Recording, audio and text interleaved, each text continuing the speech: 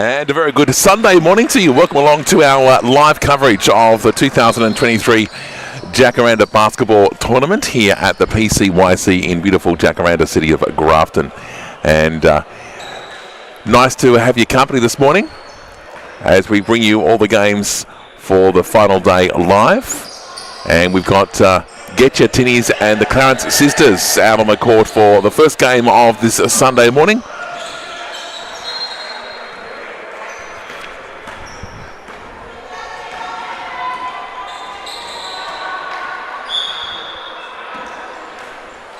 And the ball goes out for the Clarence Sistas.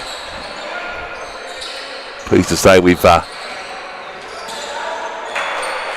a scoreboard on the screen for you today, so you can keep up to date with all the scores as they bring the ball back down. Number 3 for the Clarence Sistas in Rachel Mercy. They go for the points, but no cigar this time round. So our score remains 0-0. Another shot up on to the backboard, but no cigar that time round either. They pass it out, go for the three-pointer, and just misses it. You can see the girls are here to have a bit of fun this weekend, which is fantastic. Get your tinnies out with the ball now. Sarah Fay with the ball. And they get the 2.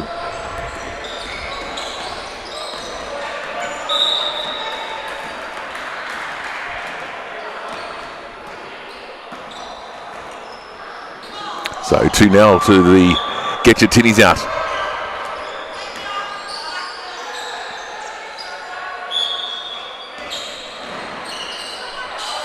They'll have a pass from the back line. Brooke Seacombe with the ball. Comes over the halfway line. Clarence Sisters defend it nicely. Passes it out to Claire Thompson. They lose the ball. Clarence Sisters now have it. They go for the 2. Just misses. Ball's regained by Samara Elam for the Clarence Sisters. Passes it out to Jessie McConnell. She goes for the points, but just shy of the actual basket. And Get Your Tinnies have the ball. Passes it out. Looks for support. She finds it in number 12 for Claire Thompson. She shoots. Just misses. And we're going to have a throw-in from the back line for Get Your Tinnies Out. 2-0. Get Your Tinnies Out over the Clarence Sisters. And another 2 goes in for Get Your Tinnies Out.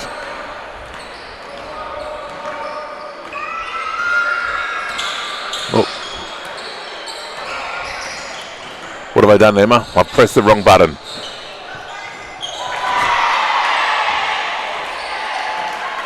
It's all right. I fixed it. I don't know what I did, but I fixed it. And a three-pointer there for the Clarence Sisters.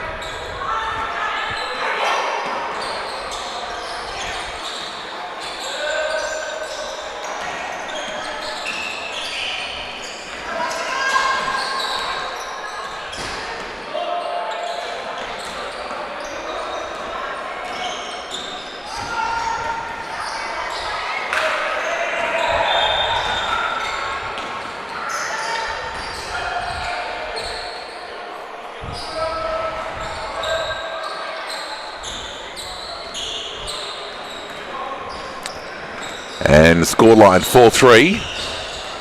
Get Your Tinnies just in front of the Clarence Sisters. And one goes over. Get Your Tinnies with the ball. It's number 9. That's Alicia Fry. Goes for the basket but loses it. Clarence Sisters come up with the ball. Bounces it over the halfway line. Get Your Tinnies try and steal it. Goes for the three-pointer and just misses. Clarence Sisters grab the ball from outside and put it back into the court, but the Ya Tinnies come back with the ball. They pass it out to number 5, and she goes in again. Nicole Howarth. Got a sub coming on. I think that goal was paid, so still 4-3. Ya Tinnies over the Clarence Sisters. Welcome along to our live coverage of the Jacaranda Basketball Carnival for 2023. Great to have you aboard again this morning. Big shout out to all our streaming partners who've come on board for 2023, and of course a big shout out to the North Coast Hotels Group, who of course are major sponsors of the weekend, and the Grafton Basketball Association. So the Clarence Sisters put the ball out, and the Ya Tinnies come back up with it, and number 12 goes for a two-pointer but just misses, just shy of the basket. And one of the Ya Tinnies goes over. The Clarence Sisters have got the ball now. Number 2 passes it out, and she gets the 2. And that goal going to number 10, Samara Elam from Clarence Sisters. And that puts the Clarence Sisters in front just by 1. And just as we'd said that, we had another 2 points going for Ya Tinnies. 6-5 the scoreline. Ya Tinnies with the ball. Nicole Howarth. Long pass down. Big bounce to number 9 in Alicia Fry. And looking for a sub now. Foul on Clarence Sisters. They'll go to the free throw line. And that's exactly what they're doing. 6-5 the score. Ya Tinnies up by 1 against the Clarence Sisters. Nice shot by number 9, Alicia Fry. And another nice one. Up by 3. Ya Tinnies.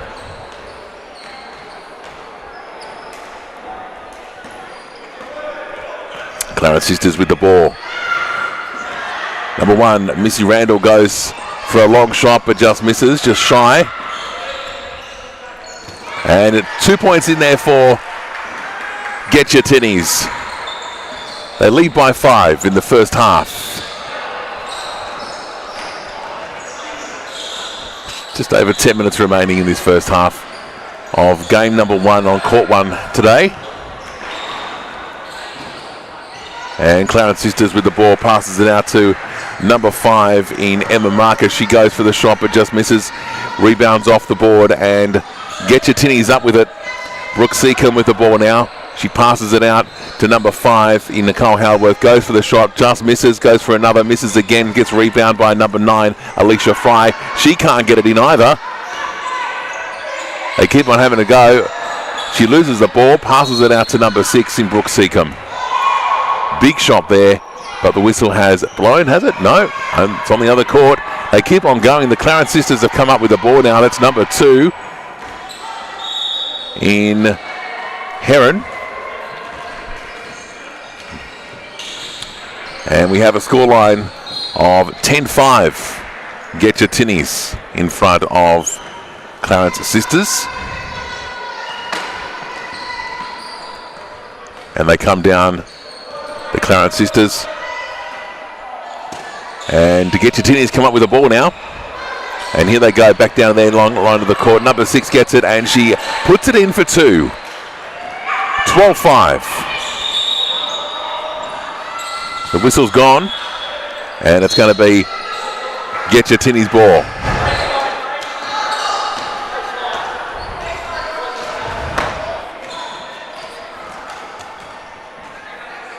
A throw in from the sideline, or from the back line actually, for Ya Tinnies. And they do exactly that. Number 7 goes for it, and she puts it in. As we say, a very good morning to Katrina. Good morning, everyone. Sorry about the lateness once again. 14-5 the scoreline.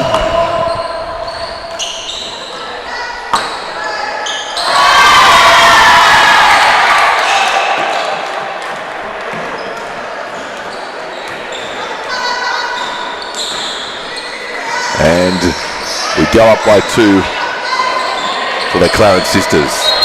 We see CC can forget your tinnies out there, just have a bit of a wayward pass.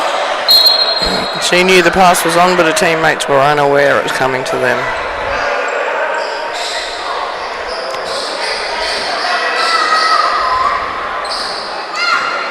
And we see Miss Garanda just bringing the ball down slowly for the Sisters.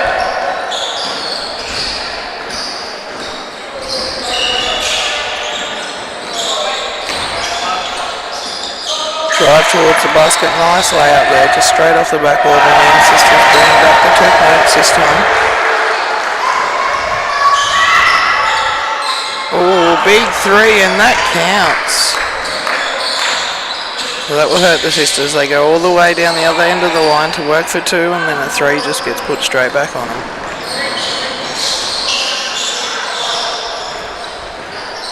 So you see one of the Clarence Sisters just retire hurt to the side. Marcus has come on to replace her in the number 5. Sisters aren't worried, they're going up for the, and again.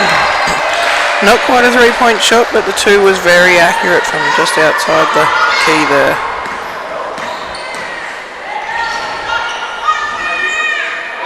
Ooh, get your tinnies out. I was firing the 3s like there's no tomorrow here. Try and keep that scoreboard ticking over.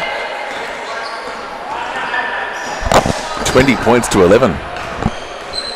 Yeah, a couple of the 3-pointers there have just helped the Tinnies pull out to a little bit of a lead there.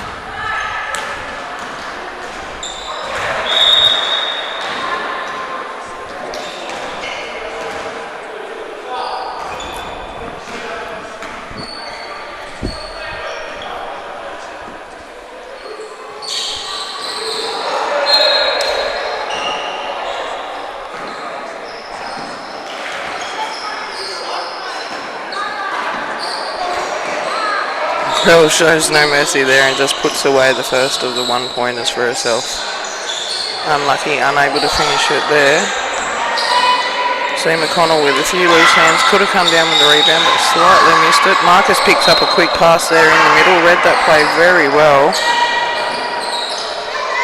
Has a bit of a wild shot off the backboard, but McConnell comes up for with Clarence Sisters and puts the 2 down in the end. Well, the Clarence Sisters started off slow, but they've come firing back, that's for sure.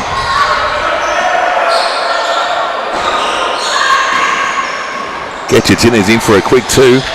Yeah, we see the Princess Crown there shining for Beck Bennett, putting her 2 points in with a good charge there at the backboard and taking the points. McConnell taking a drive for the basket, flicks it up and draws the foul.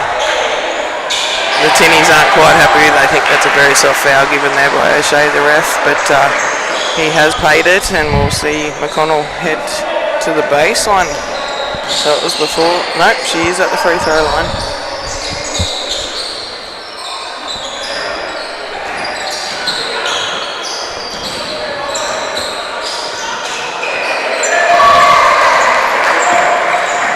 Very accurate, these women from that free throw line. There's a little bit of repetition practice there coming through. Unlucky to put all the points off there. Tinny's lucky to keep that in. We see Beck again charging down with the Princess Crown, trying for the little flick pass through, but just catching the legs of Mercy there and pushing out. They will retain possession here. Oh, quick transition to the 12. Puts it in for a basket. Claire Thompson.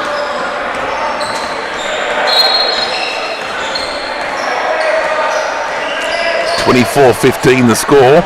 Get your tinnies to the Clarence Sisters. 3 comes through. McConnell was in the right spot if it missed, but unlucky with the hands there. Just let it slide over the baseline. See. Sarah Fay waiting at the baseline as a couple of subs are put in for the Clarence Sisters. Bennett says you can bring that one down. I'll set myself for a 3. No, I'll feed it back into you. Yes, the 3 was on, but she's driven to the basket, flicked it back out to Faye. Faye was lucky to control that off the backboard. Unlucky to pull down the 2 points off that, but they retain possession to get Ya Tinnies out. Nice little jump shot there by Alicia Fry. The Sisters again once returned down the court to trouble their basket.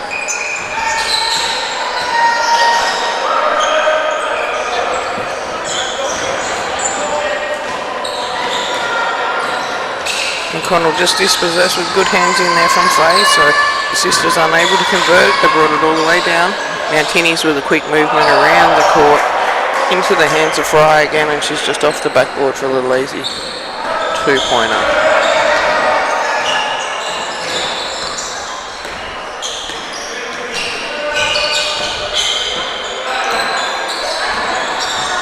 Little look away pass there from Randall. Didn't pay off, it hit the feet of the other sister, but it has come back to them, unable to convert the points here.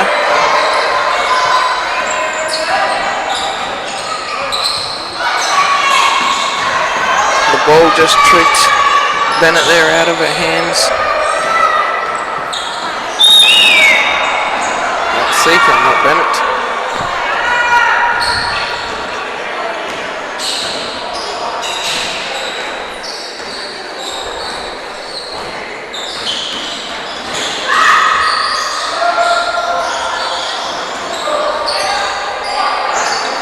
They try to get in and get Ya Tinnies, but just have no luck that time round.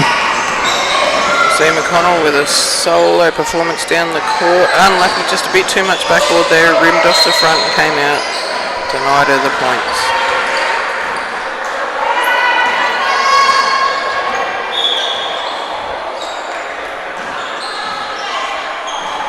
(28-15) get Ya Tinnies over the Clarence Sisters as we speak. We see Lisa Faye with the ball on the baseline, quick in there to Claire Thompson, and she doesn't miss this time. She was right under the basket for those 2 points.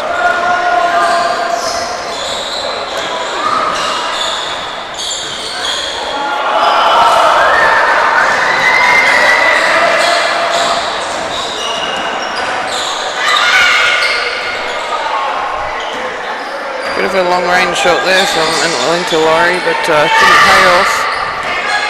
You see Lisa Faye again, too far back for the baseboard, sends it out wide.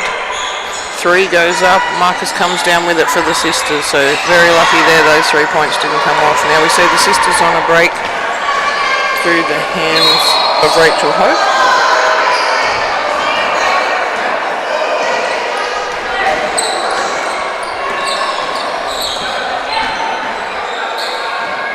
Back down the court through Howarth for get Ya Tinnies out. A 3 didn't convert, but the 2 points are her basket. And then we have at half time in this first game of the morning, get Ya Tinnies 32-15 the score at half time. And you can see that on the screen as we speak.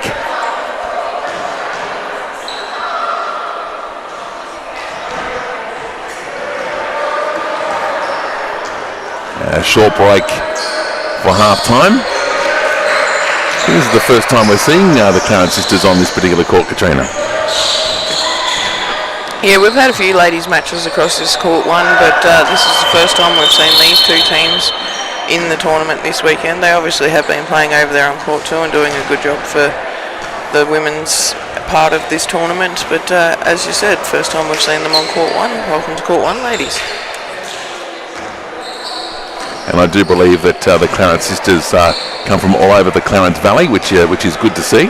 Yeah, we have a few from Tully Morgan, a couple down there from Maclean, some here from South Grafton, but they are lower Clarence ladies that you can see filling out those numbers on that team. We've got the Vixons and the Wildcats coming up in game 2 after this one. And of course we've got grand finals coming up a little bit later on this morning. They'll come up from about 12:10 will be the semi-finals.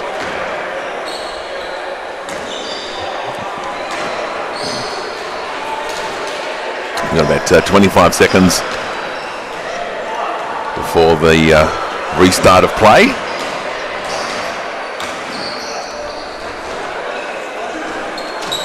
And if you have only just discovered what we're doing this weekend, we're bringing you all the basketball action of the Jacaranda basketball tournament here, of course, at the PCYC.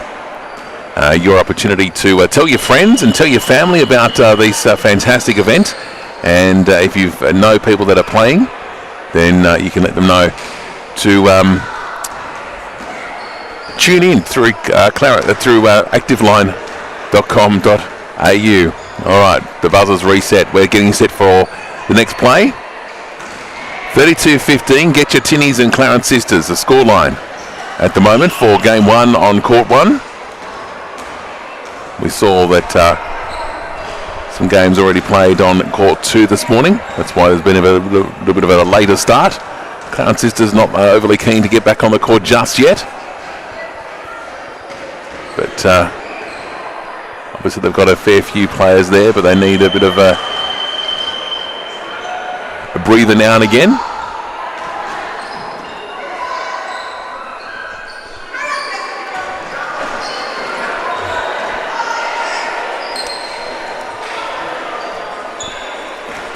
All right, we go back down to throwing in down here from the sideline. And Get Ya Tinnies have got the ball now. Shooting down to the opposite end. Lisa Faye takes a drive to the baseline and just opens it out. Thomas puts up another nice three, but doesn't pay off. Just comes off the front of the rim there for Get Ya Tinnies out. Quick feed into Fry. Fry's disappointment is obvious there, where the basket doesn't just come off for her. Now we see McConnell come down with it for the Sisters. Fry putting the pressure straight on. Mercy asking for the ball and receiving it just to calm the pressure down. Tinnies, we're going to try and stop that ball even making it down here for the Sisters.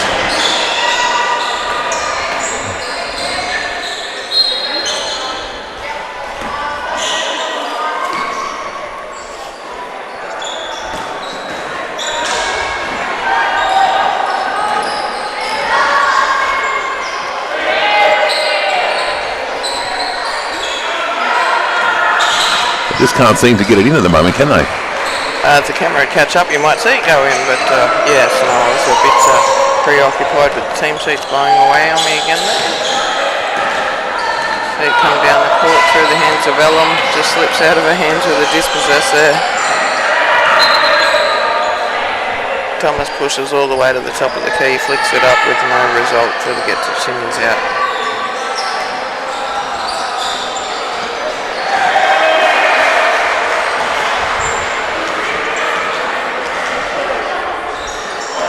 Mercy send it out to Ellum. Ellum puts the shot up. McConnell's there under the basket to finish off for a nice two.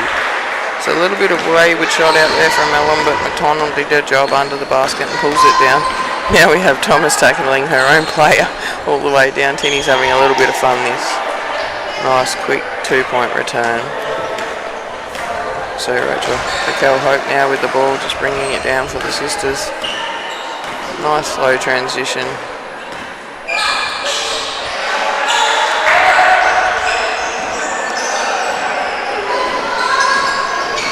Ellum tried to return the favour for McConnell, then her shot went up, didn't come down, but unable to take the points from under the basket was Ellum. Lisa Faye had no problems up the other end from wide of the basket there.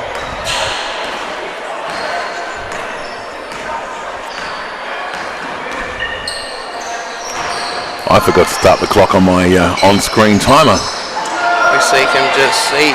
We just see Seacombe dispossess the Sisters there of the ball, but they end up with it again at the top of the key through Raquel Hope, and she was unable to convert the points.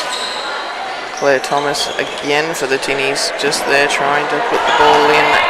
White not falling for her. Raquel Mercy push. Down the west wing. And slightly over the line.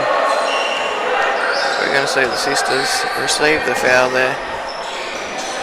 And McConnell will take the throw in from the sideline.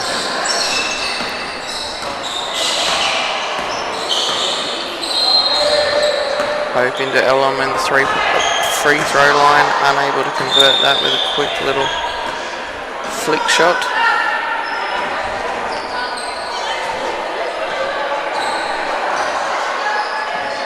Take it back from the back line.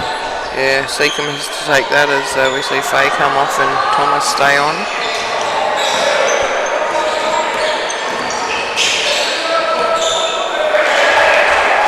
Claire Thomas with a little quick pass down there out to Lisa Fry. Hasn't quite got the eye in now to get the tinnies out. Missy Randall just pops it up. Fingertips from Claire Thomas, but still ends up in the hands of the Clarence sisters. Bit too much backboard, bit too much height on everything there, so the sisters have been able to regather it here through Marcus. Marcus is going to come down, she dishes out and then goes for the assist, and the sisters end up with it, so a good play there.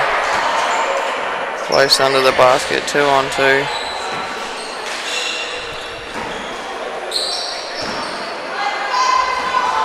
Nice little way up, around off there from Marcus outside, so it was a quick transition from the baseline and then just put herself in the right position to find the basket and the 2 points that time.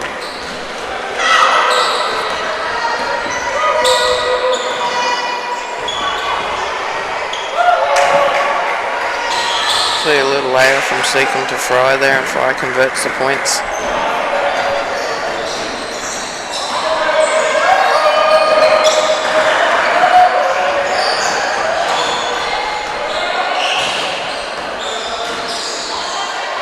Marcus tries a hand at a 3-point, gets her own assist, tries another flick shot but unable to convert any of the points there. Nice individual performance just to give the girls a bit of a breather. Unlucky the points didn't come from it. We've now got to get your tinnies out back down at their end of the court. 38-19. The scoreline, get your tinnies and Clarence sisters. Quickly puts it into the hands of Thompson, but Thompson was well covered there by McConnell.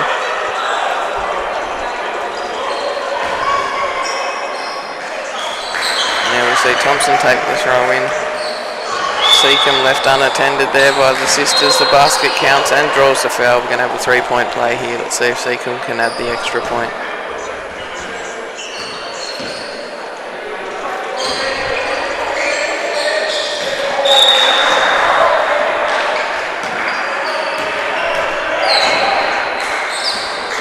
Lots of air, lots of rim, but no points come from that one. But we see the ball end up back down in the hands of Faye, and she is able to take the 2 points. We see Randall just for the sisters there now. See the Lord of the Rims and the Froth Lords over there having a quite loud match on court 2.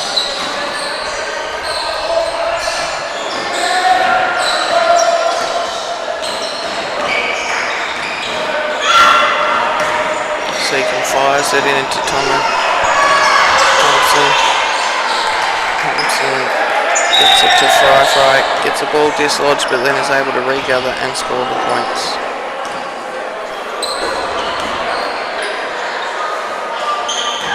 Nice vision there by Missy Randall into Laurie, but unable to convert the points there with a free shot on the basket.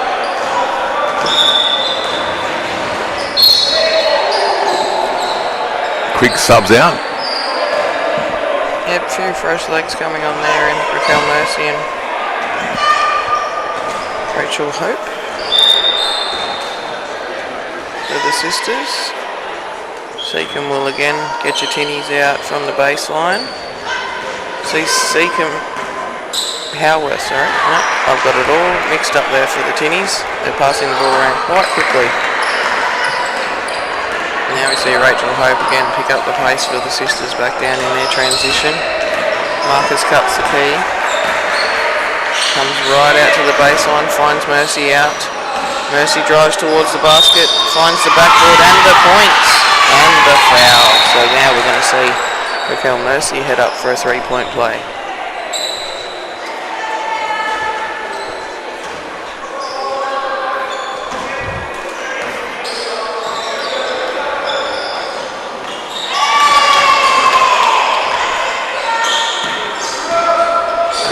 off for the Sistas. Nice, accurate free throwing.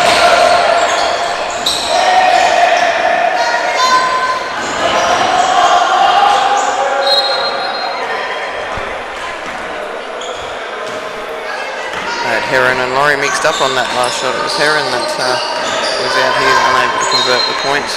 See Rachel Hope push it into Ellum. Ellum goes up and finds the rim with the assist down to the 2 points.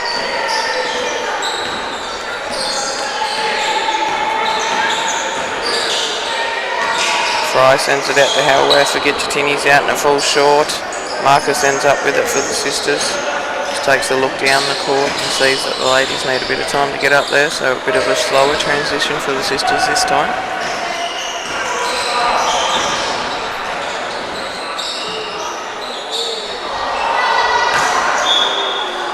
Very set for that 3-point shot, just didn't take quite enough time and missed the basket.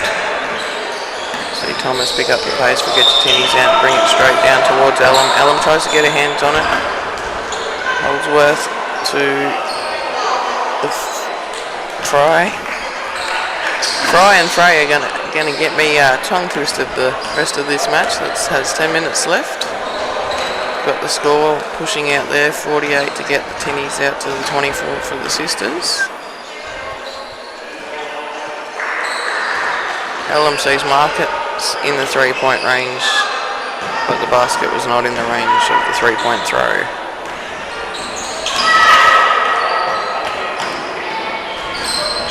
Claire Thomas does well under the basket for a look away, no throw. We're going to give the possession to the Sistas there. Ref Wilson calls that touching out of our lines. As we see McConnell re-enter the court now for the Sistas, putting Marcus off for a well-earned break.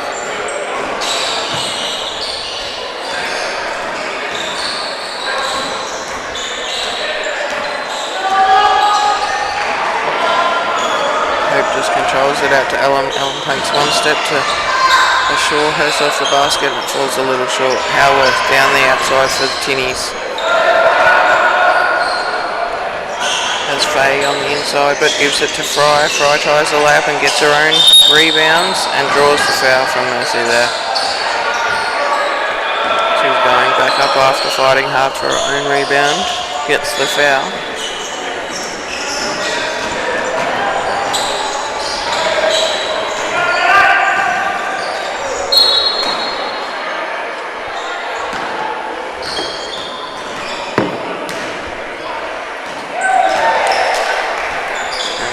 Converts.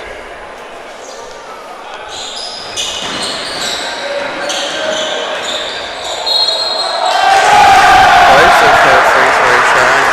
So the last didn't get count, got the points the hard way, one at a time.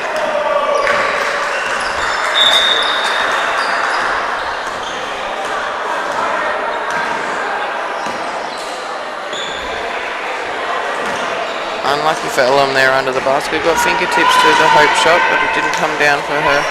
Now we see Faye with the ball, sends it into Fry. Fry again just off the backboard, but not quite enough to get the basket. We see McConnell's height paying off down there under the basket for the Sistas. Fry wants to put a bit of pressure on that pass and it doesn't work out. Mercy takes it down the court, all the way drives to the basket, feeds it off the backboard. Unlucky to not come away with points there.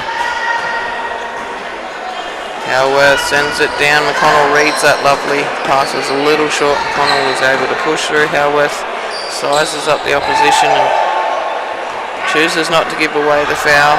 Howarth's shot doesn't come off. McConnell's shot didn't come off. Howarth now pushes down to Thompson. Thompson into Fry. Fry's not going to miss this one until Ellum gets her hands on it.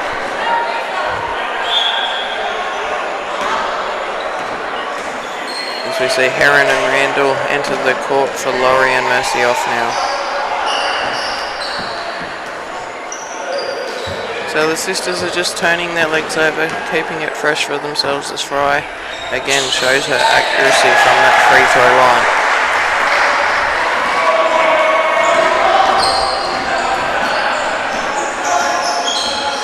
Unlucky on that last one, rimmed out and just slid into the hands of Hope for Sistas. pushes down the swing quite quickly. Goes towards the basket, sees Ellum open at the top. No, Missy Randall gets it and puts a nice clean 2 points down. Welcome in sub Missy Randall, she was ready for that one. As we see Seacombe just have a little flick around the back out to Fry. Fry puts it into Thomas. Thomas finds Faye. Lisa Faye down there on the baseline. Puts it back out to Fry, unable to come away with it. Fry's putting all the pressure on McConnell, but McConnell withstands it, gets the ball into Missy Randall's hands. Misser goes all the way, little flick shot at the ends, comes down in the hands of Heron.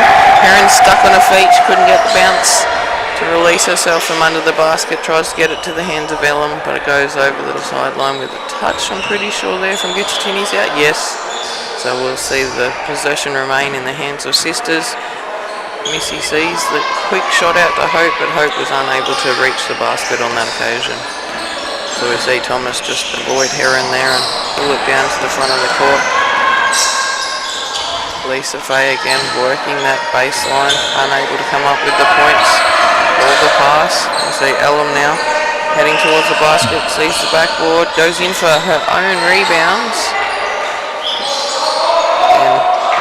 Having Seacombe in underneath her there, was unable to regain possession, but Seacombe is the one that has pushed it across the line. We see the Sisters again. Hope just steadies herself a bit closer to the basket this time, getting a little bit too far out on that backboard.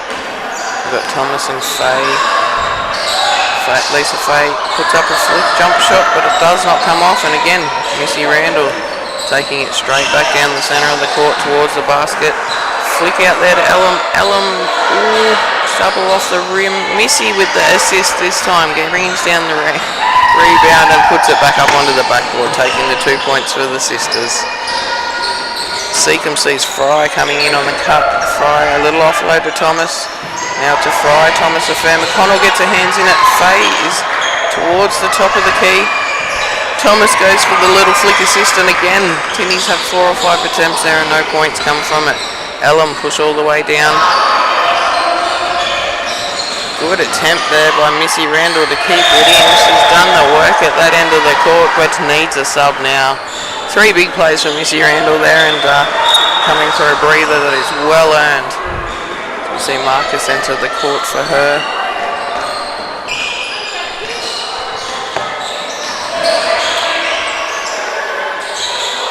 Marcus straight into the action. McConnell there to back it up, and again working hard under that basket. Fry all over.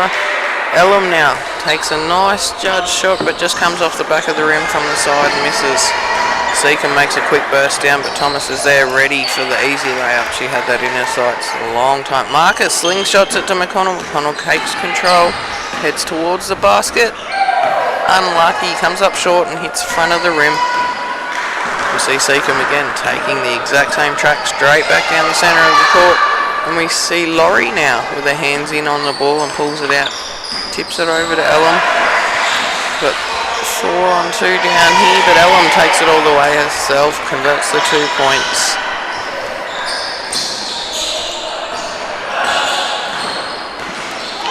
Fry again quite quickly, see Seacombe. Seacombe sneakily drops it back to the top of the key for Fry. Fry see rim.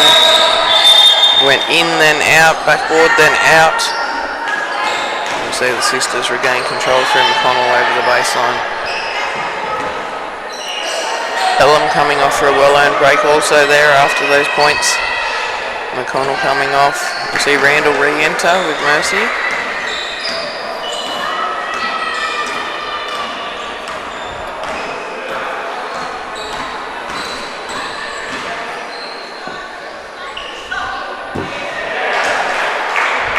Puts it up, bit hard off the backboard. Randall's there, Mercy's there. Again, unable, even though with the work for the rebounds, to get the points from that rebound.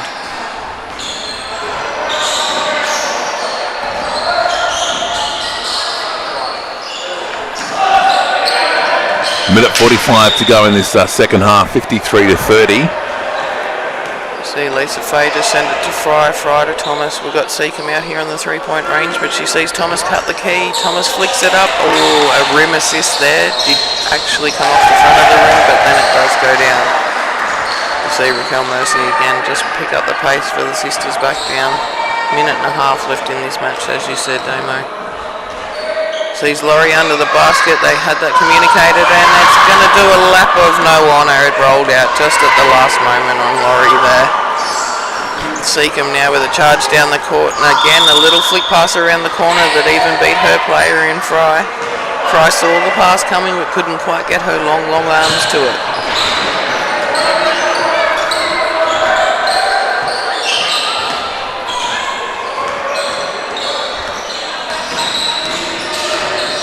Saw those three great attempts there from Randall before she got a momentary break and then comes back out for a big three-pointer.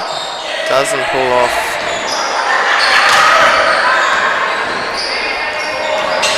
And the Tinnies are just forcing their passes a little bit here with 30 seconds to go, putting an extra couple of points on the board that don't come off.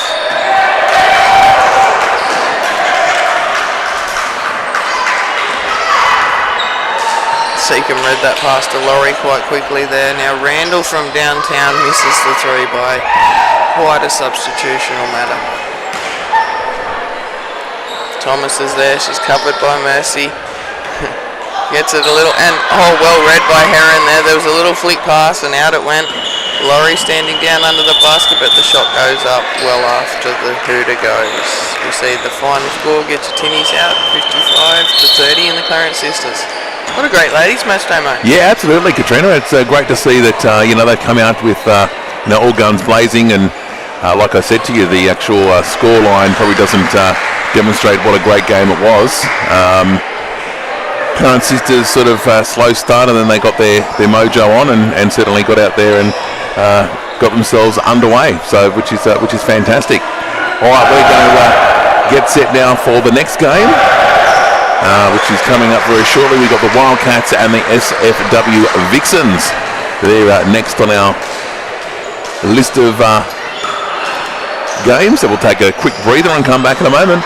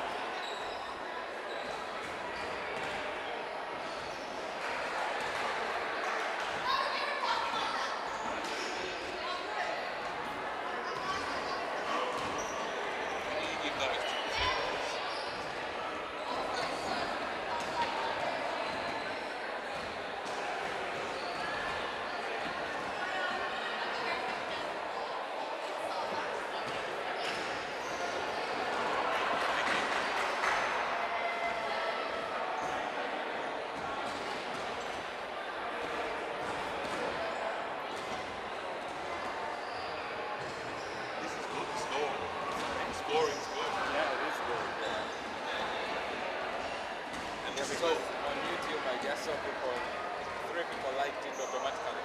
Oh really? Yeah, straight away they liked it. Oh good.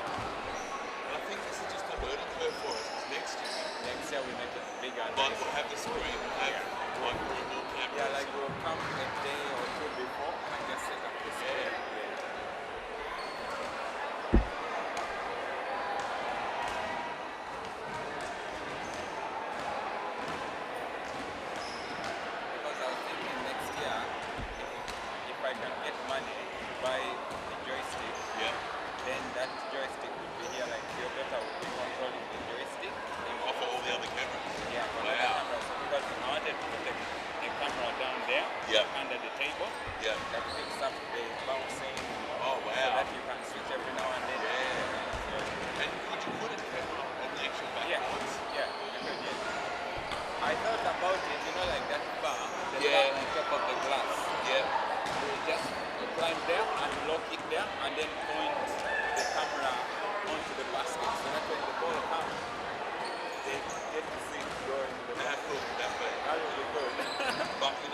microphone as well, so that Like, you would actually need a bigger screen to be able to see all the different all of shots. this.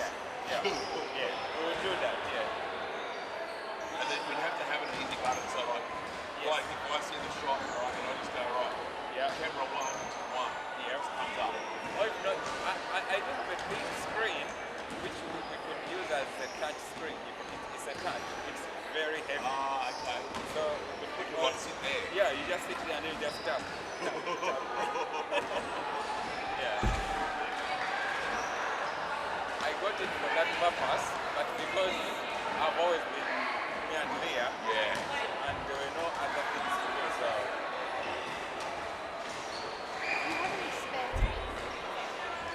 Tape.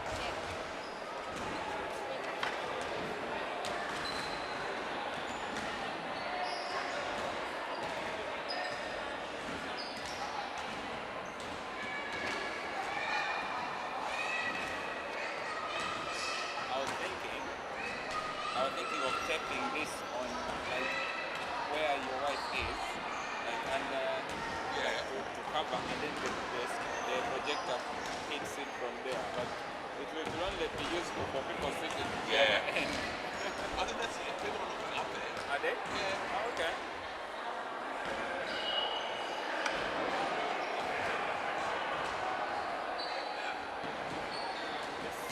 Very hard to see.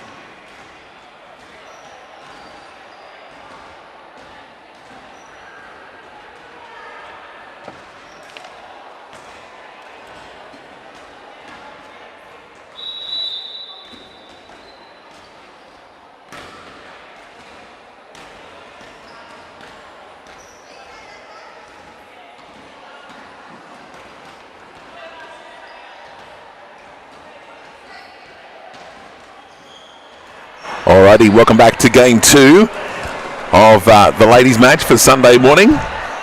And Katrina, we've got the Wildcats and the SFW Vixons. Yeah, we saw both of these ladies' teams appear individually on court 1 yesterday, so the Wildcats did take it to the Random Rabbits yesterday. So we see Leah Giro just taking control again straight away for her team in the Vixons. We see Witten come down with the ball now before the Wildcats charge straight down the centre of that court.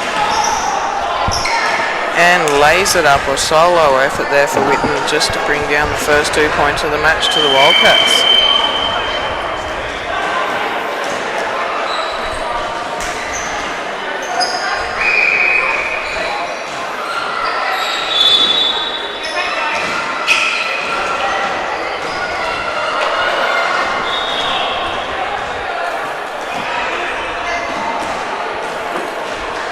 Hagen with the ball now for the Wildcats as we come down the court through Bancroft. I won't call her Beecroft today. We'll definitely give them the correct names.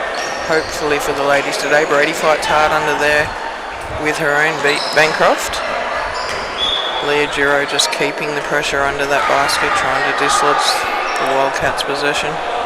Wildcats end up with it through Winton out to Tamazi. Josie puts up a shot that doesn't quite pay off for herself. We see the Vixens with a quick break down the wing, driving towards the basket. Confidence there in youth, and the layup pays out off the backboard for two. So the score evened up with that quite quick transition. We see Hagen with the ball for the Wildcats.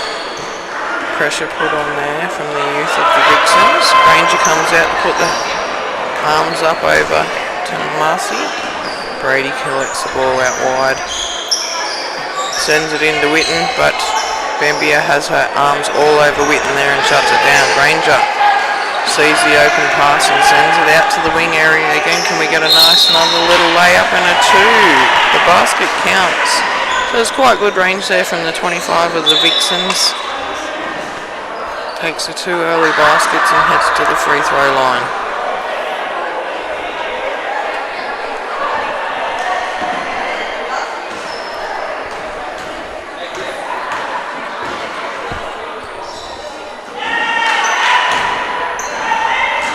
Able to come in and offload a nice back yes and makes it a 4-point with that assisted miss off the free throw. Bambia puts it back in the hands of the 25 for the Vixen, and she finishes off with the 2. Granger comes out, hands up over. Hagen puts up a 3, doesn't pay off, and I think that's come out off a Wildcat. Nope, out off a Vixen. Hagen again within range, but tied not to, sends it out wide to Brady. Brady drives towards the basket, puts it to Bancroft. Bancroft puts it up. Hagen under the basket. Bancroft again with the ball. Bit hard off the backboard there, but gets her own rebound. Working hard under there are the Wildcats. We see the Vixens come up with it through Bambia.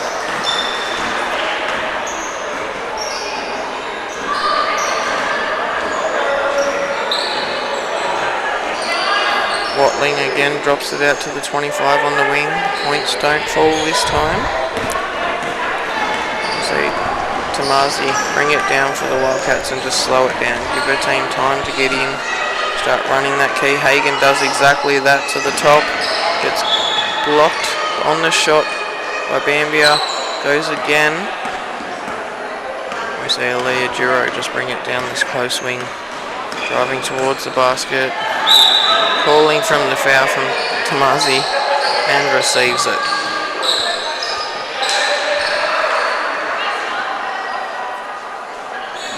Scoreline of 6-2 with 16 minutes remaining in the first half. And the Vixens to the free throw line.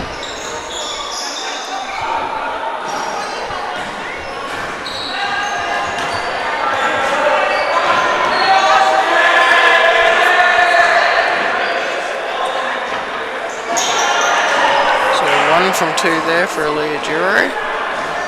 Takes the score out now. Wildcats 6, 7. Sorry. Vixens are 7 and Wildcats are 2. Bitten eyes for the ball there. Drives towards the basket. Goes up for the shot. Bit heavy off the backboard. Comes off the side rim and down into the hands of Leah Giro. Quick transition there for Giro. Takes it down to the top of the key. Puts it up. Comes a little short on everything. Some fresh legs for the Wildcats coming on. We see Prue, Smythe and Dull come in.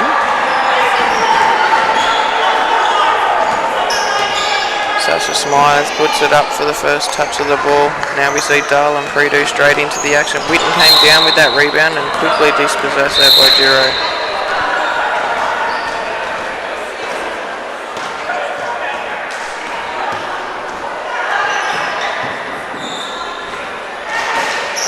Bianca Giro out there in the 25. We might have a number incorrect here on our team sheet. We see Dahl just control the ball, bring it across to the centre for Smythe, out to Predu. Predu straight into Dahl. Giro had her hands all over that. Smythe goes up with the little tip. Hagen comes down with it. Off the backboard again. Hands in there from Dull, and the Wildcats have done well to get it to Prideaux, who takes the 2 points in an open key there.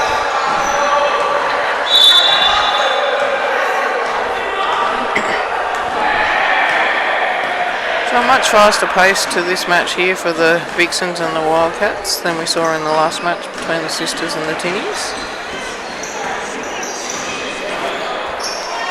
Leah Duro just puts up a nice off the hand shot, but doesn't quite come down where the rim into the basket, bounced out of the rim, and we see a travel called here. So the Vixons will retain possession under their own basket. Smythe putting the pressure on Leah. Duro puts it up. See Watling out there trying to regather, but unable to with the pressure of Hagen. Dahl now into Prideaux. Prideaux went for the drive, and Duro read that really well and just put the hands on the ball, not the player.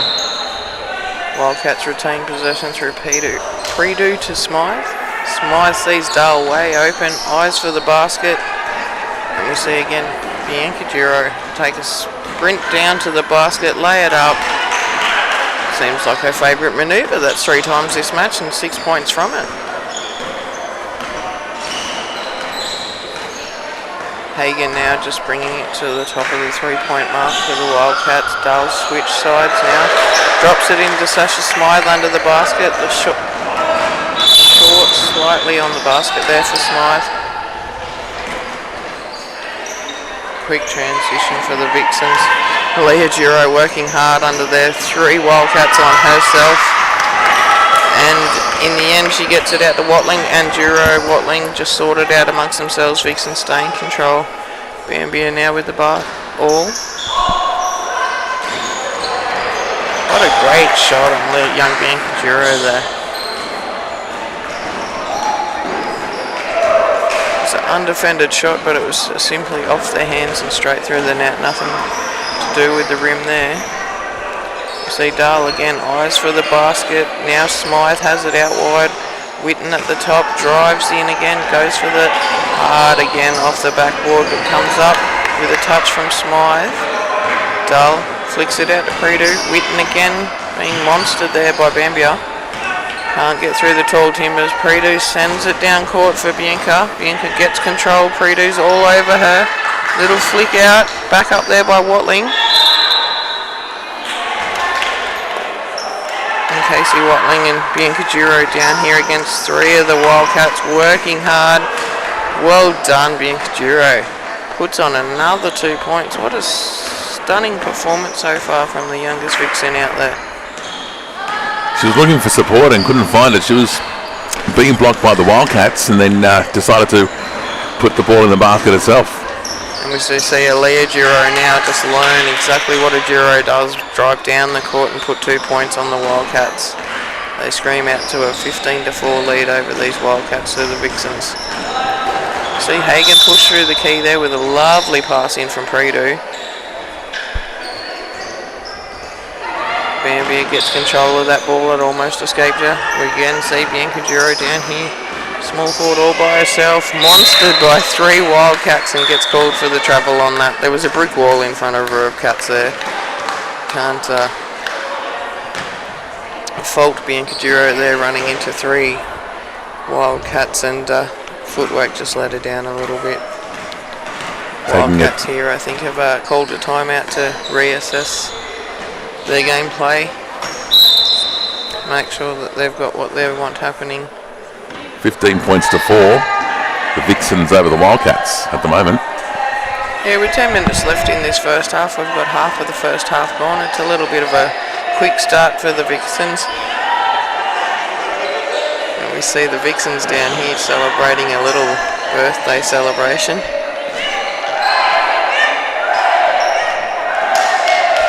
Even though they've sung Leah Duro doesn't look a moment older than she was when she started the game.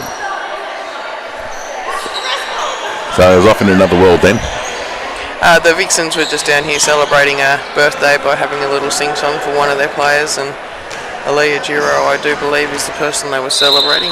As I stated, she doesn't look a moment older than she did when she started the match.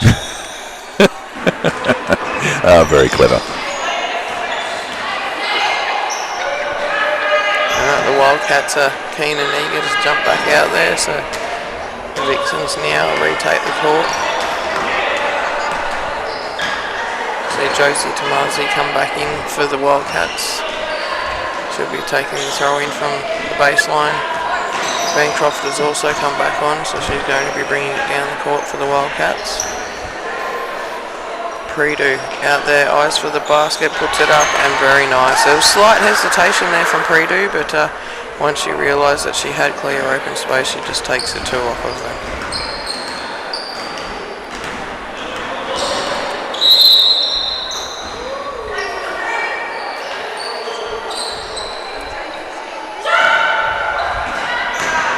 Birthday Girl goes up for a three and then a hustle to keep it in. She pushed it into the Wildcat there and Bianca was able to pick it up and put it in her hands. We see Watling now at the top of the 3 point. Sees Bambia. Bancroft is all over her. Duro now with another three from a different side of the court. Doesn't quite swing her way this time. See Dahl just slow it down for the Wildcats. Give them time. Set their positions. Josie Tomasi there, pops it up for Brady. Brady's covered by Duro. Goes down hard on her knees, but fought hard there with Bambia and Duro all over the shot.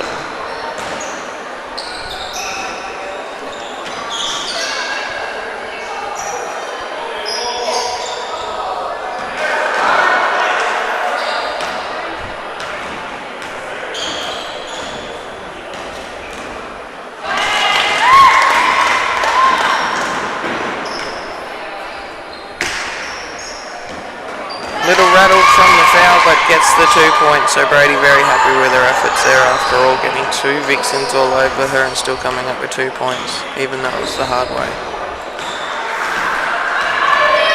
Bambia now sees Duro out wide. They just hold it out here for a moment, do the Vixons, till Duro pushes in and a little soft layup. Went straight round the block of Tomasi there and in for the points. Dahl sees Prideaux again. Quick hands to Brady there. I don't think Brady was quite well aware Prideaux wasn't going for the shot. Got her hands up to it, but not quite quick enough. Prideaux out to Dahl. Dahl now with the shot comes full face off the back of the rim and doesn't fall nicely for her. And Vixons are away again.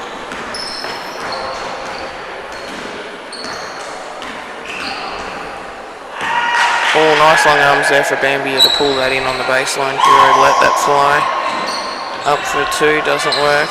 Dahl was lucky just to sense Bambia behind her there. She could have been dislodged her possession, but she hangs on to it. Prideaux reads Dahl's play. She knew what was going on. Dahl pushed through, unable to get the softness of the backboard needed for the point serve.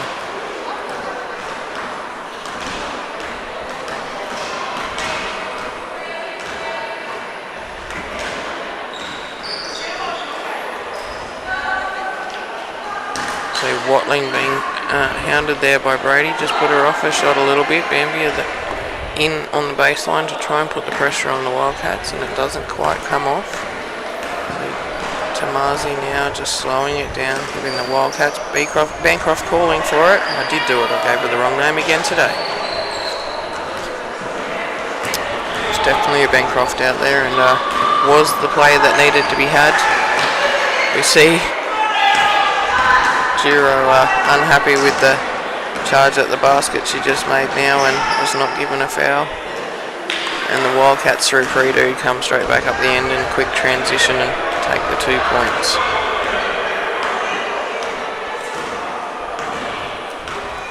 Casey Watling now just steadying the ship for the Vixons towards the top of the key. Got it out wide here to Bambia. Little hesitation on the shot, and it was very close off the hands. Just rimmed, hit the backboard, and didn't give her the point she wanted. Aaliyah Duro this time within range. Again, the rim's not being favourable to the Vixons here. So we see Tomasi now just take it slowly down the court for the Wildcats in control. We still see the Vixons in control 17-10 on the scoreboards. The Wildcats have come out with a little bit more play and possession, just not points in this half. Rito putting the pressure on down the court, not letting Aaliyah Duro have a free run of it. Duro just circling the Wildcats. Watling now under the hoop. Brady and Dale there just to put the pressure on the pass, and it takes the toll on the body and pushes the ball back into the hands of the Wildcats. Bancroft sees Dale. Dale sees the basket and takes the 2 points.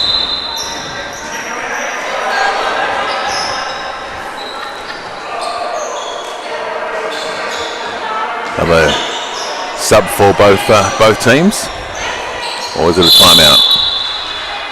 I thought we were having subs, but no, it has been determined it's a timeout. Everyone has left the court but the refs. So 3 minutes to go until half time, and you can see a lot more smiles there on the Wildcats. They're much happier with that past 8 minutes, 7 or 8 minutes in that first half. And a big shout out. Oh, wrong microphone.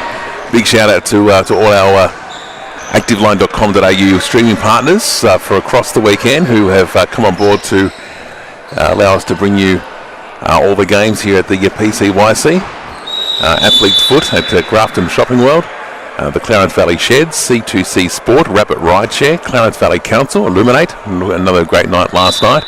Along with Farmer Lou's and Liverpool, Clarence River Jockey Club, Grafton Hire, Anytime Fitness, and of course the North Coast Hotels Group, who are bringing you all the action here as a major sponsor of the Grafton Basketball Association. Return to court with 2 minutes to go, and the Vixons in possession and in the lead 17-12. So the Wildcats have been able to bring it back to that 5-point deficit.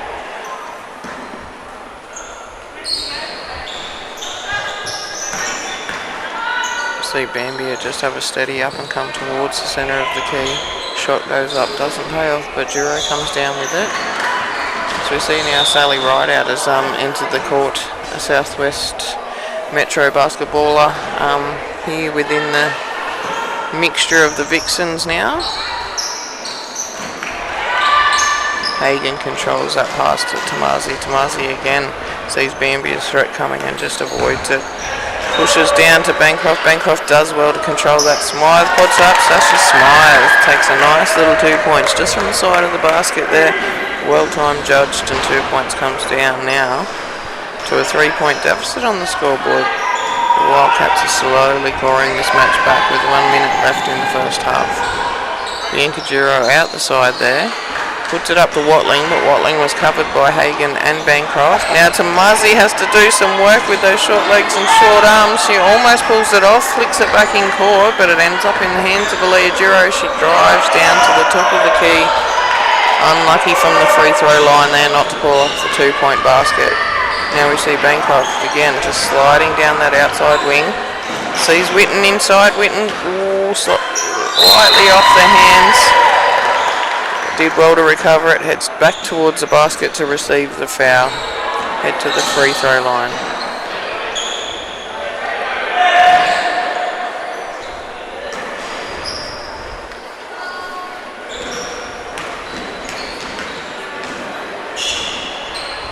And Winton accurate with the first one, so takes another point from those Vixons. Little hesitation on that shot, just pulled it back off the back of the rim slightly. Bianca Duro now pushing down with no time left to put the shot up. Hooter's already gone, and that's unfortunate because that's how she started the match, Bianca Duro. Pushing hard towards that basket and pulling points down for her team. So a very frenetic first 20 minutes of the match, Damien, and now we see the Vixens go in with that very slight lead of 2 points, 17-15. Yeah, we certainly do. Thank you, Katrina. And it's have a little bit of a breather at half time. And as Katrina said, the Wildcats are down by 2. And so the next game is certainly going to be, the next half, I should say, is going to be a very interesting one. All right, we'll just take a breather for a moment.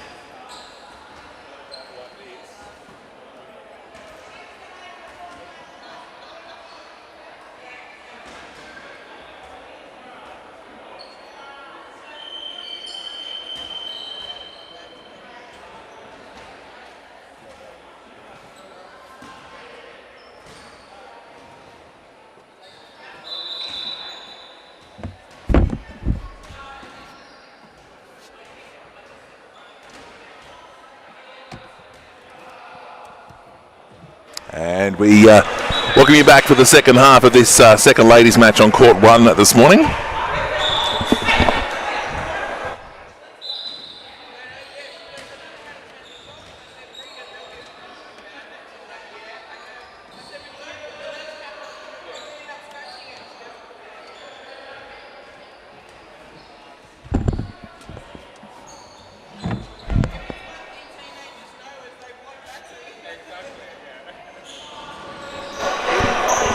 All right, and we are away for the second half. And quick 2 points there to the Wildcats, which should even out. Yes, it brings it back to a very even match, so we might not have even played that first half, Damien. We're back to 17 all, but the ladies' bodies will sure know that they have us. We see Watling in control here for the Vixons, just bringing it down. Giro out there in her 3-point range, sends it to right out to Bambia. Bambia just settles it down, drops it off to Leah Giro.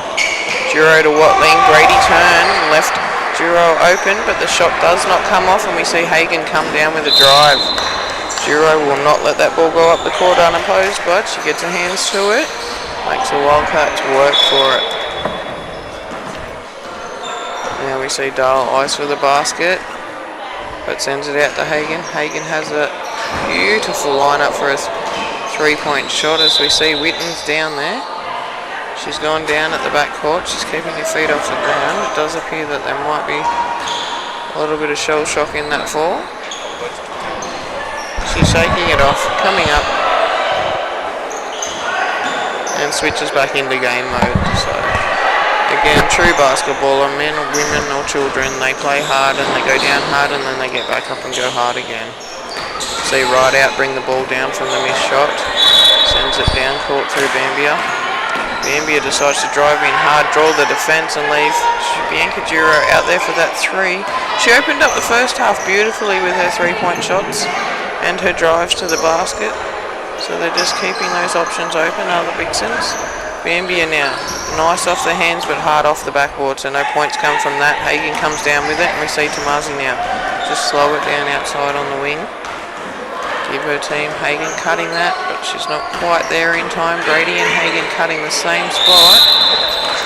Witten again putting her body on the line with the drive to the basket there, unable to get the hands above for the shot to go off. She goes down. And back up again, true Witten style. So we see an opportunity for the Wildcats now to get some extra points in the ball, and that's exactly what they do. Go one ahead of the Vixons. And Brady comes down with that basket assist from the missed free throw. The Wildcats are working hard to get in front here. Brady puts it up again. The girls have to laugh that one off. They worked hard for those extra points there and just couldn't bring them down through the basket. Bambia to Watling. Watling pointed where she wanted it to go, but it didn't end up out there.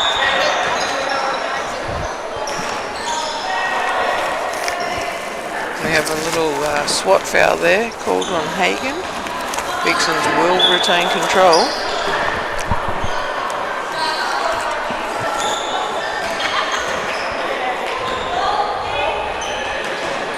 Tomasi gets her hands in on that. Now we see Brady and Hagen, but it ends up back out in the hands of a Giro to another Giro.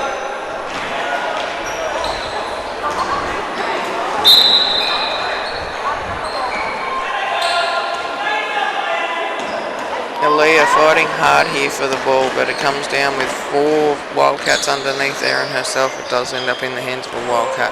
See Sasha Smythe now pushing it out to Dahl. Dahl reads Brady's play, cutting that key, but she's below the backboard. Tries to go up for the shot. Hagen has come out the other side. The pass didn't quite make it there. Bambia comes up with it and it goes into the hands of Giro. Giro, with the assist to the backboard, finally pushes the 2 points down she's been looking for quite some time since the second half started. See Sasha Smythe now, see Hagen open in that backcourt. Tomasi lines it up, doesn't quite get the 3-point option she wants, so she brings Dahl down into play. Sasha Smythe out wide, Hagen cuts the top of the key, brings it for a settle, opens up the 3. Nice off the hands, but slow off the back of the board.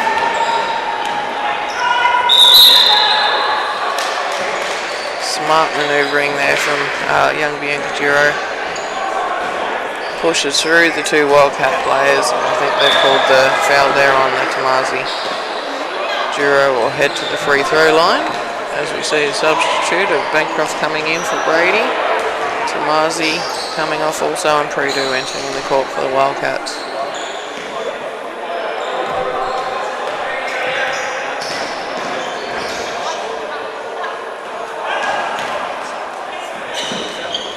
First attempt not quite successful for the Vixons there.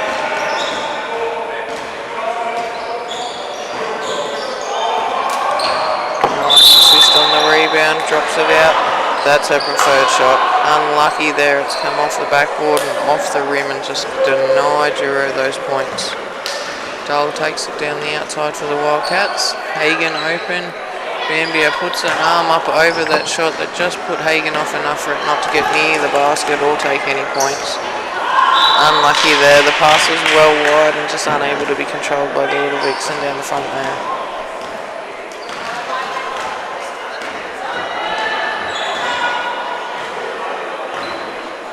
Wildcats just take a bit of a slower transition there through Bancroft. Hagan under the backboard, just quick pass in, just worked there really quick.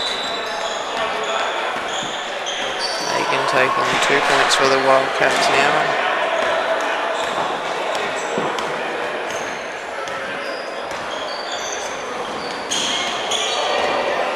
Leo Giro just getting a little screen there from Watling. Opening it up for Bambia. Bambia passes it out. Again, those threes just are not coming down for Bianca on the outside of the P there. Aaliyah does get the basket, but it will not count. She'll head to the free throw line for 2. Nope. Missed the foul there. It was given before the shot was taken. And now the 2 points count for Aaliyah Giro there. So quick transition in from Bambia to Giro. Still took the 2 points for the Vixens. Puts them back 1 in front now of the Wildcats. See Sasha Smythe, just same play, slowing it down for the Wildcats, driving in off the pass from Dahl. Predu regathers that straight out to Bancroft. Bancroft puts it up. Predu there for the rebounds. Hands again for Smythe all over it. Sees that it's in the hands of Hagan, and Hagan goes up for the shot. Rejected by the Vixens, but ends up with the foul. And we'll head to the free throw line.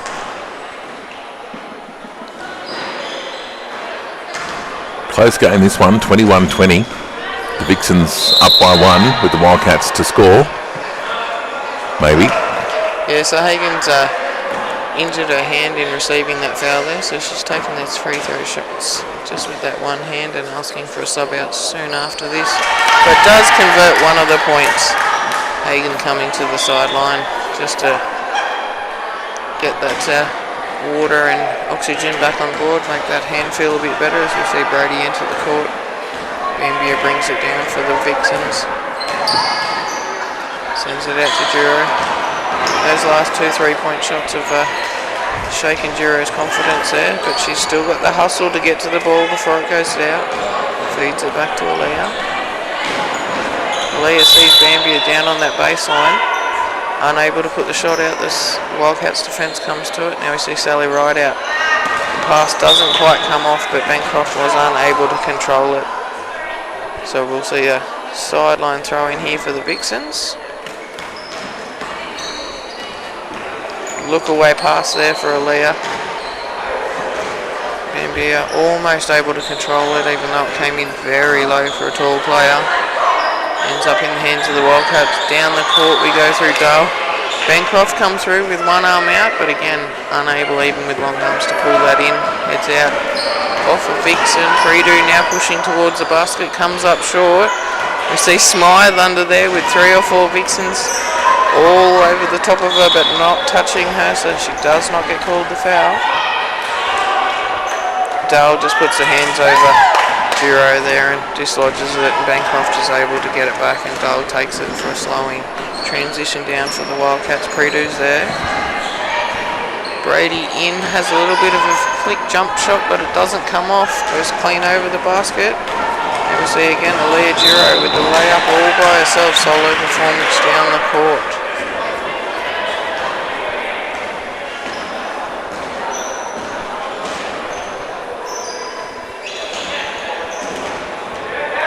Vixons just sneak ahead now with that 2 points Giro put on. Can she make it a 3-point play and take it to a 3-point lead?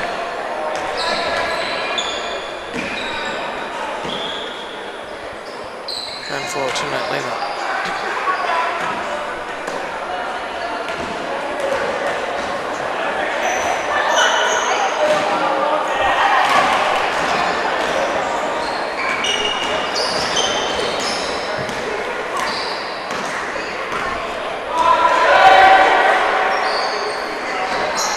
Brady stuck there under Bambia and right out. Both stock standard in their position. But Fry has seen a little push come from Sally Ride out there and has given the foul to Brady. Which now reduces the scoreline back to 24 to the Vixons, 23 to the Wildcats. And as we've seen, Brady's very accurate at this free throw line and takes the point and has a little celebration dance. I think that surprised her as much as it did the ball. See Bambia bring it down now for the Vixons.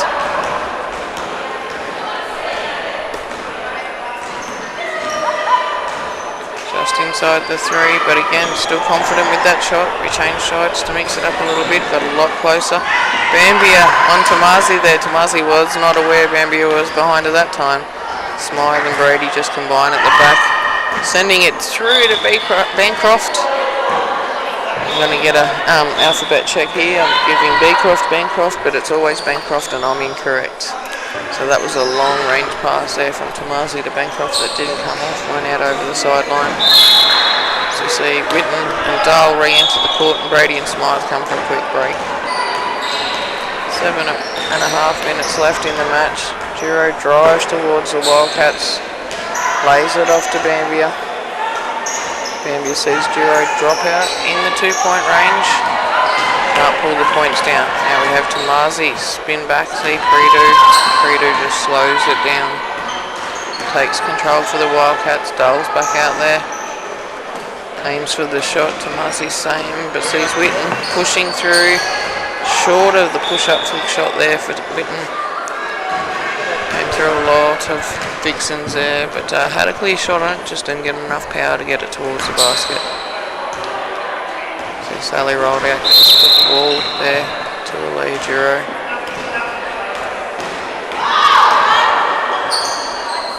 A little lollipop coming from the front of the free throw line there for Giro wasn't good.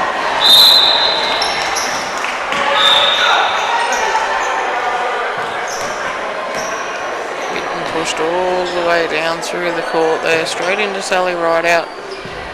Rideout's feet were quite firmly planted, but the refs have called that it will be a Wildcat from the sideline.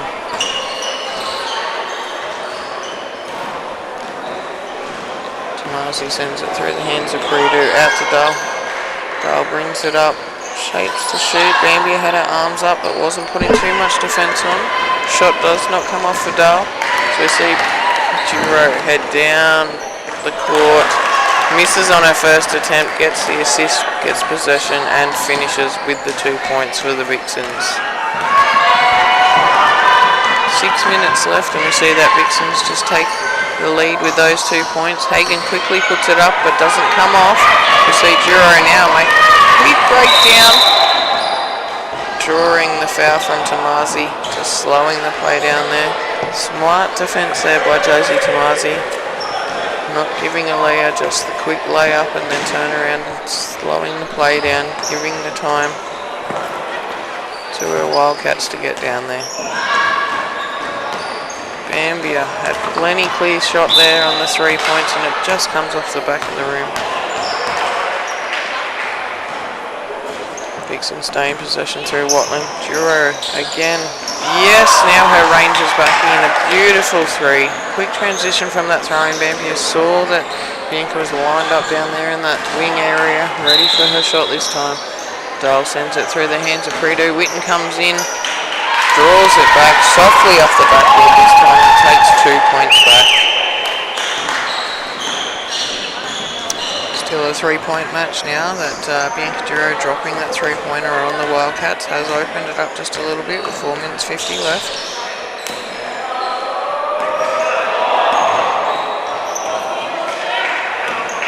Hagen was not going to let the easy shot go up this time.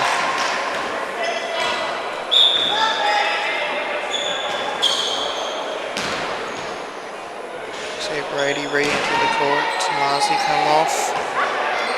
Shot hadn't actually gone up there, so Watling's going to take a sideline throw. Duro, Hagen's crossed that 3-point, not going to let it go up quite as easy this time. Bambia sees Watling on the inside, they drop it back out to Bambia. Bambia gets one shot to steady, front rim, back rim, and rejected by the basket there, so the points don't come down for Bambia even though it was clean off the hands. Witten driving again, a little bit harder off and higher off the backboard, so the points don't quite come from her, but Dahl steadies it, sends it to Hagen.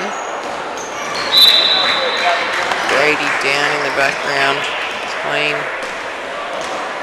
up on her feet again. See the Wildcats through Predo, take it from the baseline, stay in possession.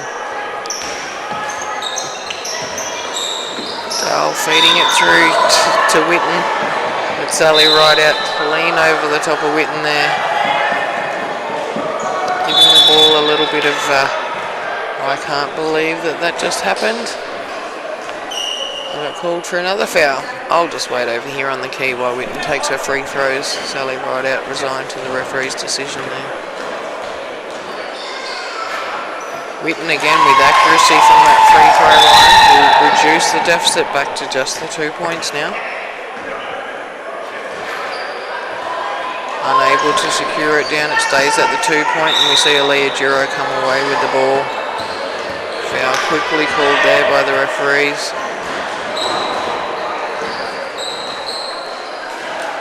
Sally Rideout returns to the baseline to take the throw in for the Vixons as they bring it down. So 2.5 minutes left, the Vixons up by 2. Duro well aware of the time and the score, so she's just slowing the play down, drawing that clock out, giving her team enough time to set themselves. You see Watling leaving the key, Bambia crossing across it. Duro eyes off the ball for the basket quite quickly, they're lucky to regather. Watling putting the screen on, that was ineffective. Redo and Duro both going around the screen without using it. Young Bianca not willing to give up the possession there. Fought hard.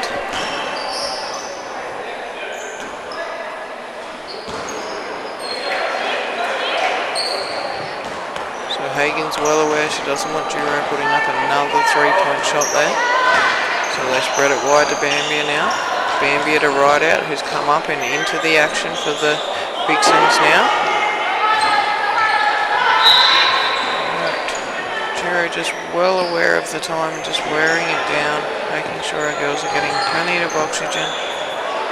Rideout, Bambia, quite happy to spread it around. I think they're trying to bring the Wildcats in. Predo puts the pressure on. Unlucky to come up with the turnover there. There was some nice hands in there from Predo, but the ball possession remains with the Vixons.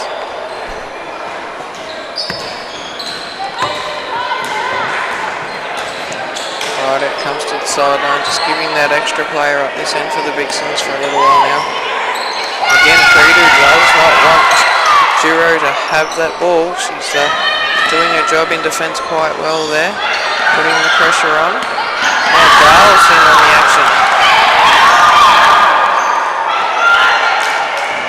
So a quick pass needed by Rideout there, and it wasn't forthcoming. Hagen very much covering that 3-point shot from Bianca Duro. Predo thought she'd lost it, but Dahl picks up her spills. Witten now charging towards Rideout, straight through Duro.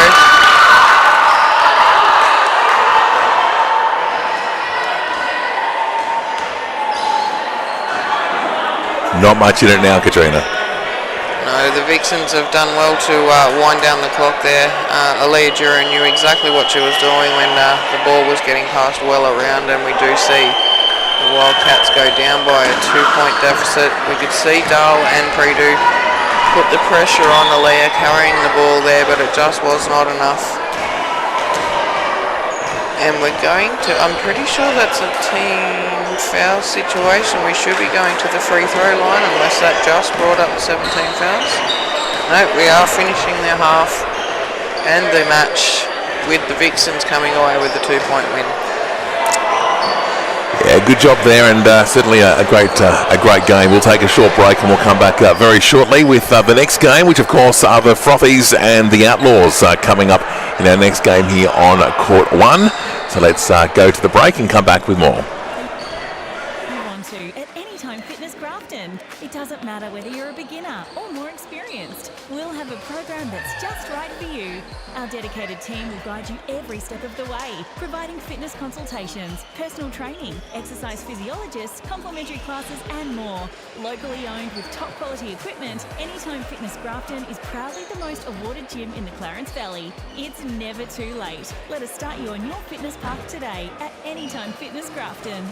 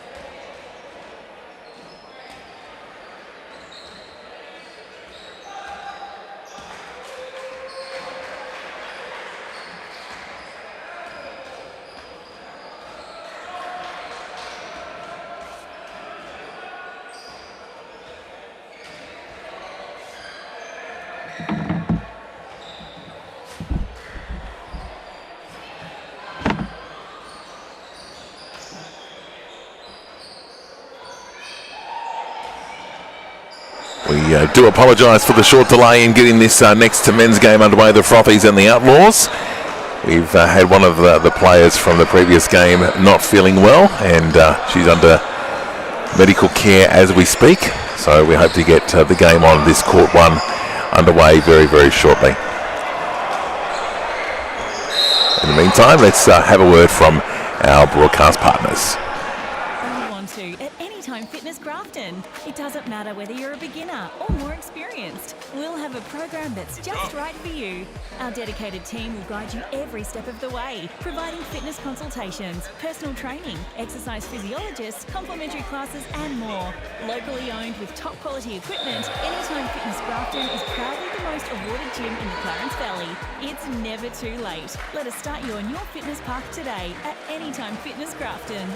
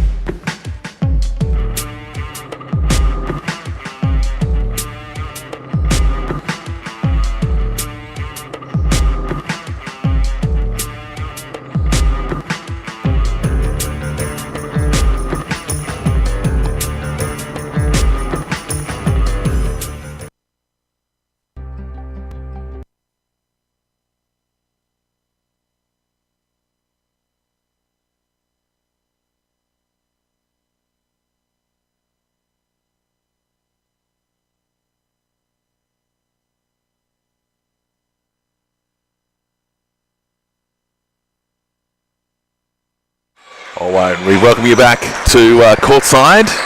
On court number 1, we're getting ready for the Frothies and the Outlaws. And unfortunately, we had one of the players from the previous game not feeling too well, under medical care now, and we wish her all the very best. As we welcome back to the court position, Katrina. Yes, back on track and back onto basketball now, so just a little bit of excitement in the crowd there for a few moments, but as you said, the medical professionals now have it in hand and they'll take good care of young Caitlin as she heads off. Alright, and we're underway. Tip off in the Outlaws, and Harrison goes for the quickest 2 points in this match we've seen. I didn't even get it on camera.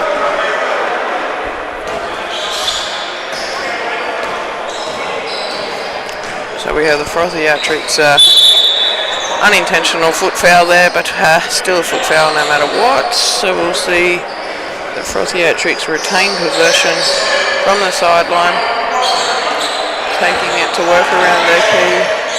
Outlaws are always well set in defence. You see Walsh with the hands over the shot, just enough to put it off. Harrison well under the basket there, Brooks in support. So we'll see the Outlaws now just casually bring it down the court. Harrison with his eyes up, making sure all the players are getting into the position where he needs them. And we've seen that the decision has been made to shorten the game due to the slight delay. So we'll have 15 minutes per half.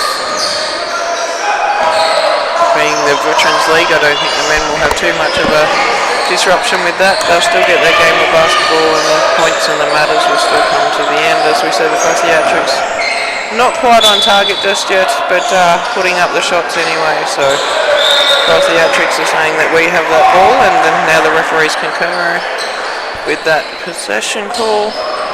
Frothiatrics again just having that heavy D put on each player, letting the ball movement driving towards the hoop. Travel. And calling a travel, yeah. So went up and there was some tall timber around him, then came down with the ball and the travel call. We'll see now the Outlaws just come back. So very quick first 2 points in this match, Domo, and that's just slowed down a little bit end to end. Walsh has it now, puts it into Boyd. Boyd pushing through, sees Harrison wide open. Miller at the top of the key, pushes wide, pulls the foul.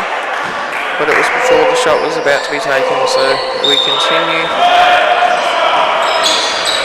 Boyd now trying a little jump flick shot and draws the foul this time on the shot, so we'll head to the free throw line for the Outlaws.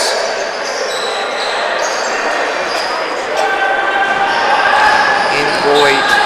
We've had some good games of basketball to start off day 3 of the carnival. Of course, get your Tinnies too strong for the Clarence Sisters in their first game on court 1, 55-30 being the final score.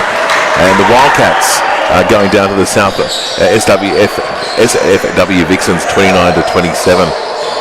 Yeah, it was nice to start court 1 with some ladies matches this morning. The ladies turned it on, and we see Boyd put those 2 points down from that free throw line, so the Wildcats now take their lead out to 4-0.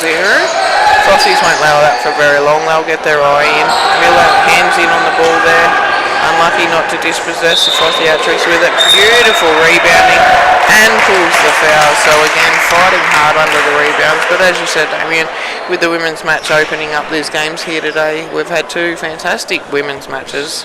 Close court encounters in that second one. The Vixens just getting up by the 2 points, as you said. So come to the day of the finals of the tournament, not the body's only feeling it, but the scoreboard is. It was a very quick transition there from the Wildcats that didn't pay off. Walsh's pass down to Harrison was intercepted. Went for a big 3, but didn't capitalise on the turnover there, the Frothiatrics. You see Walsh now just coming down with Brooks and Harrison again wide open out on that 3-point range. Boyd comes to the top of the key, drives through to Frothiatrics, sorry. Can't get that, they're veterans, not geriatrics yet. They're working harder than a lot of people in the youth. And we see Mitchell now convert just under the basket. Nice quick in pass from the Outlaws. They're hitting their strides now with the plays we've seen for the last couple of days for themselves. But the Frothiatrics still just to sort their roll out. And now they've got quick pass action happening there. Again, just ready to dial in the shot, come off the rim slightly there. Still in control of the Frothiatrics, in possession. 3-point hesitation, but takes the shot in the end and still just comes slightly off the outside of the rim. So 2 points only for the Frothiatrics from those free throws, and we see 6 points for the Outlaws, and then back down and scaring their basket for some more points. Miller, Boyd there, cutting across the top of the key and just coming up with a beautiful little jump shot for 2 more points.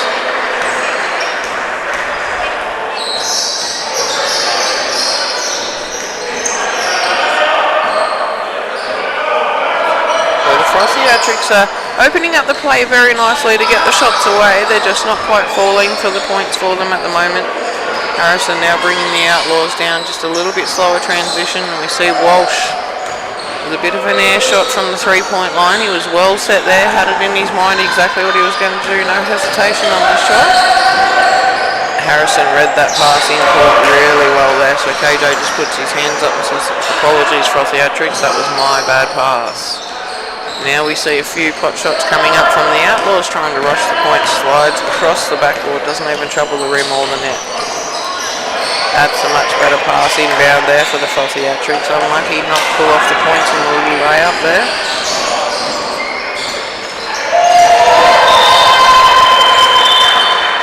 Mitchell just edging backwards, has Brooks in support.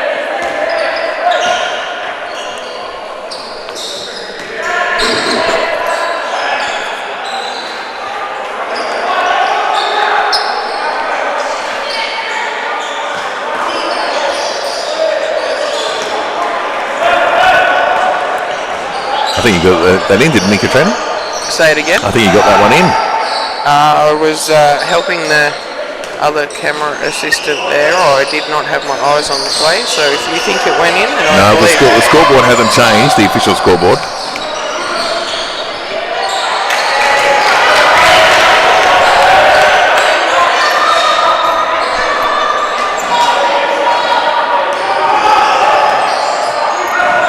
I'll believe the official scoreboard because again I was assisting the 16-year-old camera operator and not paying attention. Sorry about that, viewers. Not that my commentary is anything that anyone needs. They can clearly see by the action on court what's going on. Nice try there from the Frothiatrics to just force the pass and then couldn't force the shot, couldn't get it up, so went for the little layout. Little jump shot over the shoulder. Unlucky here for the Frothiatrics. They are opening up the space under the basket and just not being able to convert the points. Harrison does a nice little drive towards the basket and pulls the foul. We see the fresh legs now coming in for the Frothiatrics. So 4-12, the Frothies to the Outlaws 12. Yeah, so with the reduced time of 15 minutes, we're almost halfway through this first half, and we haven't seen anything in basketball that we don't normally see, except for the basket points that Frothiatrics are putting up, not coming quite off. A little bit of reject from the rim there.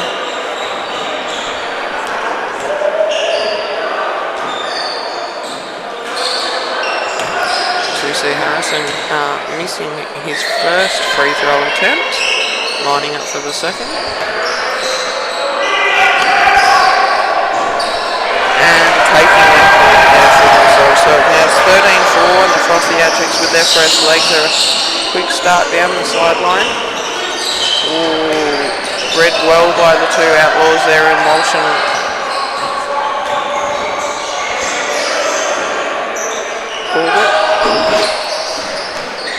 Name just escaped me there for a moment. Had to go through the filing cabinet to find it. It's been a whole day since I've seen these players.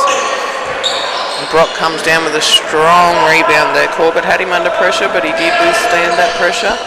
Come through.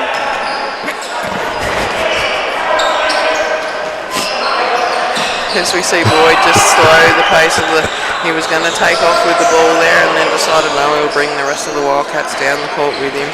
Outlaws.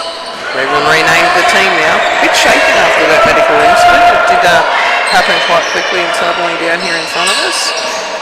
But now we'll switch back onto basketball and focus on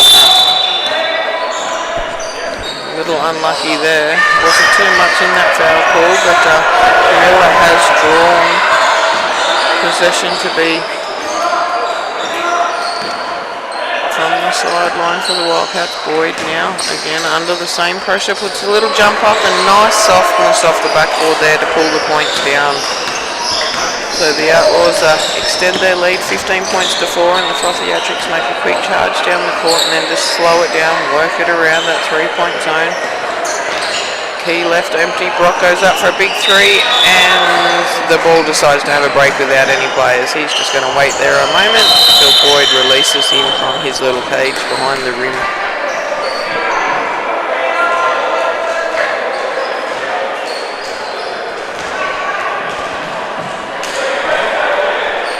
So we still will see the Frothiatrics retain possession there. You can see by the position the ball got stuck that the 3 points was not going to come off, but unlucky then again from just outside the 2-point, just inside the 3-point range, the 2 points don't come off for the Frothiatrics. So we see Corbett under a little bit of pressure there. Walsh now under extreme pressure but decides to turn and run towards the basket, a bit hard off the backboard, does not bring the points from it. And Frothiatrics push down the centre of the court, open layup there and 2 points. This is looking more like the Frothiatrics we've seen for the last couple of days. Bit of communication, bit of opening the court with those quick passes down when we've got one player open. Corbett puts on a nice screen there for Brooks to get round the outside. Miller, body push, sees the opening and the open basket and gains the whistle. So nice manoeuvring there from Miller. Push through the player.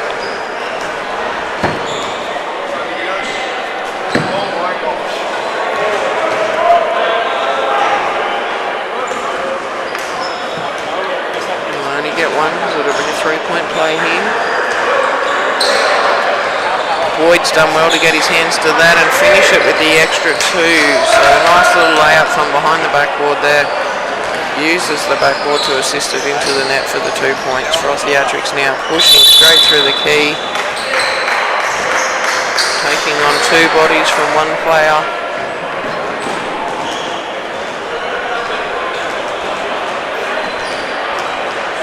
Just see the third day of the tournament taking a toll on the veterans' bodies here. They're feeling the heat as well as the 3 days of play that they've faced.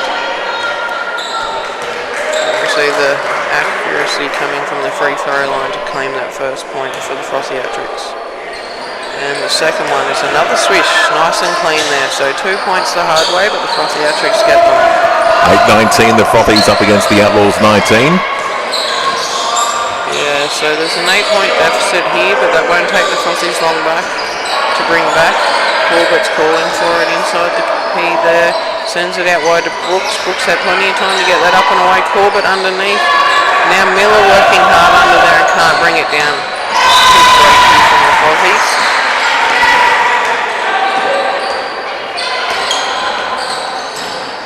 Rock sees the side of the key open. That rim just isn't being very nice. It went off 2 rims and still fell out against the Frothiatrics there. Miller pushes all the way down to the basket. Little jump shot, doesn't come off for himself either. Now we see a pass, quick pass. Frothiatrics working well. Corbett got his hands in there. Harrison with the hands in. So just a little bit of a frenetic pace as the Frothies do the same. They read the pass very well quickly there. Little steady shot, calling for it, doesn't get it. His foot was out. So unlucky he did not retake the field of play before he retook possession of the ball there. And hand the possession over to the Outlaws and they'll slow it back down again. A minute 27 to go. A little bit erratic here from the Frothies. I think they see the scoreboard and they've changed up their team play a little bit. Walsh left wide open out there, but had a wide open swing towards the backboard and not the rim.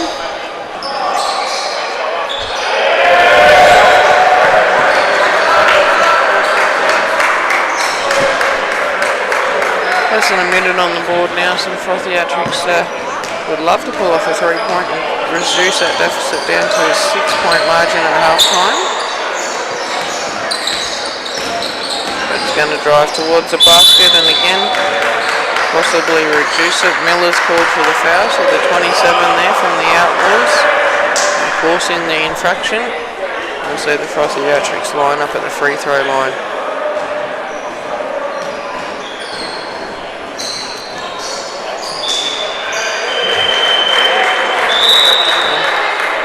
From the numbers I've been given for the Frothiatrics, I think we have Mark McCormack at the line and he takes the points.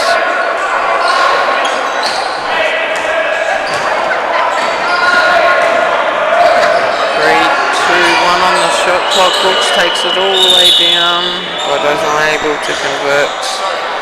So we see the half-time in this reduced match due to that medical incident coming back to 10 for the Frothiatrics and 19 for the Outlaws. Yeah, thank you very much, Katrina. And we'll have a short 2-minute break here on the clock, on the board, I should say, and then of course we'll get underway for the second half of this first men's match on the Court 1 this morning. And a big thank you to our streaming partners in Athletes Footcraft and Shopping World. They're open today. Clarence Valley Sheds, C2C Sport, Rabbit Rideshare, who are looking for drivers in the lead up to the busy Jacaranda and Christmas season. If you are looking to earn some extra money to get a hand with the cost of living, or you need a ride, 0455 700 300. Clarence Valley Council, they've got a big council meeting coming up in the Maclean Chambers on Tuesday, but of course they've also had the initiative behind the Great Illuminated, a big supporter of the Jacaranda Festival. Farmer Lou's in Skinner Street, South Grafton, they're open today if you need some fresh fruit and veggies ready for the week ahead. Liverpool, the Clarence River Jockey Club, big meeting on the 26th of November. And of course Grafton Hire and Anytime Fitness. If you're feeling you need to get fit in time for summer, Anytime Fitness, anytime You can go 24/7, and of course the Grafton Basketball Association, who of course are proudly sponsored by the North Coast Hotels Group. The North Coast Hotels Group, of course, incorporating the Crown Hotel, along with the Village Green and the Good Intent, as we get set for the start of the second half very shortly.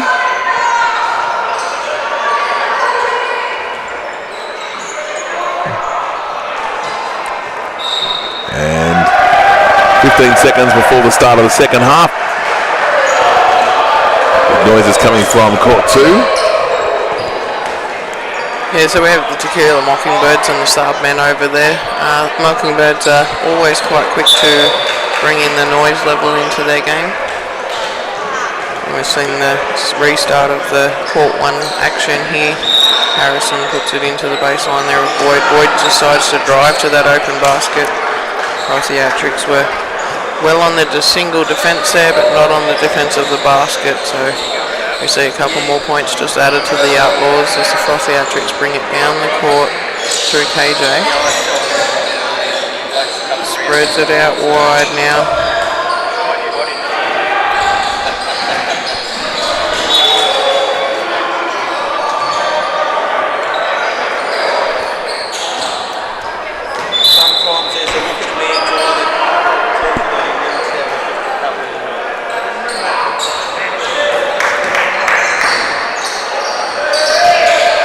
So McCormack with the ball now, sends it out to Pine. Pine puts it up again, unable to keep it in the Frothiatrics possession. We see Harrison bring it down. Kevin Jackson heads towards the play to get the hands in there, doesn't, and we see Harrison fouled under the basket.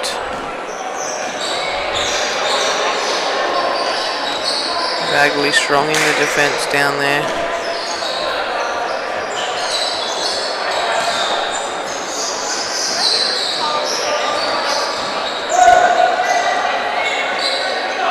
Harrison, nothing but net there on that first one, so very accurate from that free throw line.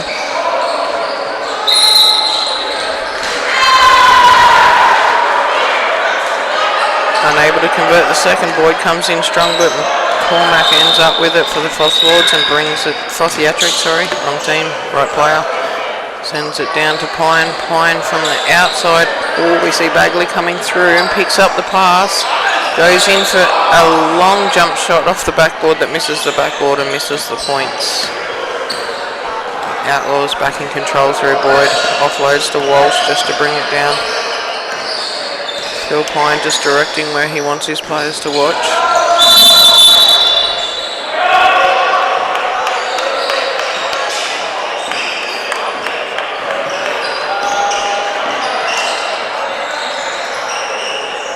And off the ball call here.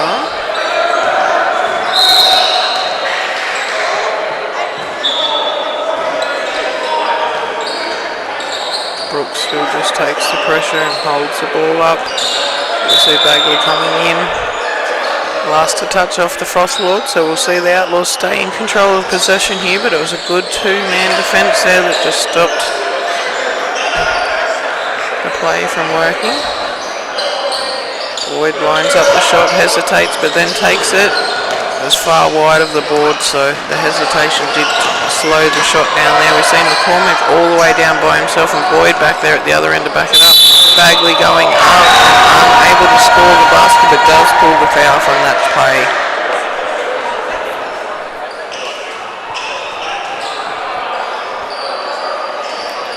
So again, we'll head to the free throw line this time for the Frothiatrics. The Outlaws have taken it out here by 12 points, so it's 22-10. Yes, we'll now reduce that margin by 1, 22-11. Brought it back to 11-point deficit against the Frothiatrics. And another point comes off. So a 10-point ball match now. Accuracy at the free line, helping the Frothiatrics there. And Bagley's not going to let the play go down court easily. Jackson and Bagley are putting the pressure on Boyd and Harrison as they carry it down the court. Harrison now getting double teamed again. Brooks turns up to help him. And a very loud whistle there to tell Bagley that it will go against him for a little push-push. Jackson calling for a sub. Pushing the second number 8 player off. As we saw Corbett now in the action for the Outlaws. Pops it up with a little flick shot, doesn't come off. Pushed out wide by Boyd. Doesn't come off for Brooks either. We see Mark McCormack for the Frothiatrics. Head down court, send it wide to Bagley. Bagley goes up and is fouled quite considerably on the arms there by Brooks. Again, we will see if the point deficit does come down by the 2. We saw Bagley convert his last 2 from this free throw line.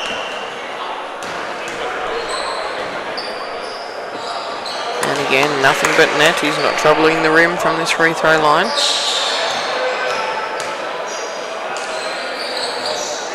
This time he just edges it off the front of the rim and Boyd comes down with it for the Outlaws.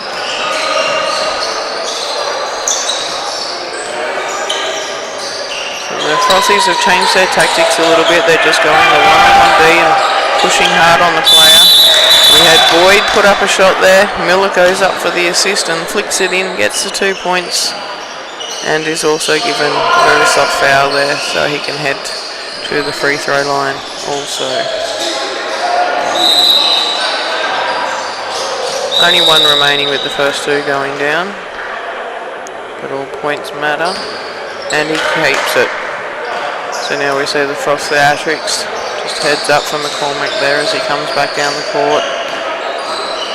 Pine has Bagley out on the outside. McCormack dispossessed there by Harrison. Big apologies there by Harrison, it was unintentional.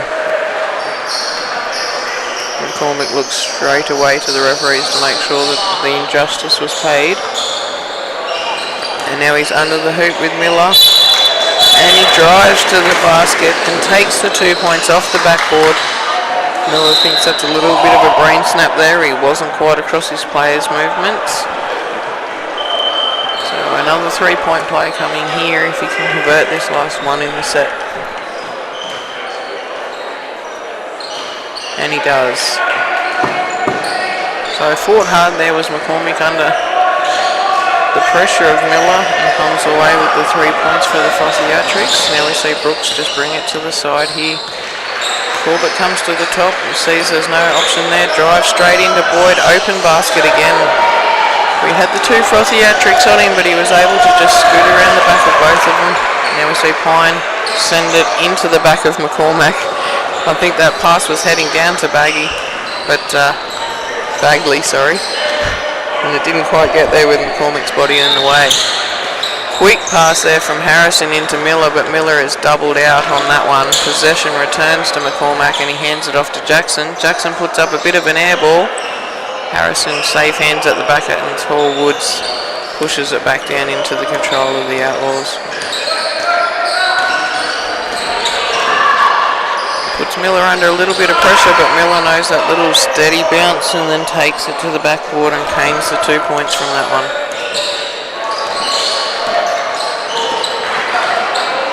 McCormack working hard for the Frothiatrics, but the pass just went astray there from Bagley.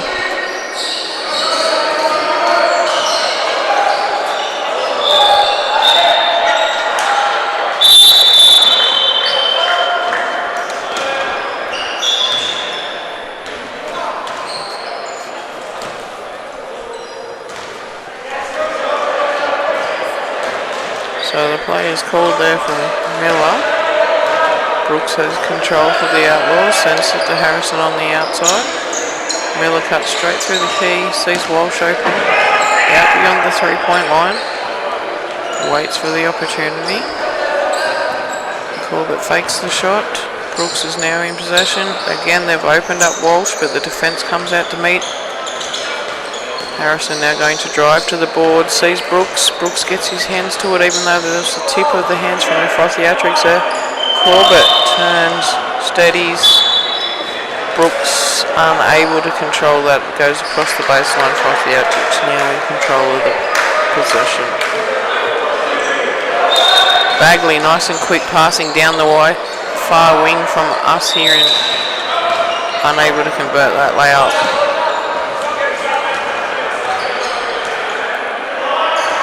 Harrison looking for Miller.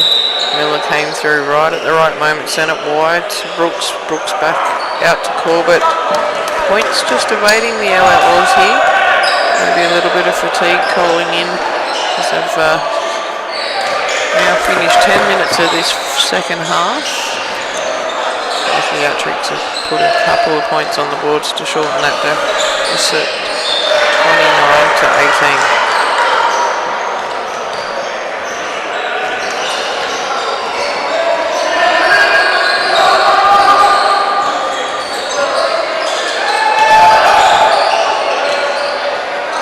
Be a few set plays here from the Outlaws that they're calling for. It's being passed around between them all. Miller steps to the free throw. Corbett's there under the basket. Bagley had him covered. Walsh read that pass well, but Pine ends up with it for the Frothiatrics and heads down court. Plenty of Frothiatrics out there for the loose hands. Bagley now with the ball. Puts it up from long range three. Front rim, back rim, doesn't like it, does the ball. Bagley reads that play very quickly and just sticks his hand in front of Harrison to shut it down. Pine now with it, goes for the pass and pulls it down. 2 points for Pine. He'll be glad he hesitated on the pass and went to the basket on that one. So we're back to a 9-point ball game. Outlaws still in control, 29-20, but the Frothiatrics are bringing it back here. Harrison being put under pressure outside the 3-point line, drives towards the basket, leaves Brooks open on the outside. Brooks jumps, grabs his own rebound, drops it down to Miller. Miller takes 2 bounces to reset and puts it in for the basket. Drawing the foul, heading to the free throw line.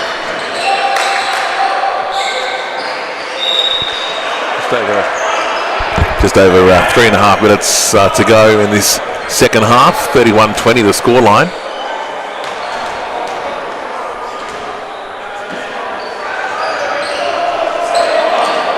So Bagley now in control for the Frothiatrics, bringing it down.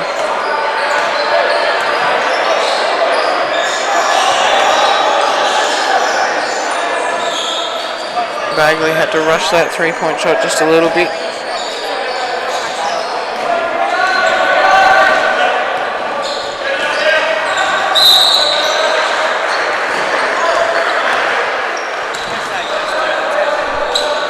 Corbett now fakes again the shot, puts it into the hands of Boyd. Boyd does a little jump, but a jump to clean out of the basket. Walsh now pushing it out to Boyd at the 3-point line. Miller makes a break through. Brooks is left open again on the baseline. Unable to convert. Corbett goes up. Miller, beautiful hands in there, backed up by Corbett. Jackson all over Corbett. Still in the hands of an Outlaw. Boyd unable to convert. Bagley putting hard work there on underneath. Doing his job there to reject the rebound, landing in the hand of an Outlaw. Miller worked that one a bit hard. Gets the point, gets a reward of the free throw line from that.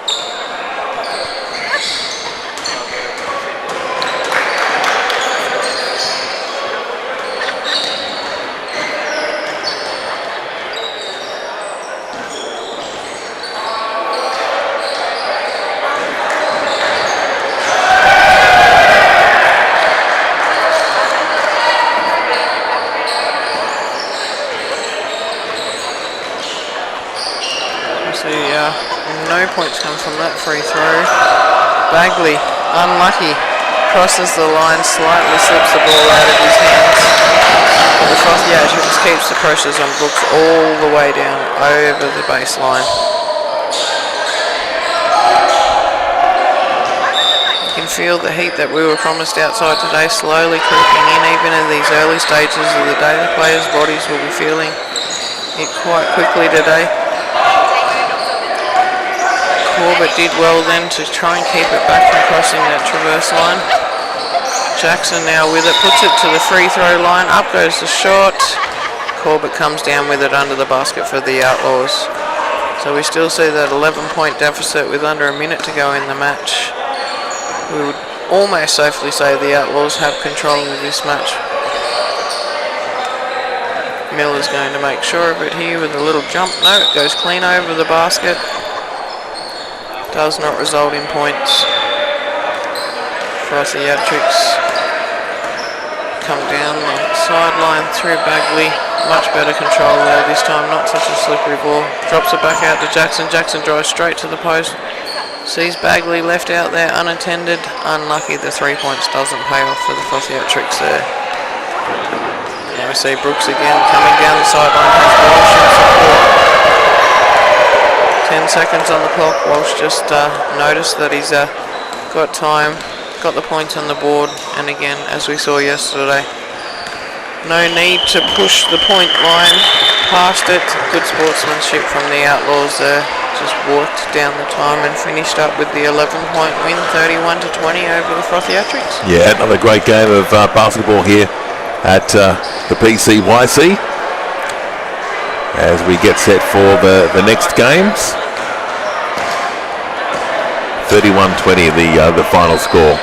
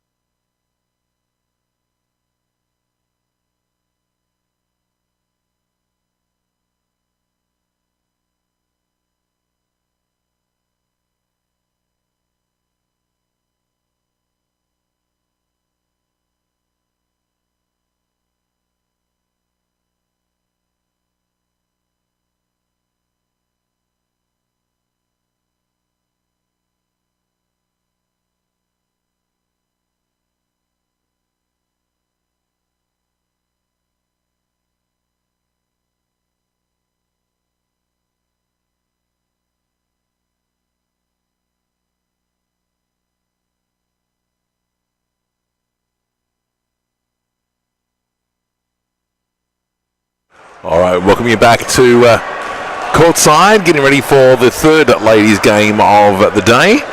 We've got the Renegades and the Random Rabbits ready to take the court once again. Yeah, I don't think the Rabbits have got so many random tactics like they did yesterday with the Wildcats. They're up there having a few shots around and just warming up, and we'll see the Renegades, as Hodes pointed out yesterday, are from Wollumbar, reigning women's champion for the last couple of years. They have quite a depth of talent across this team, and a couple of ring-ins I think he said he brought, but number 10 in Amy Dowling was, not Amy Dowling, Amy Rose, sorry. Amy Rose, one of the ring-ins. They brought another talented player up there in the A-League from the Wollumbar ladies. And coming up after this will be the semi-final of two semi-finals will be on courts 1 and 2. The first of Pool A and first of Pool B to play, and then the first of Pool C will play the best of the second place team based on for and against. So that'll be coming up at 12:10. Of course, we have had a slight delay. Yeah, I will not take a guess at who's A, B, C, or best or for or against. We'll just wait for the officials to come and tell us. Hopefully they will. Next. Oh, I'm getting pretty good with the jerseys, so You'll be able if to I tell don't me. know all the players, I'm getting a bit better with who's who. So we will see back to a 20-minute time slot. So we'll be back on time roughly with these matches starting now. Come on, Kate. Gone to the lolly shop. Is this game approximately going to start on time, or are we still behind time because they've given it back to the normal 20-minute halves for this match? Well, it looks like this game was supposed to be on court 2, but it's on court 1, so they've done a swapsy with the actual courts, but that's okay. Now we're still around about 9 minutes behind time, but anyway. That's alright, I think with the heat of the day coming through, the players won't mind this little bit of extra time just to get everything set up and working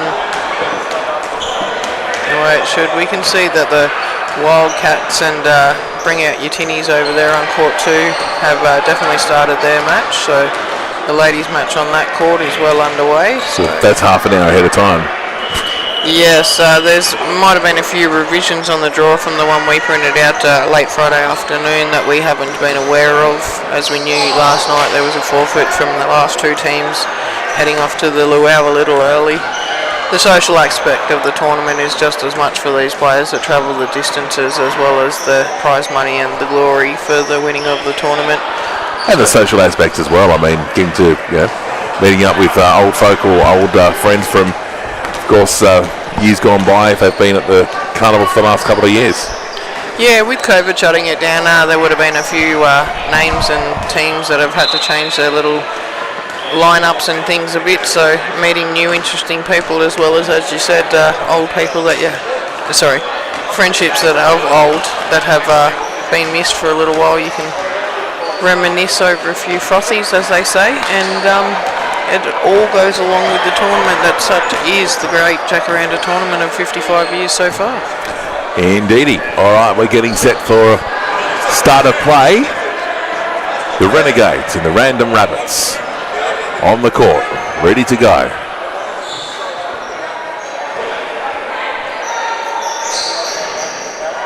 And the referee blows the whistle, and up we go.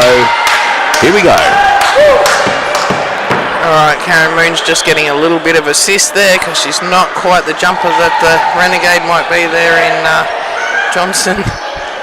And we see Jack just come for the quick assist.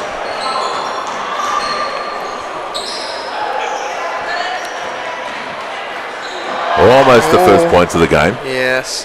We see Andrews make a quick break for the Rabbits just down the sideline there. Well covered, plenty of Renegades back there to give her a little, where's the rest of my team? And Lee Predu comes through. Just takes a little bit more seriousness out of this match than they did against the Wildcats yesterday. Pushes through, puts a pass out to Moon, but that tall timber in Johnson just shuts the game down. Sally Johnson has her hands all over everything that goes on in that key. Now so Soraya Moon is explaining the rules to Sally Johnson until she gets a 3-second call from the ref. So her rules are that if you're taller than me, you must keep your hands down while I take a shot. Amy Rowe, as we're speaking, one of the team members from Moolumbar, just bringing it down the court. You see the ball now in the hands of Jackie Hunt. Lisa East sends it to Amy Rowe. Amy Rowe with a nice clear shot on the basket, and it just rims out on her. Lee Predu, sends it out to Andrews. Andrews into Palmer, I believe. Yes. And Palmer does the alley-oop rabbit shot. Does not pay off. And the ball goes out. Yes, unfortunately out off a Renegade. So Karen Howe. No, it's not Karen. Karen Kerr is where I was going wrong. Right first, wrong last. Karen Kerr from the sideline. Now Palmer's in control of it.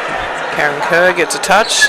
We're going to play a 1-2, 1-2, onesie until someone gets caught in the key for 3 again. But no, Palmer puts up the shot. It doesn't come off, and we see Sally Johnson pull it down for the Renegades. We see Kate Kowalski just hold the shot up a little bit. Moon almost got her hands on it. She did. She's tipped it down to the hands of Palmer. And we see again Andrews run away with it for the Rabbits.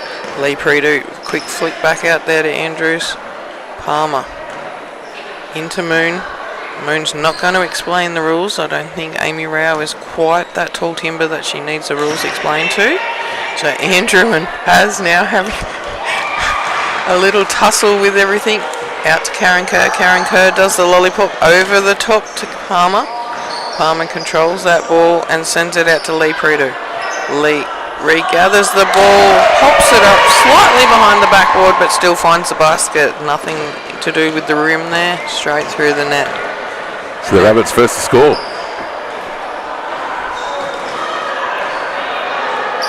Amy Rao turns around and says, "Where's all that tall timber?"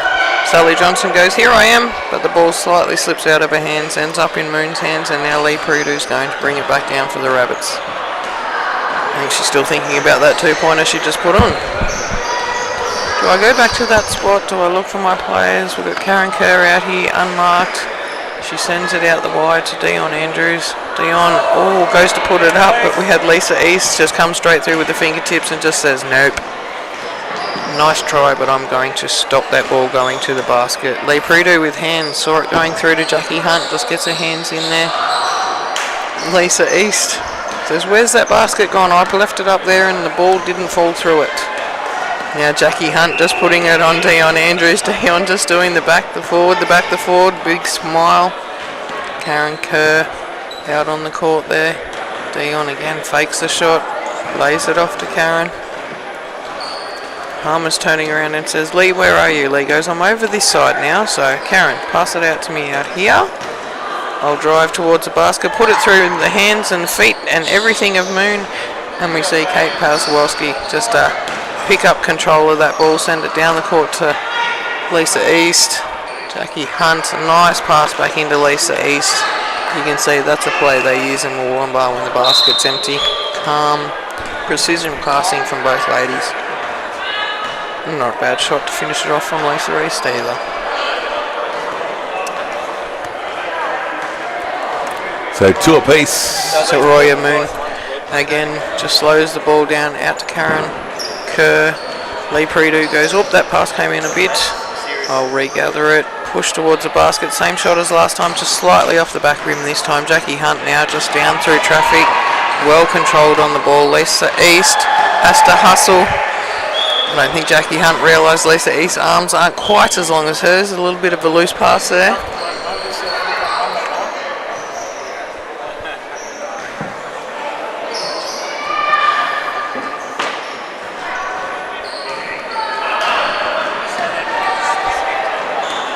See Emily Kerr into the action for the Random Rabbits for the first time in this match. I noticed Emily did control a lot of the Rabbits play yesterday, so we'll see her pass it off to what I can only assume is a relative in Karen Kerr there, and Lee Prudu slightly inside the 3-point, but the 2 marker does not come down. Short of the basket was that Sally Johnson that was, passing it out there to also a Ali Dowling. And we see Palmer and Johnson have a nice little wrestle over the ball until the whistles go, and the referee said, we'll sort that out. And we'll see possession go to the Renegades. And Jackie Palmer owns up, I'm number 1 on that foul, give it to me. Jackie Hunt with clear vision into Georgia Johnson, who has also entered the court now. I think Hodes told us yesterday that Georgia and Sally are related by marriage, not by blood heritage, so welcome to both of those tall timber ladies. And Ali Dowling just says, Karen, just wait there, have a little rest, we'll come back for you in a moment. Put your feet under you and we'll leverage you up. Lee Prudu just standing guard on the ball. Karen's back on her feet with a little wave. Let the ball fly, Lee. We're all good. Amazing sportsmanship from the women here. They're not out for the glory or the cattle stations. They're out for the fun of the match, but enjoy basketball as they play it. Jackie Hunt pulls that down and Ali Dowling just goes through without the ball as Emma Kerr reads that. Not Emma Kerr, Emily Kerr. Emma plays netball, not basketball. And she's only 15, so wrong Kerr.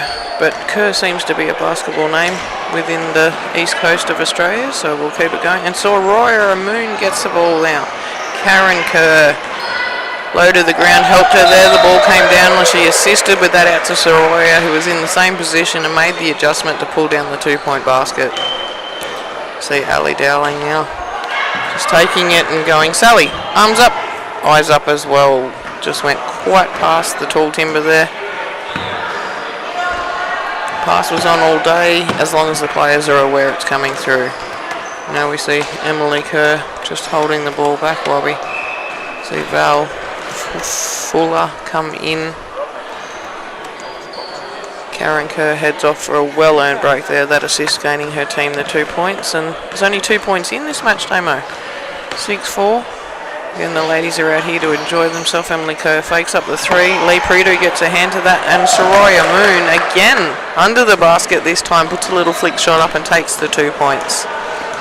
Now we see Georgia Johnson just bring the ball down calmly through the court, sends it into Jackie Hunt. Sally's under the basket, calling for it this time. Light touch off the backboard there and pulls down the 2 points. On Andrews for the Rabbits. She likes this west wing. She keeps coming down this outside, giving her team time to fill in underneath. And now we see Val Fuller at the top of the key. Back to Andrews. Andrews, oh lovely, it rimmed, it backboarded, and then it fell down for the 2 points. It looked like the rims decided to give a little bit niceness now. That wasn't very nice to the Frothiatrics. Every time it hit the rim it went well out. This time it hit the rim, hit the backboard, and has gone down for the Rabbit. Sally Johnson again working hard with her arms well above everyone. 3 attempts at the 2 points there, unable to pull them down, but they were nice rebounds. She assisted herself there too. Jackie Hunt steps on. Johnson read that play exactly well. She knew what Jackie wanted to do.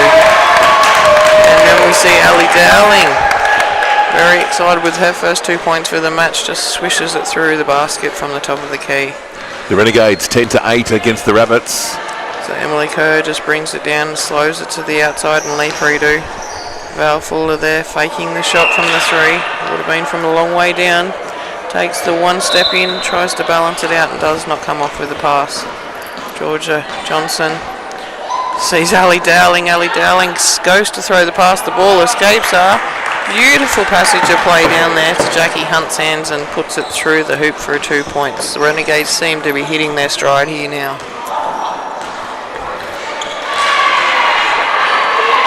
Val Fuller just getting some directions there from Soraya Moon. Emily Kerr puts the ball up. It was short of the net and the rim. Does not pull off.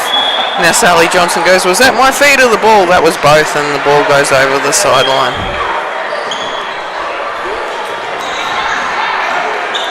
Emily Kerr quickly sends it into Lee Prideaux.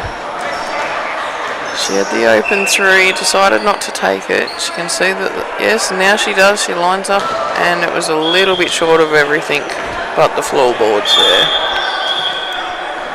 And we see a timeout called here by the referees. I'm not sure which team called it. They're both sitting side by side down here at the... And we see the timeout come at 10 apiece.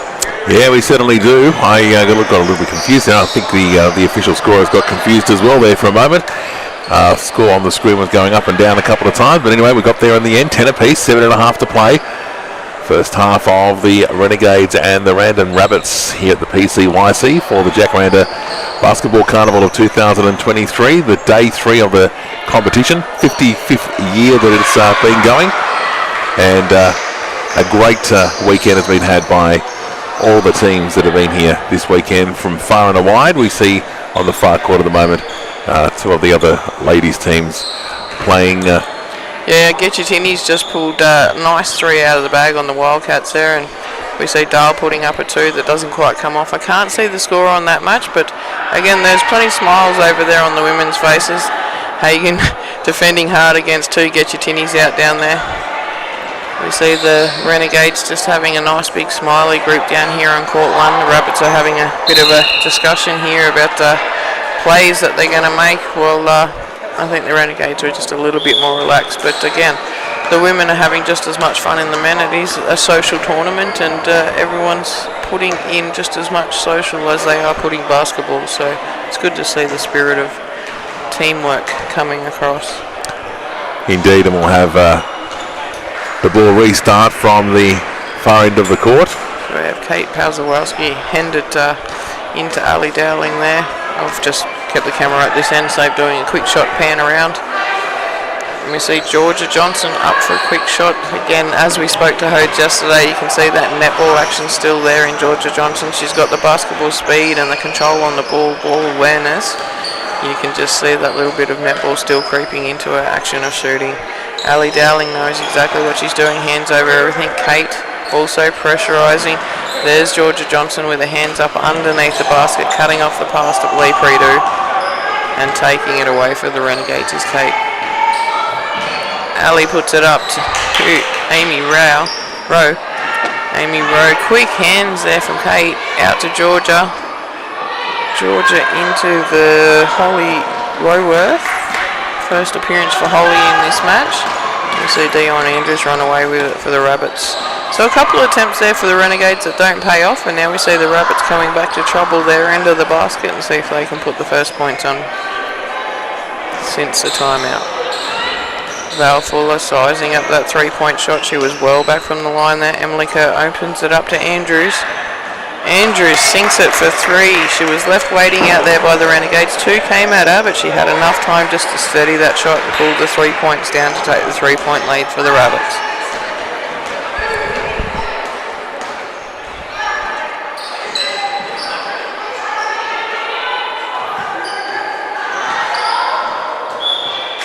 So again, we see the Renegades putting up the shots, and they're just not... we've been reduced back to a 2 there, so there must have been a slight infringement on the line from Dion Andrews there on that last shot I called a 3. Lee Prideaux very casual with the pass into Palmer there, leaving Georgia Johnson lots of time to get her hands to that ball. Goes out, and we see the possession stay with the Rabbits. Palmer again sees Prideaux under the basket. Georgia Johnson shutting it down. Palmer cuts through the top of the key, but there was plenty of Renegades in there just to shut her play of the day down. We see Ali Dowling and Dion Andrews having a nice little roundabout without the roundabout, just the ball. The roundabout without the roundabout. Yes, they both went round and round the ball. Here we see Emily Kerr hustle and fight for the possession in that there. She came down between two very tall players with the ball and just said, I'll take this to the ground. It'll take you two a while to get down to me.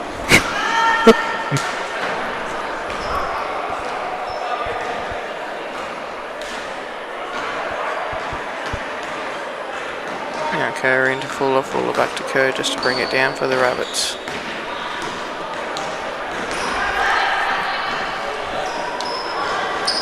Fuller with her first 3-point attempt for the match. Kate Pazawarski runs away with it for the Renegades, feeds it off to Lisa East, and again we see that combination that you would see a lot of times up there on that Moolumbar court, the two ladies just knowing exactly where each other are, keeping the random Rabbits randomly guessing who was going to take the shot.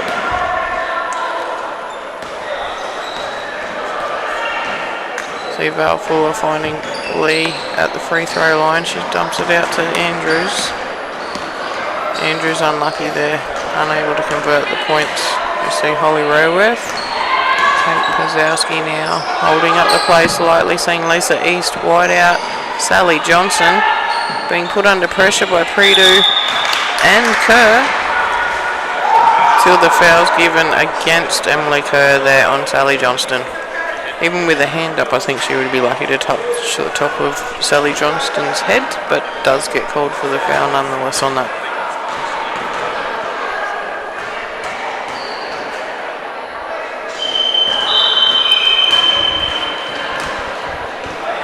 You see it 12 apiece with 1 minute 40 left in this first half for the ladies' match on court 1. And we see Holly Raworth. She goes, I'm going to get my first 2 points of the match. She races off the key from that free throw that missed and unable to convert, but does come up with possession. So a hard foot hustle there by Raworth. Into Bazolski, out to East. Sally Johnson looking for that pass. Just knew it was coming in, hands over everyone there. Emily Kerr just pushing the Rabbits up a little bit faster than normal. Lee Prideaux not quite ready for that pass to come across the top of the key. Couldn't quite get anything but a fingertip to it. Now Kate Bazowski says, there's the sideline, baseline, any line. There goes the ball open. Bit of ball control there. She can smile it off and run back.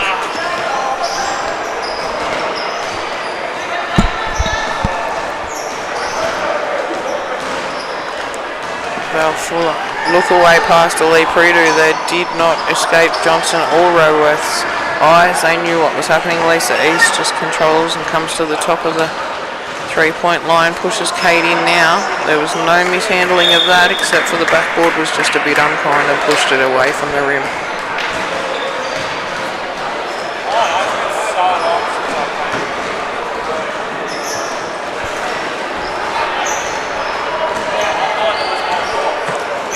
Andrews to Kerr and bring it down for the Rabbits with 3 seconds. Lee Prideaux needs to put the ball up and she does.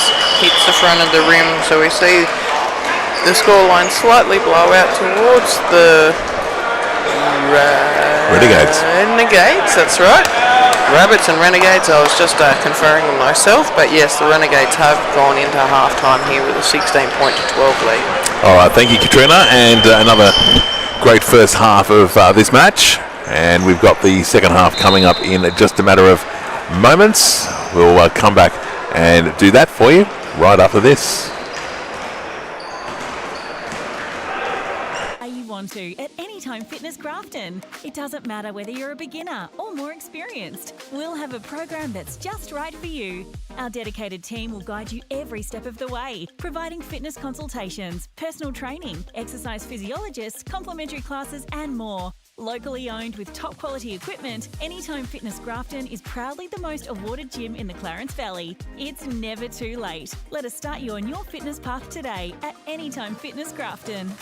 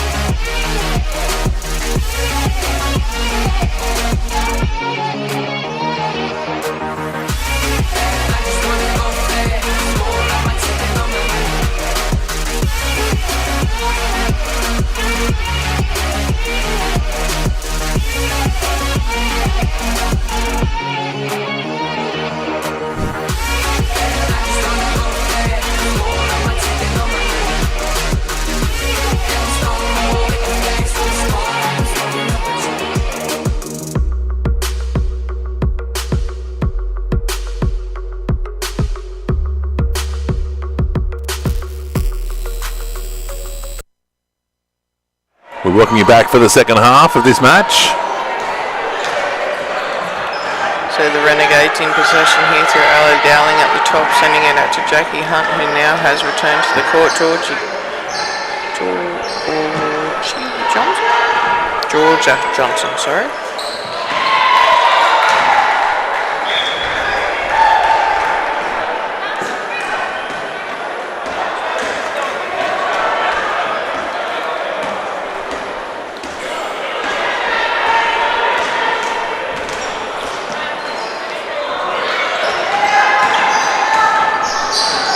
Jackie Hunt just takes it to settle it outside the 3-point range there. Ali Dowling sees Sally Johnson under the basket. Soft off the backboard, doesn't come down. But those long arms are just unopposed under that basket from Sally Johnson. She gets her own rebound and it finally falls over the line. Renegades stay in control. Jackie Hunt flicks it to Kate. Ali Dowling now. Jackie Hunt puts it in. A quick pass to Sally Johnson. Very hard off the backboard goes Sally there. Emily Kerr giving the basketball another cuddle down there with Palmer from the Rabbits. We are going to have possession any way we can. She got it. Dion Andrews now takes it down the court. We see Karen Kerr back on the court for the Rabbits. Emily just goes around her with the pass. Soraya Moon. Oh, Kate Brzezowski nearly took off with the ball there from the Rabbits. Sally Johnson just rejects Dion Andrews' run towards the basket there. Feeling a little underdone without the foul call is Dion Andrews. Ending up on the floorboards. Karen Kerr gets the pass outside the court to herself. She now cuts around the key. Dion Andrews. Palmer. Sees Prito out there. Prito has plenty of time to put up the shot, and again the ball gets decides I'll be sticking around here for a moment, ladies. You can finish your match when I say so. The Renegades come up with possession. Score remains 16-12. The Renegades over the Rabbits. 16 to go. Kate sends it out to Georgia Johnson. Ali Dowling there. A little time to readjust with the hands. Didn't quite catch that ball clean. Didn't leave the hands clean, and hence the pass. The shot did not make it. Kate Brzezowski took one shot at the 3-point line. Ali Dowling pushes through, but Lee Predu is able to reject that shot with the hands over the ball.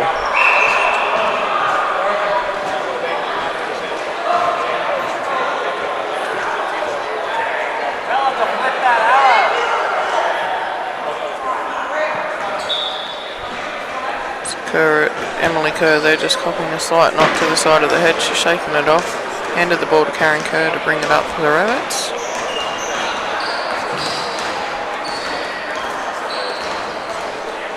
Quick into Palmer there, off the hands of Sally Johnson. Dion Andrews working hard. Emily Kerr comes through, pops it up without any assistance off the backboard there. Just fell short of taking the 2-point basket. Now we see Jackie Johnson just going around the court, assessing where her team are going to be. Jackie Hunt, I think. Apologies to any people that I have named incorrectly in this match. I'm doing my best. Jackie Hunt now out to Ali Dowling. Back to Hunt. As the shot comes off the side of the rim into the backboard and down into the hands of a Rabbit. Emily Kerr goes Sally Johnson, no. Long arms out of that. Lee Predu now ends up with the ball. Out to the far wing, we see Karen Kerr push it out to Dion Andrews. Andrews is being defended well there by Ali Dowling. Screened by Emily Kerr. Palmer puts it up, but the whistle had well and truly gone. We need Palmer to do that again to get some points on the board here for the Rabbits.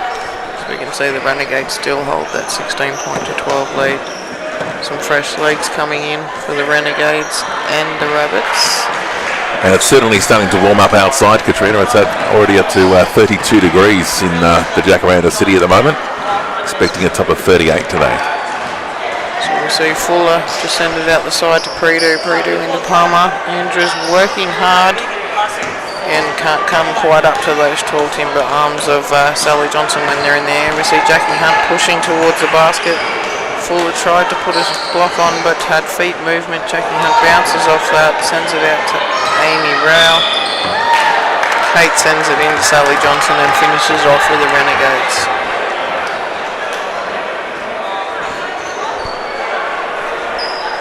And now we'll see Sally Johnson head to the free throw line for one.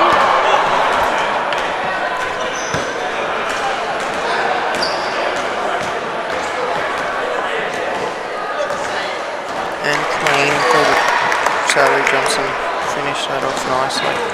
19-12 the scoreline. The Renegades ahead of the Rabbits. 12 and a half to go. We see Emily Kerr left wide open down here in the close wing to us, but unable to convert the points there. Pass from Fuller. Lisa East. Here's Jackie Hunt calling from the ball. Jackie Hunt getting tossed around there a bit by Andrews, and Hunt able to withstand the little hands-on attack.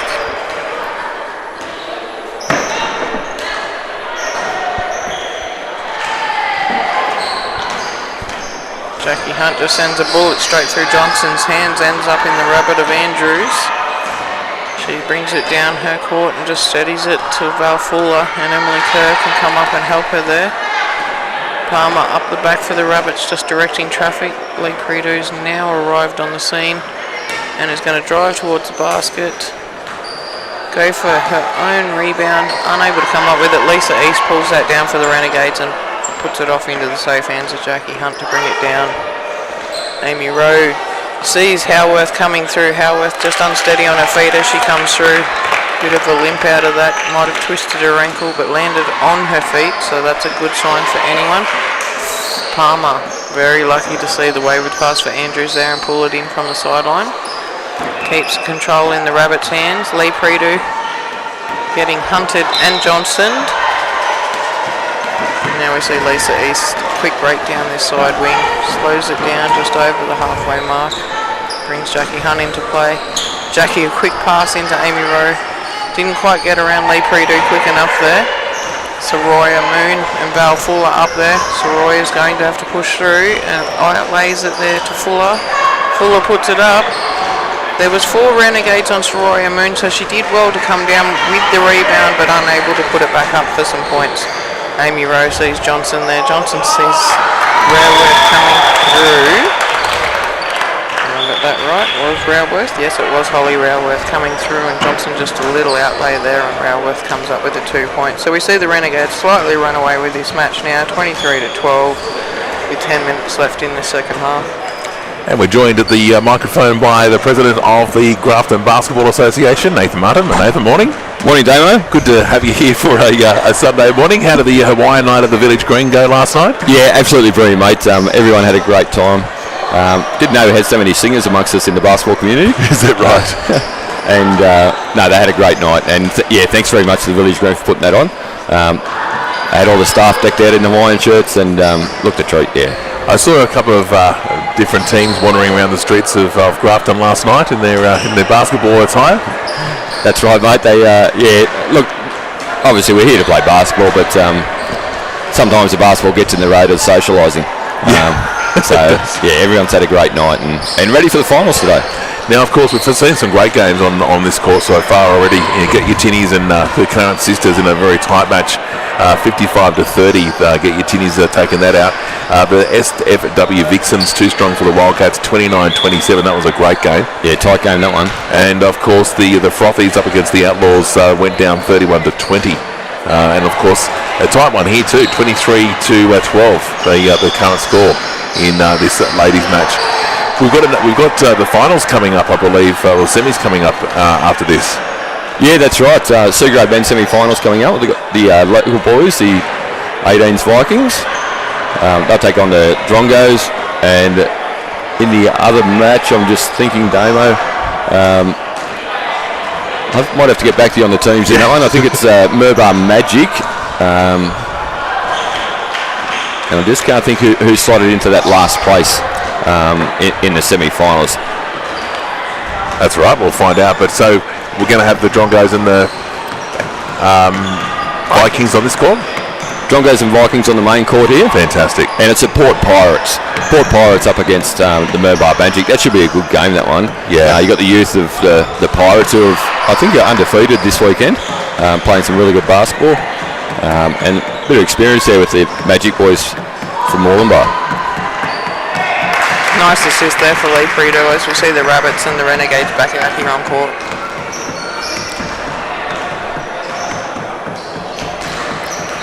Johnson puts it into the steady hands of Hunt, who just waits for her team to set up the play that they're going to take.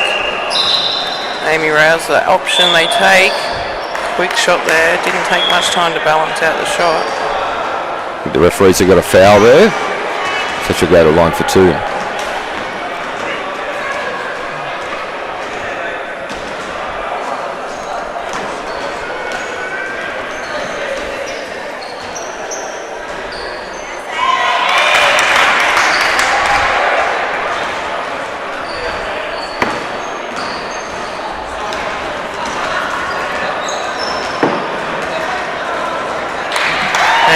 As well there to extend the Renegades lead by the two. Very accurate from that free throw line as we see Andrews take it back down the court for the Rabbits.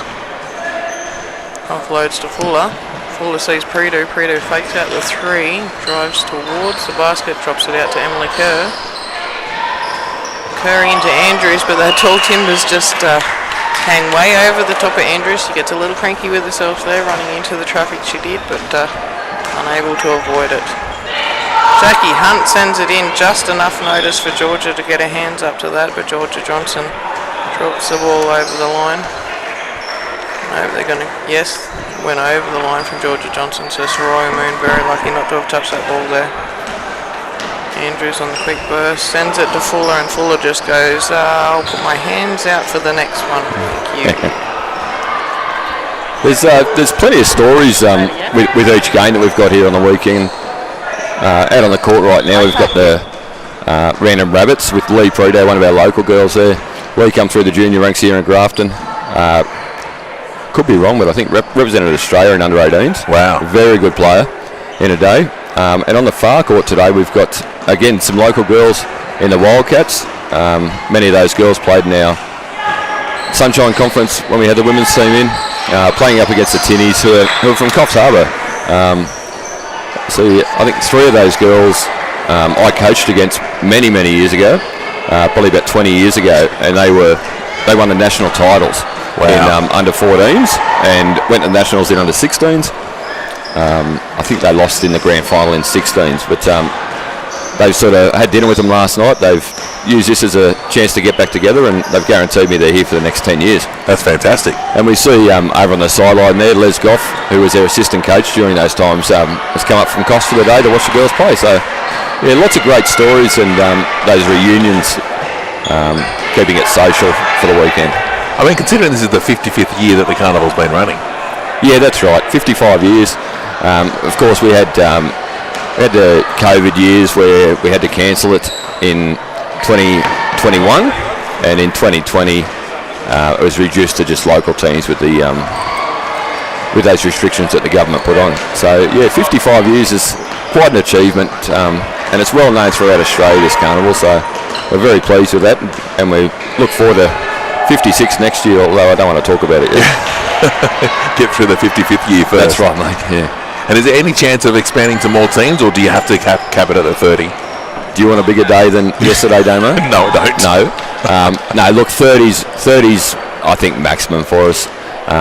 We have looked at things like changing the date,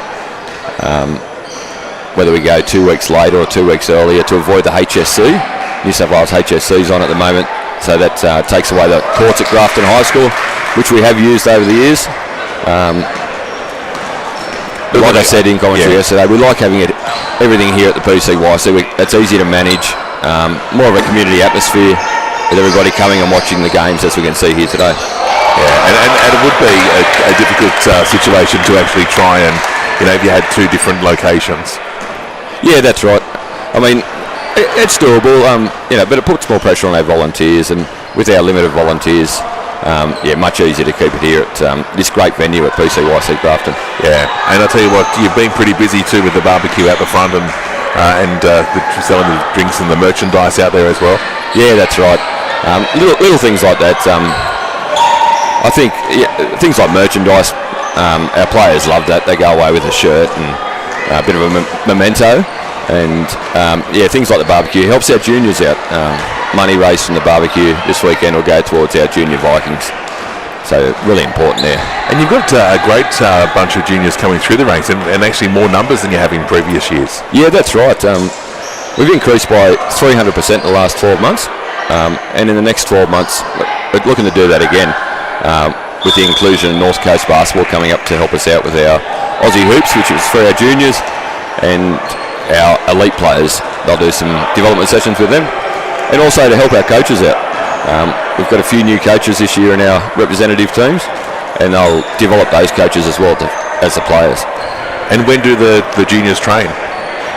So they're on Thursday and Tuesday nights, so they get about an hour and a half a week. And when North Coast Basketball comes to town in 2 weeks' time, they'll put an extra session on Monday afternoons for them. And that'll be with Blake Kelly. Blake's a highly experienced coach from Coffs Harbour, and he'll put the kids through their paces on a Monday afternoon. Which is fantastic that the kids are getting the opportunity to get on the court and getting some good training. Yeah, that's right.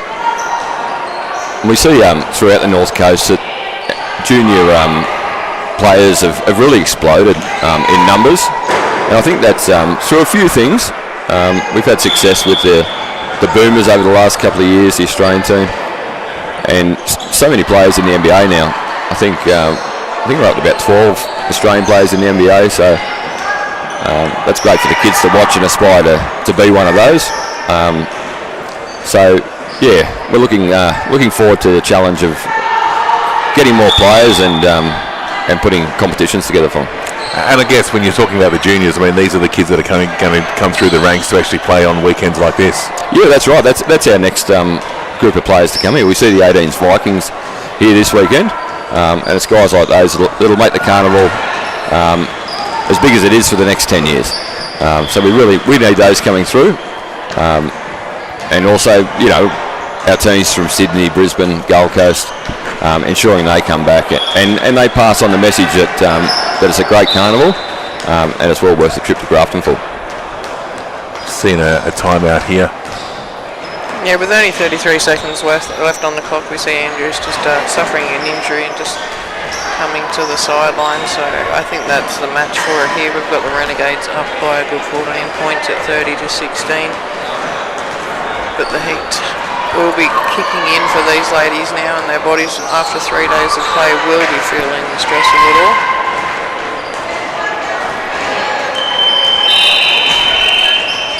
Seconds. And that will be all that she writes. 30 points to 16, the Renegades too strong for the Rabbitohs. Of course, another great game of basketball, played in great spirits as well, which is fantastic. That'll see the Renegades go through to the grand final up against the Tinnies, who just won against the Wildcats on court 2, and that game we played at 2:40 this afternoon. And will that be on court 1? It will be. It will be. Yeah, court 1. All right. So we're getting to the semi-finals now. Is that correct? That's right. We've got the SAB Men finals, semi-finals coming up here. Some great games, as I mentioned before. We've got the Port Pirates up against the Merbah Magic. We've got the youth versus the experience over there, and much the same on this court actually. We've got the 18s Vikings. I think we call them the 18s. The oldest guy in there is probably 19, with the addition of a couple of experienced guys, up against the Drongos, who slightly older, a bit wiser. Should be a good game. Well, the game on Friday night was certainly a bit of a tussle. There was a bit of argy-bargy at some point going there, but it was all sorted out over a couple of frothies at the Village Green, I believe, on Friday night into the early hours of Saturday morning, and I think they had another game yesterday and sorted it all out. So obviously the winner of this will go through to the grand final. Yeah, that's right. Winner of each of these games straight through the grand final. Looking forward to that. We'll put the Pirates in as favourites over on court 2. Court 1 could go either way. These young guys would have got a good night's sleep last night. Drongos, depending on how much they partied last night, I think. But they're looking quite good down there, warming up. They're enthusiastic, getting some shots up, bit of stretching. So the Spangled Drongos. Spangled Drongos. From Mawulumba.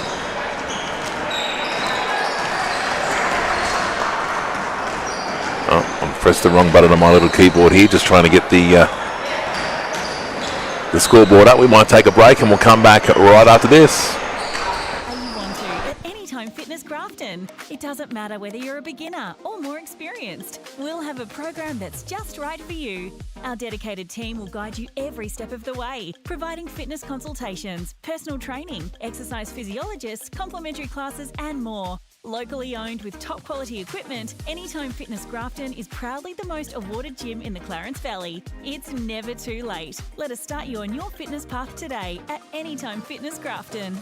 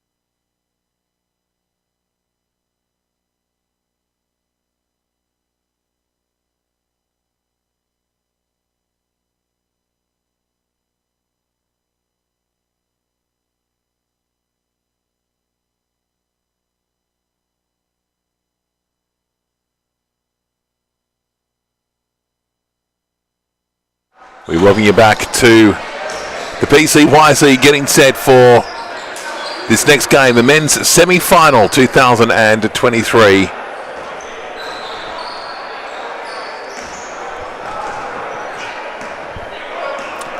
And we've got the Vikings and the Drongos. Semi-final time. Here we go. The clock has started.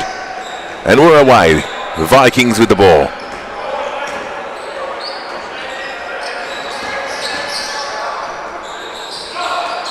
Goes for the three-pointer but just misses. Drongos with the ball. Bit of a fumble. I'll throw it in from the baseline.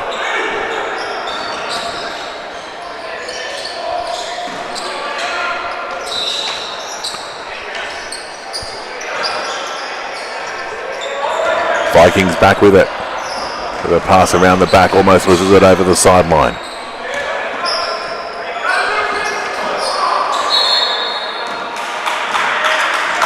Foul there, caught on the Vikings.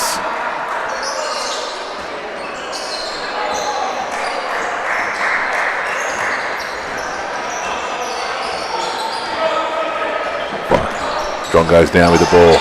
Goes for the 2, just misses.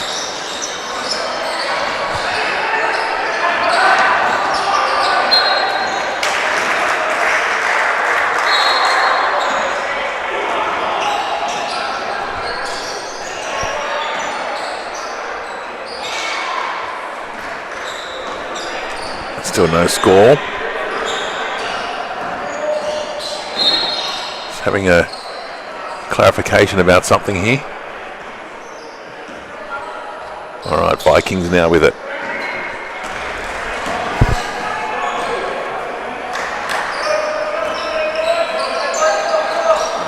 They pass it around the court. Just missed the basket.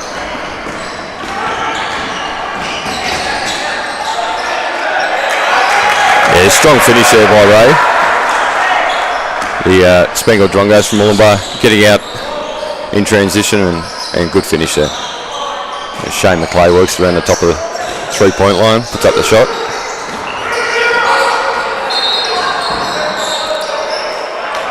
Fight for the rebound and Drongos come away with the ball. Yeah, Stanley, nice pass there. Walsh is able to finish it off. And Toya with the ball. Down to Vickers. Vickers shoots, he's short. Almost gets his own rebound there. The Drongos are off and away. And again, 1 or 2 passes and we see a shot go up. The Vikings come away with the ball on this occasion with McClay. To Zimmerman. Offensive rebound by Toya.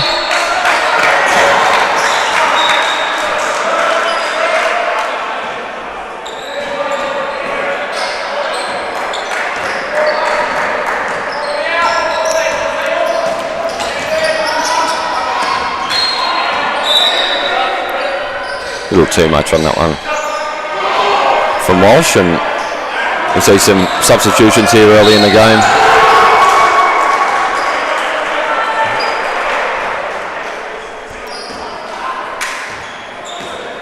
See Simon Walsh into the game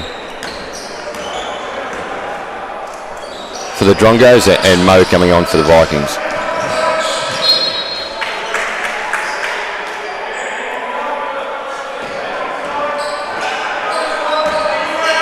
Toya puts up the 3.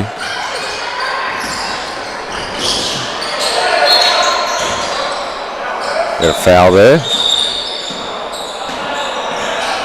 Just unfortunate there from Bennett. He dove on the ball but collected a player on the way through and he's pinged for the foul.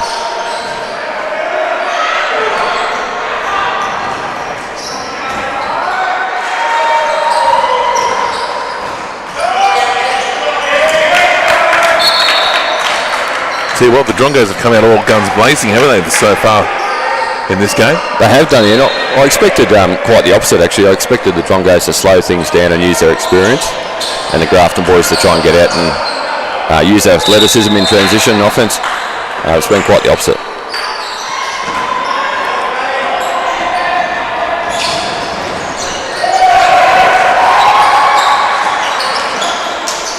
Chapman for the 2 and he's fouled by Toya.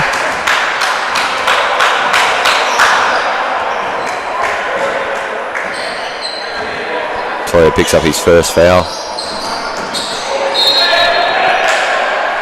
Chapman will try to convert here.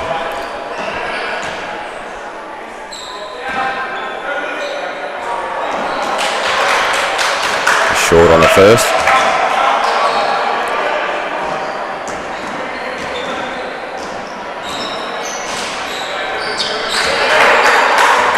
The second's good. As at a 5-0 lead. Drongos over the Grafton Vikings.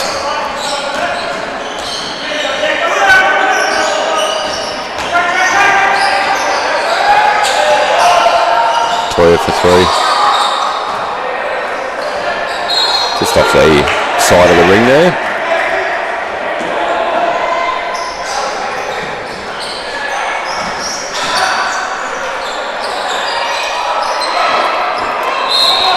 See Stephen Murphy enter the game for the first time this afternoon.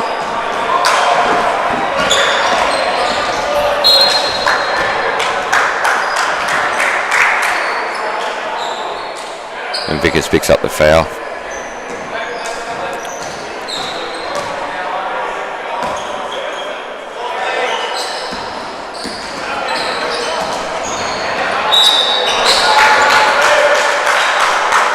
Yeah, Bennett's causing a bit of a handful inside there for the young fellas, using his size and strength in the post, and gets himself to the charity stripe.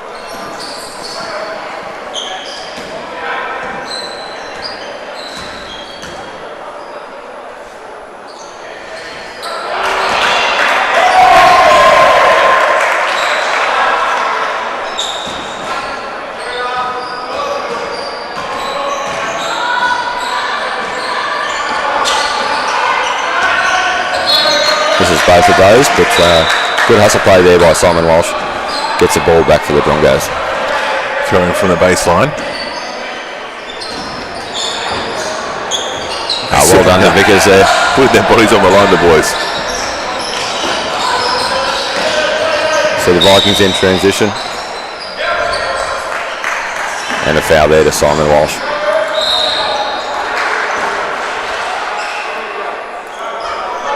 It's an accidental trip.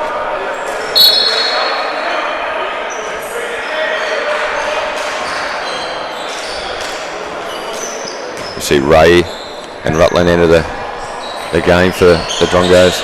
Nice inside pass there by Toya to Mo. And he finishes for their first score of the game, 5-2 to the Drongos.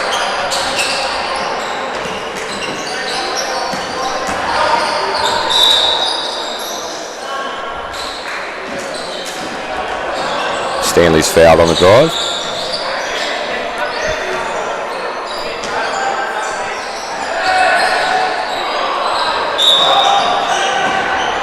See Travis Unit entering the game for the first time, with Peyton Toy having a break.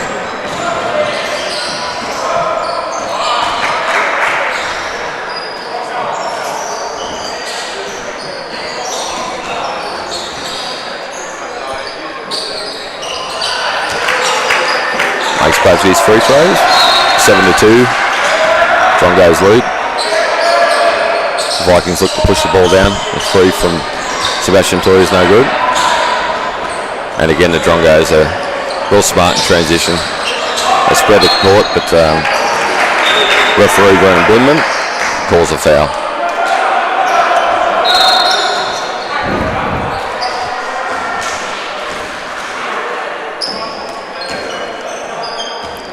That one's on Travis Unit, his first foul for the afternoon.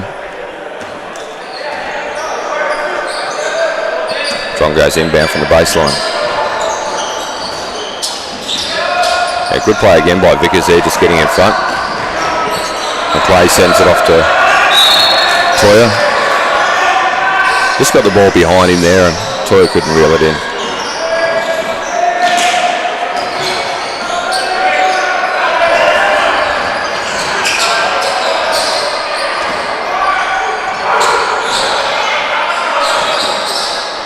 Stanley passed it out. We lead on from McLean, now away again.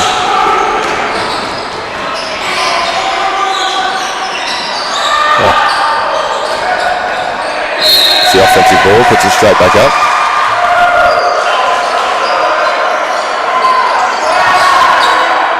Fighting for the ball. It's good to see these young Vikings boys not taking a backward step here against the older, experienced Drongos. And again, nice transition play, but wasn't able to finish there. Travis Unit comes away with the ball. Offloads McClay. McClay will bring it down and set things up here for the Vikings.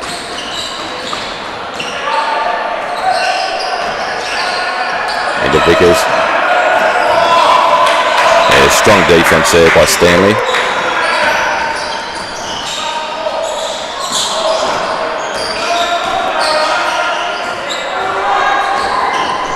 three from Stanley's off.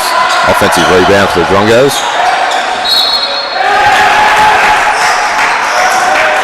And potential three-point play here. Rutland just stayed in the play there. We've seen Vickers, good defence to start with, but brought the arms down. The referees have called the foul.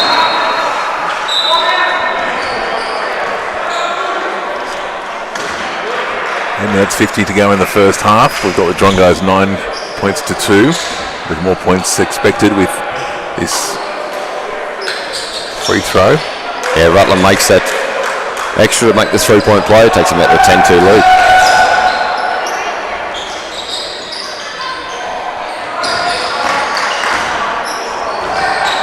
And May with the offensive rebound, kicks it out to Toya, out to McClay. Just a little bit long on that one. As we leave to the ball, the Vikings got it back. Rutland just comes across to slow things down, give his team a chance to come back, set up their defence and try and get a stop here against the young Vikings. He got a bloody nose. Yeah, young Vickers just copped a little slap to the face. It's just opened up a little bit of his inside nose there, so he's just gone off to cool off. It'll take a bit to stop that bleeding with the heat that's going through his body at the moment. We see Jack Preston enter the game for the first time. As Toya's shots a little long on that occasion. And Rutland brings the ball down.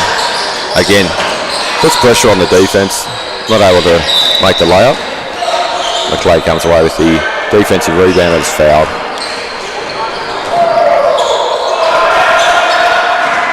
And Reece Bennett picks up his second foul for the game.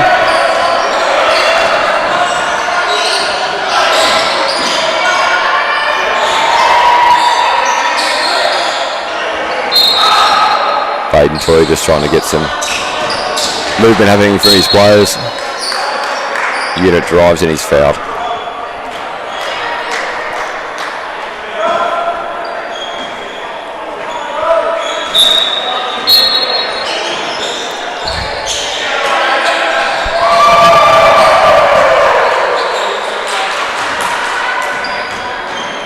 Vikings inbound from the baseline here. So he gets it out to Preston. Preston for three. Hits the side of the backboard on that occasion. The Drongos will come down. Set play up. Nice drive there. Good offensive boards. Offensive rebound by Bennett. He's been strong inside again. Takes the Drongos out to a 12-2 lead with 6 minutes to go.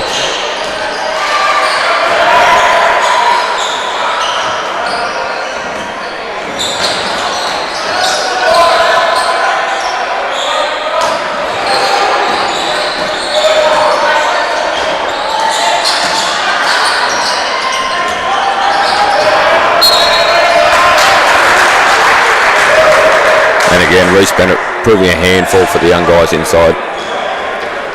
There you go, the line for two. The Vikings will certainly be feeling the heat, because if you look at the last 2 days, they've played first thing in the morning and last thing in the afternoon, not in the middle of the day. So the conditions that they're playing under at the moment would be certainly different to what they've been used to this weekend. Yeah, they certainly are. It's a warm day here in Grafton. I think 36 expected today. It's not quite that hot yet. But yeah, those different conditions would certainly wouldn't advantage the young Vikings, but they've got an opportunity here to reel this lead in the next 5 minutes, so the Drongos don't get too far away. So yeah, Baden Toya pick up that last foul. He's got 3, so he's taken a seat, replaced by his brother Sebastian, who brings it down the court. Gets it off to Travis Unit back to Toya. Toya for 3. It's off the mark.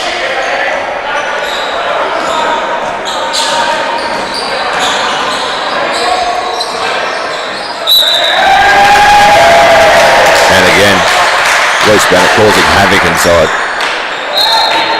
They'll need to find an answer to Bennett.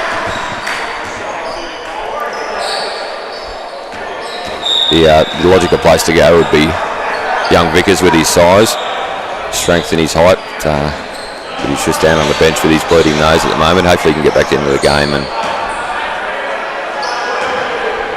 and try and stop this run that Bennett's got himself on. Missed a free throw. Chapman comes away with the offensive rebound. Inside shots off. The Vikings some way with the ball.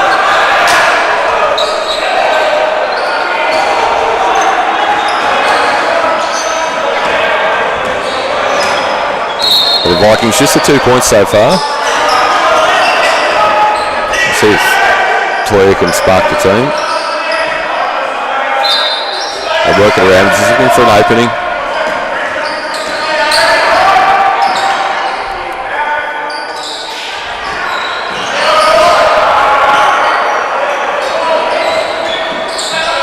That was lucky. Yeah, beautiful hands by Mitchell Dick. Didn't give up the hustle on that ball and was able to keep possession and put some more points on the board for the Vikings. So. Yeah, we see Toya with 2 points there.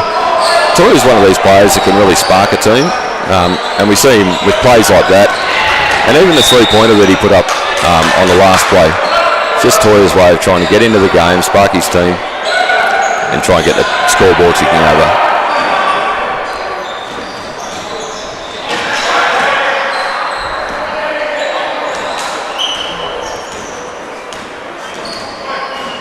So McClay just giving some instructions to Toya there.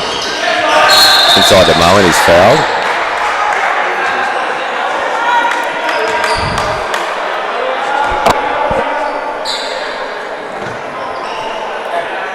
McClay will inbound from the baseline, gets it out to Toya. Toya drives. Little floater and he's fouled. See Walsh. Probably thought he's a bit hard done by there, but Toya was in the air and he came in underneath him, so that's a foul on Simon Walsh, and Toya will go to the line. It's 3 on Walsh for the afternoon.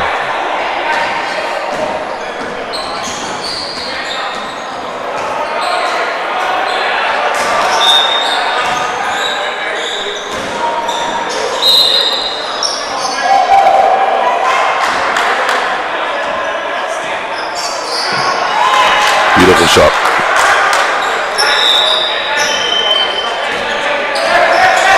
Just reduces that lead ever slightly. Vikings have just got to get some stops on defence here. And try and get some good open shots up on the offensive end. We see a foul there from referee Glimmer that was missed by a couple of the players. Obviously felt that the Drongos are hard done by there with a foul. Picks it up and they inbound. Out to Walsh. Walsh inside pass is nice. Can't make it. Mo to Zimmerman. Zimmerman back to Mo. And McClay slows it down to set things up here. See Toya again trying to spark his team with the drive. Not able to finish, but gets his own rebound. Off to McClay. McClay with a floater.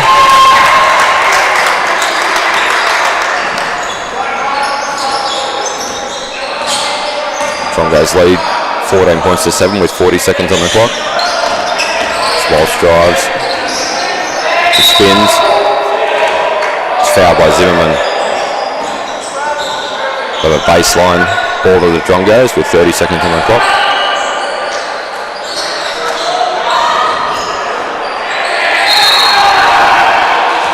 See Walsh go to the line here. The Vikings are now on 18 fouls for the half.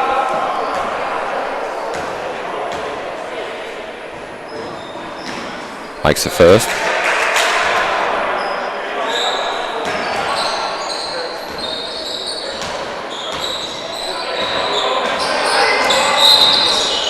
And misses the second, that's half time. It certainly is. So the Drongos 15-7 in a low scoring match. Yeah, we often see that in the finals, Damien. Players probably a little bit nervous, but also stepping up on defence and playing a little bit harder, making it harder for the other team to score.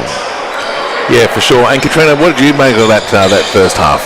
Yeah, it's the second time I've seen the Drongos. They were on late yesterday afternoon, but as you said, Damien, the Vikings just haven't hit the strides that they've had those early morning and late night starts. The heat's definitely playing with the boys' heads, but they're not losing anything. Their shots just aren't falling for them. Yeah, for sure. All right, we'll take a quick break and come back with more after this. It doesn't matter whether you're a beginner or more experienced, we'll have a program that's just right for you. Our dedicated team will guide you every step of the way, providing fitness consultations, personal training, exercise physiologists, complimentary classes and more. Locally owned with top quality equipment, Anytime Fitness Grafton is proudly the most awarded gym in the Clarence Valley. It's never too late. Let us start you on your fitness path today at Anytime Fitness Grafton.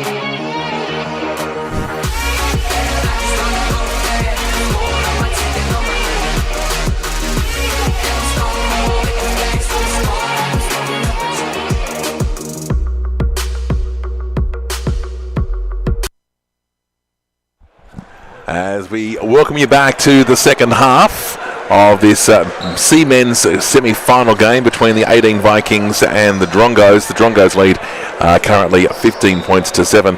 And Nathan, a bit of a score update on the other court this afternoon? Yeah, that's right. In the other game on court 2, we've got the Port Pirates up against the Murbar Magic, and the Pirates have taken a 23-9 lead at half-time.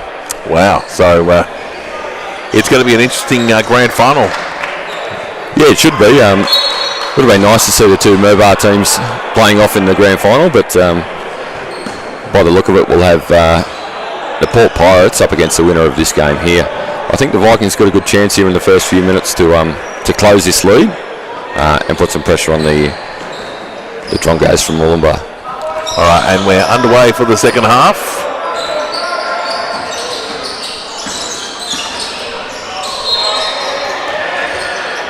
So McClay with an early 3. Mo with the offensive rebound. Toya with the 3. Mo with the offensive rebound again. Dick this time. Not able to make the basket. And Drongos come away with the ball.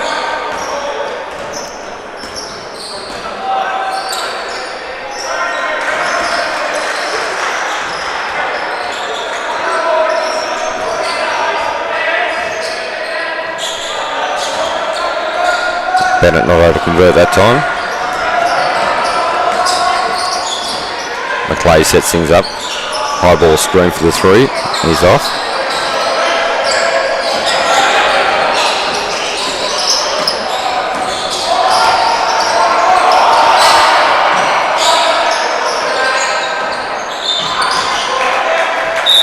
Just fall short. Yeah, just came off Zimmerman there, so the Drongos will get the ball back. With Stanley inbounding.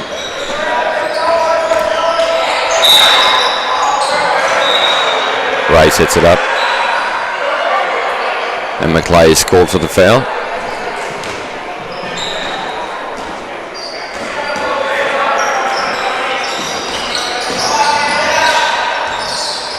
Yeah, nice drive.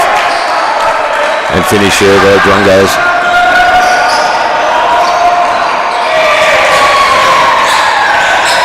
Toya down the mid-stick and he gives it back. Nice floater by Toya.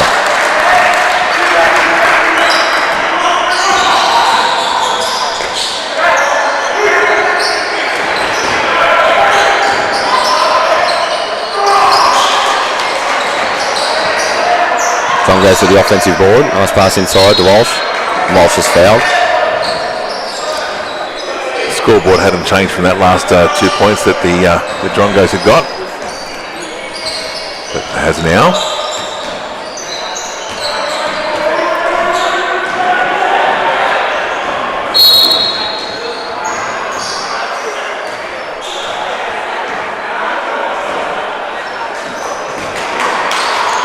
Walsh just off the front of the ring on the first.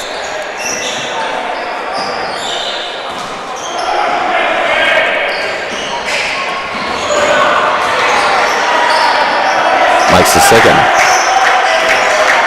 Takes it out to 18-9. Drongo's in the lead.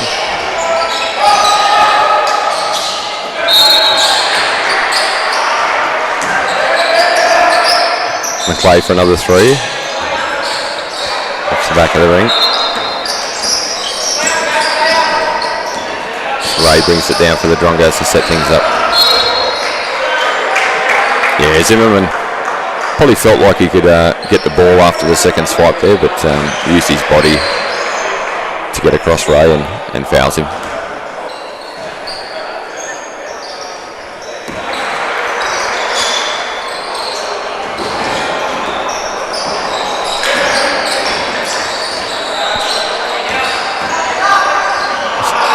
Stanley drives, but a little bit too much on that one for Walsh, and Vikings come away with the ball.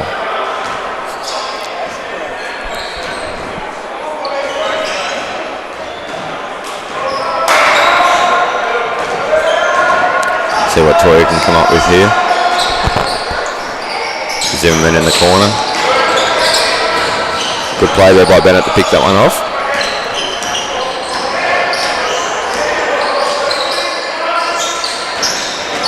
And a Walsh. Using experience there to get Mo off balance. Catches a foul, and Mo will take a break with Vickers coming back into the game. Recover from the bleeding nose that he copped in the first half. And look for him to use his size on defence here to slow things down a bit. On the scoreboard.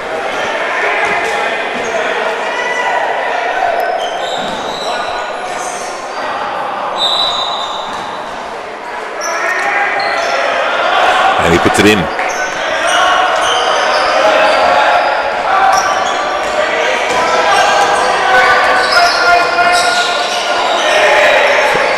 Oh, unlucky.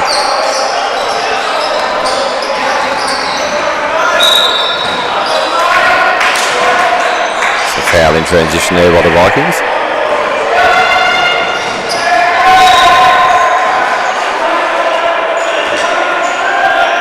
Young Vikings have done a good job at stopping the fast breaks that the Drongos had going in the first half.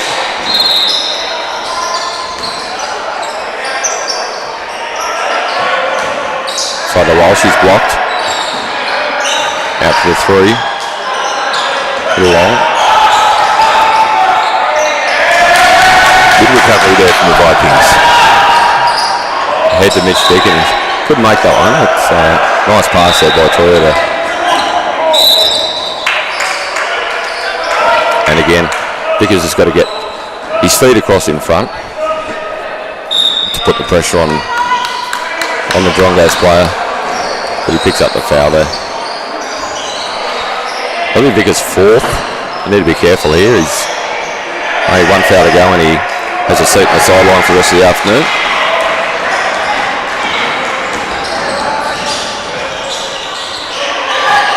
Wow.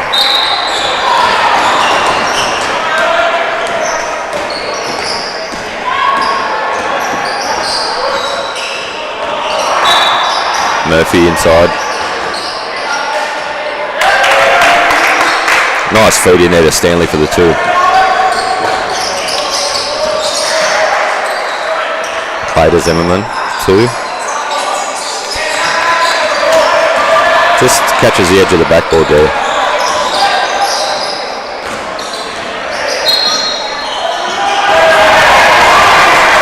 Yeah, good defence there. Shane McClay taking the charge. Stanley acknowledged a good defence, gave him a thumbs up. Quick subs. Yeah, quick sub here. I think he's only just entered the game, but he picked up his 4th foul. They'll need to keep him in the game towards the end here. So Baden Toya comes back in. Toya's got 3 fouls, so he'll need to be careful as well. They certainly don't want 2 of the big guys sitting on 4 fouls down the stretch here. Toya offloads Zimmerman for 2. Oh, unlucky. Stanley comes away with the ball. And again, we see another foul in transition with the Vikings not wanting the Drongos to get those easy transition baskets.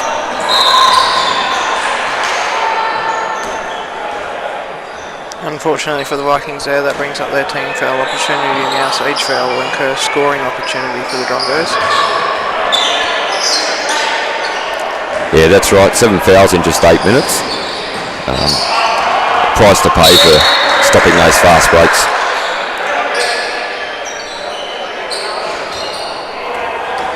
So we see Stanley come out of the game. He's been strong in the last few minutes. Bennett comes back in. Zimmerman with the drive. 2. Long on that occasion.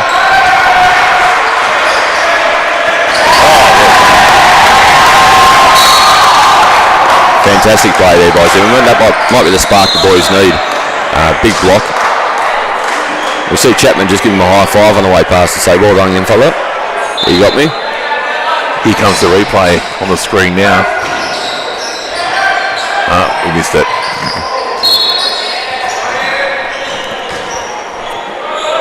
A foul there by Bennett on the rebound. In fact, he scored that on Toya. Toya's not happy about that one.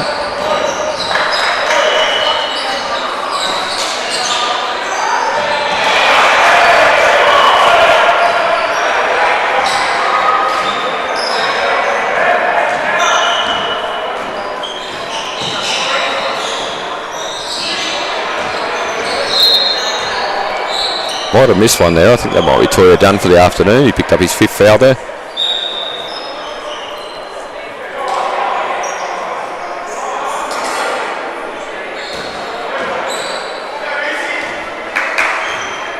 Bennett to the line for 2.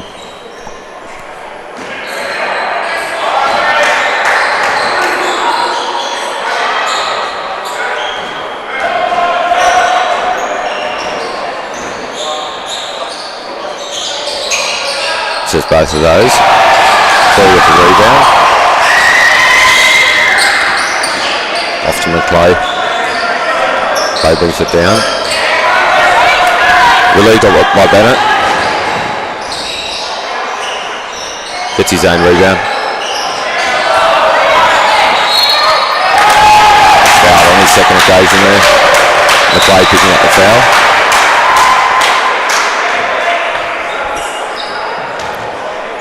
The basket will count and we'll go to the line for 1.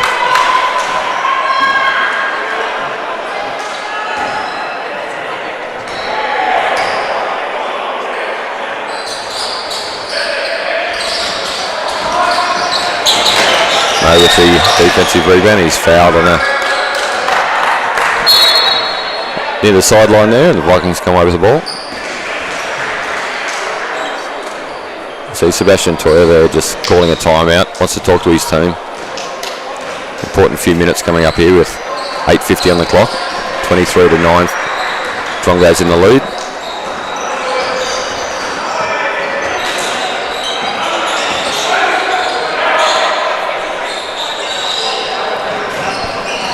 We see the Drongos having a bit of a pep talk with each other, getting ready for the final 8 minutes of a match.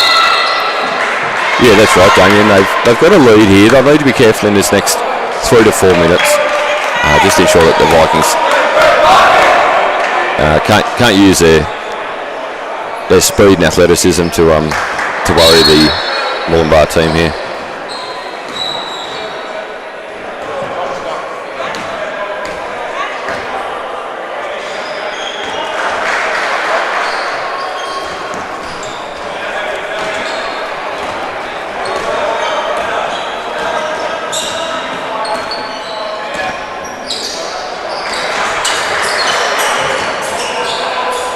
Clay skips the ball down to Preston, back around to Zimmerman.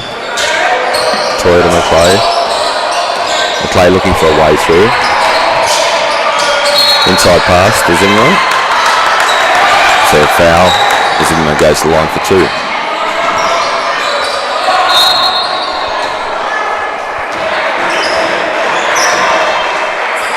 In fact, a big Grafton ball from the baseline before the shot. That's what he needs, but at the wrong time. See Stanley picking it up there. Stuck his hand in to stop Mo. Picks up the foul. Zimmerman inbounds to McClay. Play for 3. Just off. Drongos come away with the ball. They look to run. McLean picks that one off. Down to Toya for 3.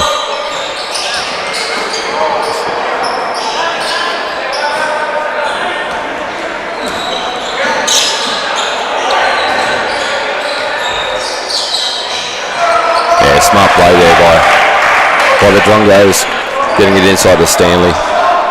Keeps the scoreboard ticking over. Yeah, to 25-9 lead.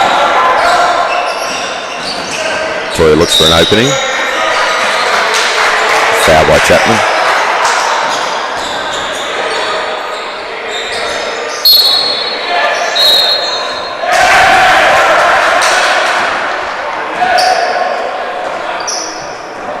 A substitution here for the Vikings. Travis Unit coming back into the game. From the back line.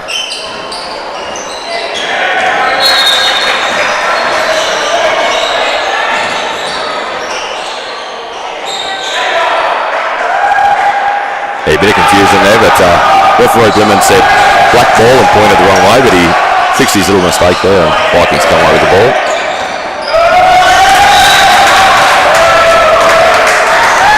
Just worried out of that one by Murphy. Murphy done a great job of putting some pressure on him around the halfway line and causes a backcourt violation.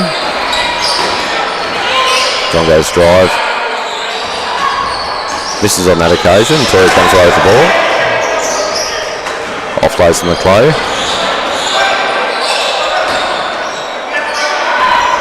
Unit with the up and under, but misses that one.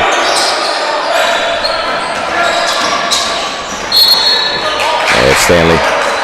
Very smart move there. Go between the boys. Bit of confusion. And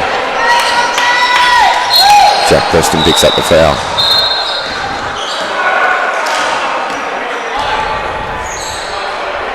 That'll be their 8th foul of the second half, so each foul from now on will see the Drongos head to the charity stripe for 2 shots. What did you call it? Charity stripe. Charity shot. There's a new one for you, Katrina. The free ones, mate. Get a couple of free ones every free foul. Free throw line is what we've been calling it. That's been a bit of a tongue twister all weekend. Yeah.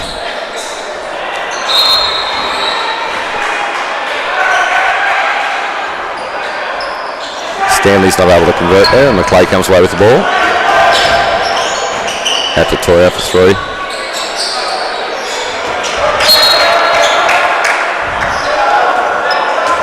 The pressure's certainly on the Vikings here. Bad and luck. Again, just that pressure. Chapman, that's about his 3rd steal here in the second half. He's got in the passing lane and picked a few of those off. Bennett strong inside again. Vickers not wanting the fouling, pick up his 5th. But Bennett just uses the experience and size. Takes the Drongos out to 27-9 lead.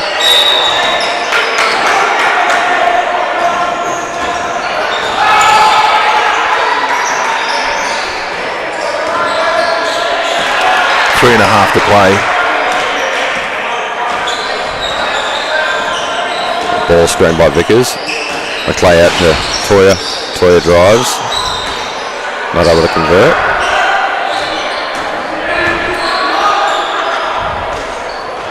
Down to Walsh.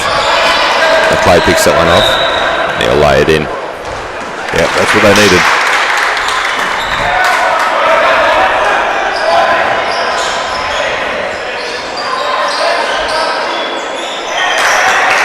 Again, Bennett just showing his experience.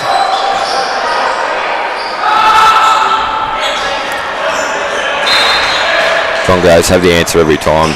Young Vikings look like they might be starting to get on a roll. McClay rims that one out. Bennett comes away with a defensive rebound. Offloads to Rowe.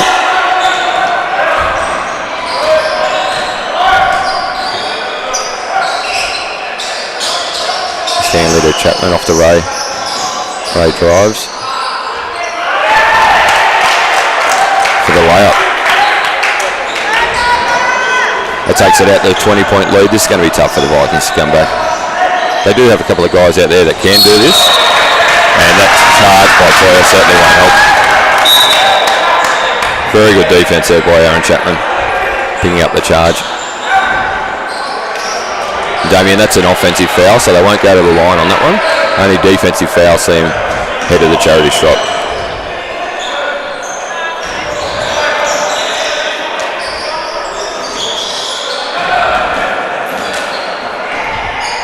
So no subs in the last 2 minutes, is that right?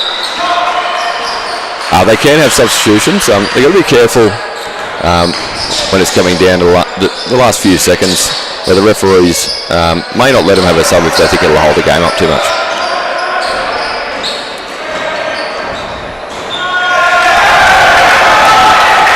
But Butler makes that too. That's,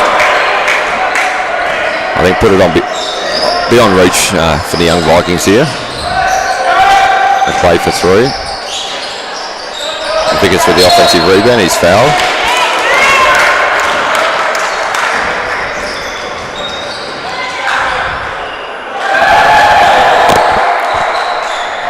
So normally in finals, we'd see the clock stopped in the last 2 minutes of play, but the score does need to be within 10 points. We see a 20-point or 22-point lead here, so the clock won't stop. Very difficult for a team to come back from 20 points down with 2 minutes to go. Because misses the first.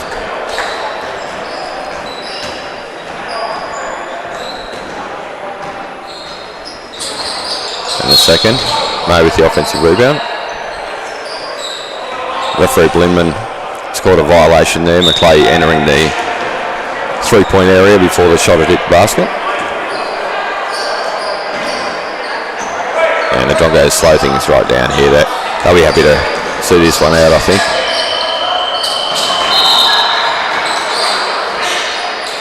Offensive rebound, and Vickers picks up his 5th foul for the afternoon. They get a 30-second early mark.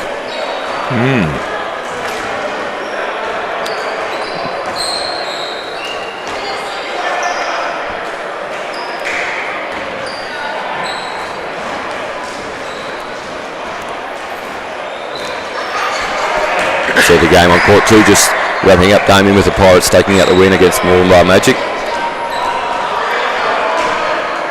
So while they won't progress to the grand finals, the Magic, their friends in the Drongos will. Moranbah got 2 teams into the finals with the Renegade ladies making it through to the Women's Division grand final. So full time, 34-11 in the SAB Men semi-final. The Drongos too strong for the Vikings. So we've got the ladies grand final coming up now. We've got another pool game, last pool game for the ladies coming up now. Yep.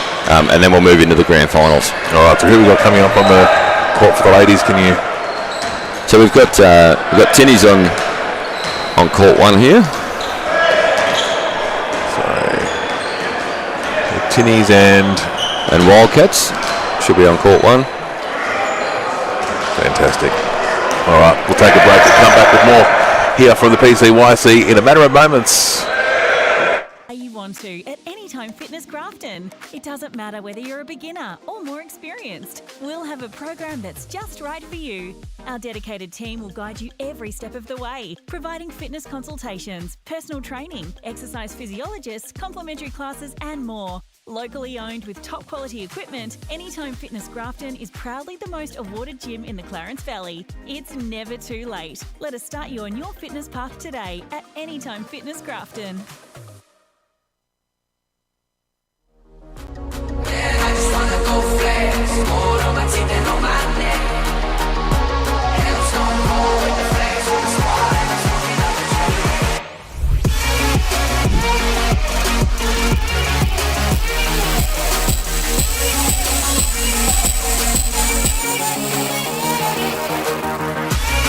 I just wanna go flex, more on my teeth and on my neck.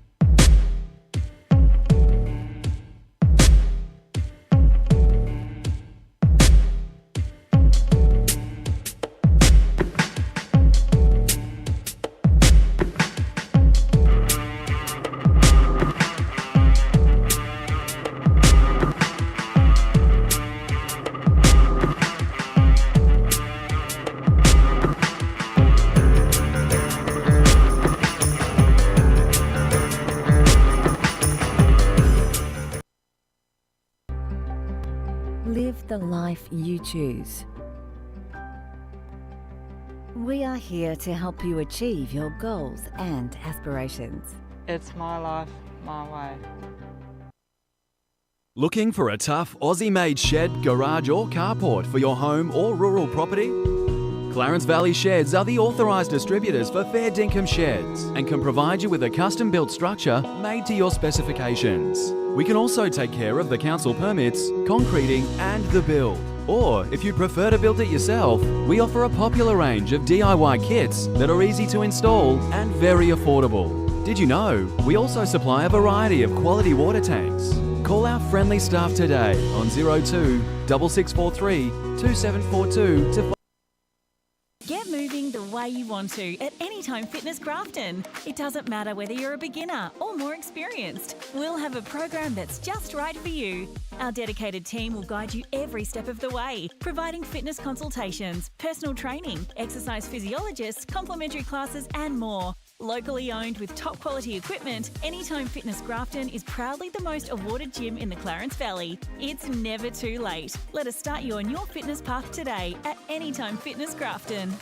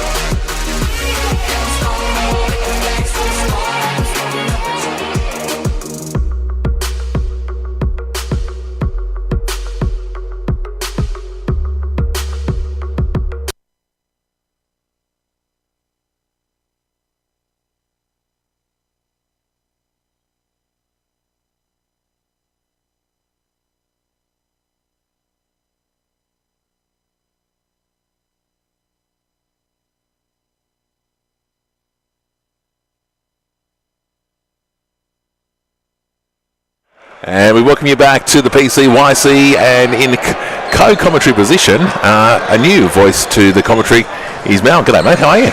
Not too bad, mate. Not too bad. Coming from the north of us. Yep, up from Brizzy, but local Grafton boy. I've had more of these Jacaranda carnivals than hot dinners. Is that right? And were you down here this weekend playing, or were you having a bit of a just a squiz? Look, realistically, my social team has a basketball problem more than just in that regard, where we normally come down, we have a good run around on the court.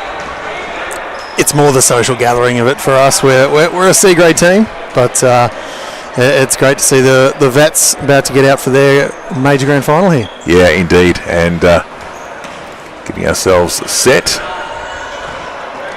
The clock has already started. And we've got the Broken Windmill in the black and the Outlaws in the blue.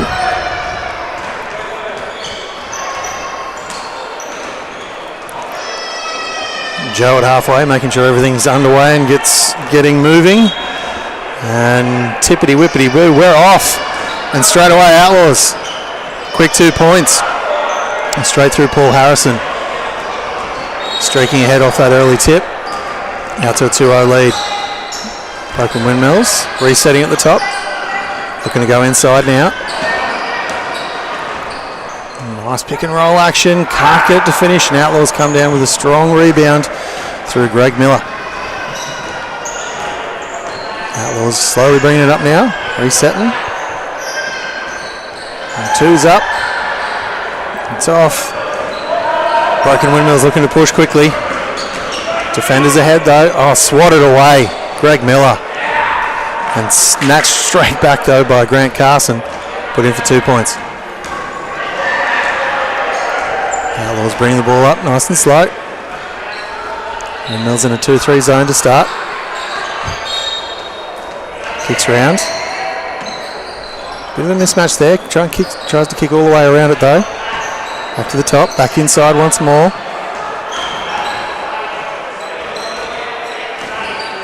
Waiting at the top, trying to get something moving. Got plenty of time. It's going to be a foul on the floor. That foul's going to be on Lee Jung.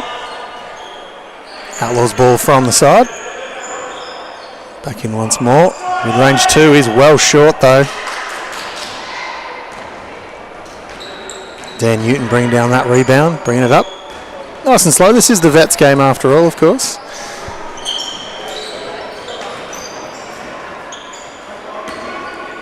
Drives into the paint. Kicks out. Able to track it down. Resetting at the elbow, driving down the line. Driving down the block. Be a foul inside, and that's going to send Ryan Adams to the free throw line for a couple of freebies.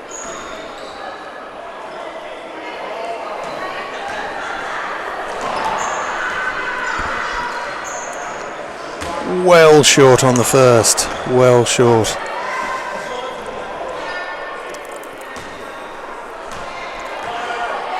That's the problem with these long carnivals. Legs get a bit tired, you forget to bend on the first one sometimes.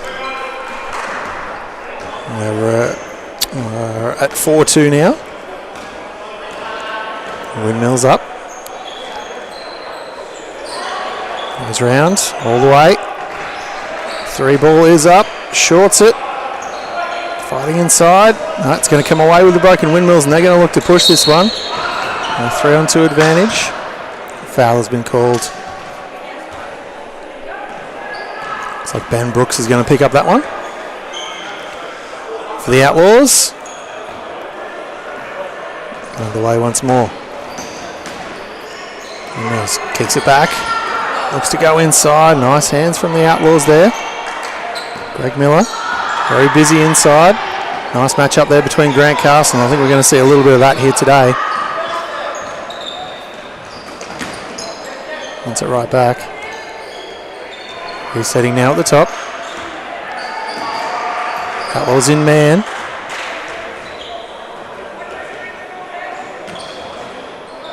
Side. 3 ball is up. 3 ball is off. Tracks down his own rebound. There's a man down the key. Going to have a foul there. Excuse me, on Mike Boyd.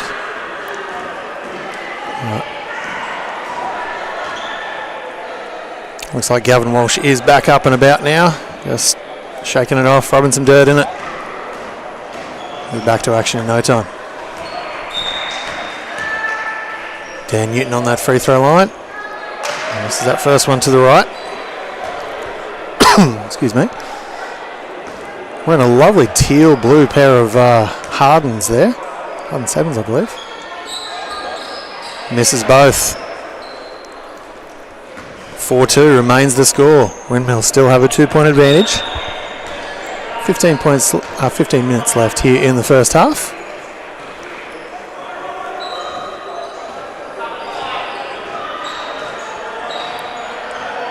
Kicking the ball around. Another foul inside. Referee's not afraid to call the contact here today, which has been good to see. Good to see early.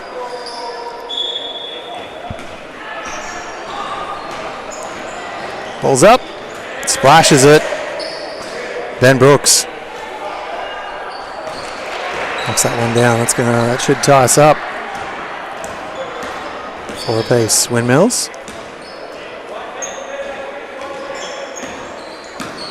Go inside, gets a bit of space. No one closed, so he closed it out from the free throw line. Ryan Adams. Outlaws now. We're going to back it down. Spins. This is off to the right a little. Windmills come away with it once more.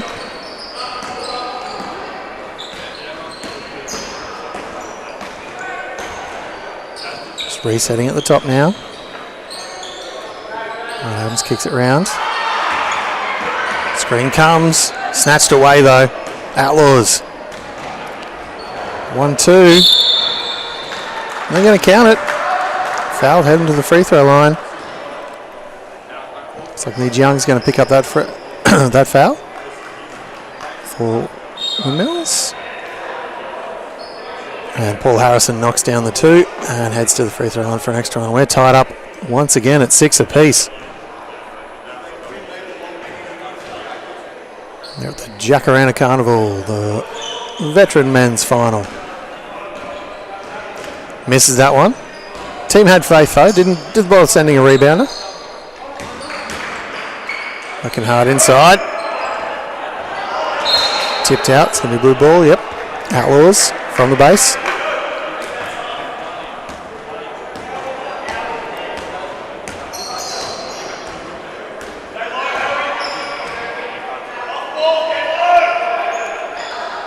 On the base now.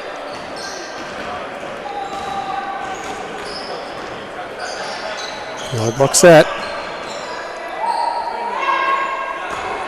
Looks up once more. Surveying options. And he's doing a good job of locking down the keyway. John is to push. 2 defenders ahead of him. There's going to be a foul.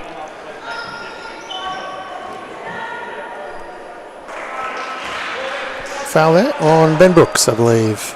It's going to be his second of the game thus far. We just dipped below 12 minutes here left in the first half. This veteran men's final. Ball's in. Oh, nice feed. Give and go. Fighting hard inside. It's going to be tipped out. It's going to be blue ball. Yep, Outlaws ball from the base. Grant Carson hustling inside, just couldn't control it. Came off him.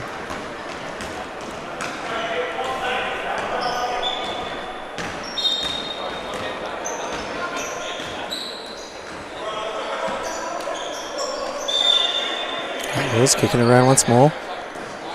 Windmill in a tight 2-3 zone. Gonna really clog this paint. Make Outlaws beat them from the outside. Mid-range is up. Misses off to the right. Clever heads-up play there.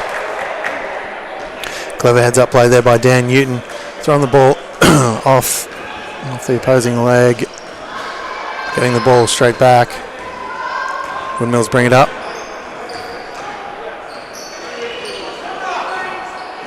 Splitting inside now, Windmills. Chucks it down.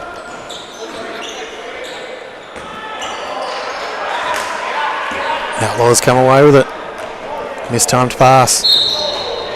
Slapped away, but there was a bit of contact in there. Yep, that will be called. Ryan Adams picking up another foul. His second. So free throw line. Passes off to the elbow. Well short.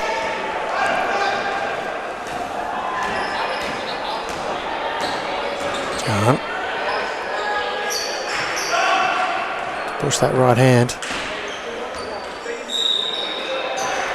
Back around the top. It's over. Slicing through the paint. Can't get it to go though, and Outlaws come away.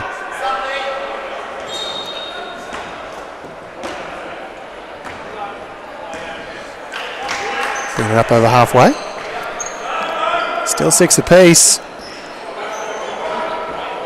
And splashes out. Howard Marsden. I do apologise. That's going to be Sean Corbett. Missed that one.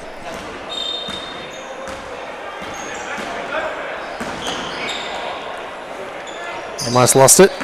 He tracks it down for the Windmills. 3 ball was half on. It's his defender stepping. Picks up the foul. Will be on the baseline. We've got a timeout here. Excuse me. Timeout here called by the Windmills. And we'll do a quick score check. We've got 9:02 as the clock ticks down here in this running timeout. 6 apiece. Fairly tight game thus far. Really hasn't. This one hasn't stretched out too much at all thus far. It's very much that sort of late afternoon Sunday game at the moment.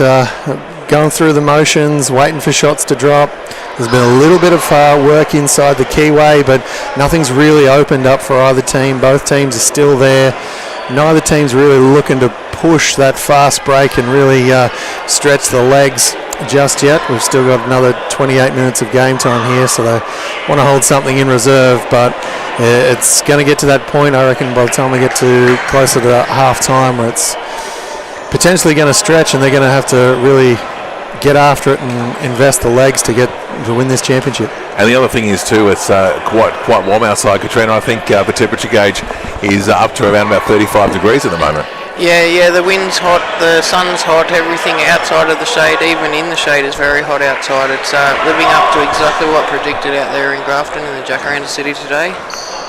Hot outside and in. As we head back to play.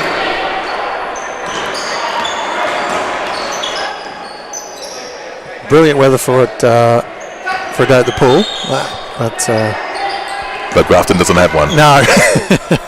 Well, there's a hole in the ground. I mean, there we go. Another foul, free throw line. Both teams have been able to get to the free throw line, but they just haven't been able to execute with a high clip from there. It currently continues for Ryan Adams. And this is his third trip to the free throw line.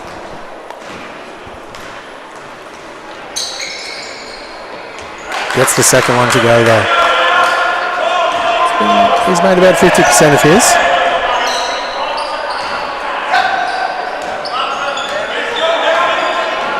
And that will give the Windmills the 1 point lead. Outlaws bring it up. To go inside. Let's track it down. Yeah, there's going to be a foul there on Greg Miller. He picked that one up. Yeah, Boyd copping the leg on off his own player there, and Miller just copping him in the back of the head. So incidental contact on your own player, but the foul does get awarded to the Windmills on that occasion. Side ball for Windmills. The 1 point lead, looking to extend that.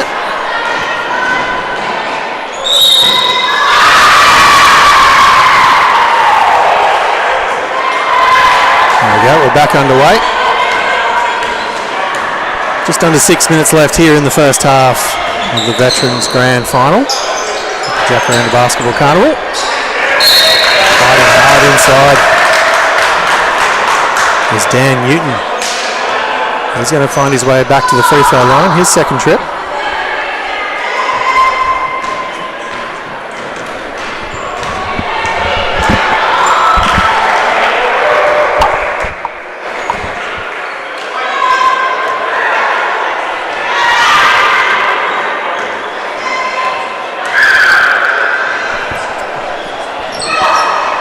Misses that one off to the right.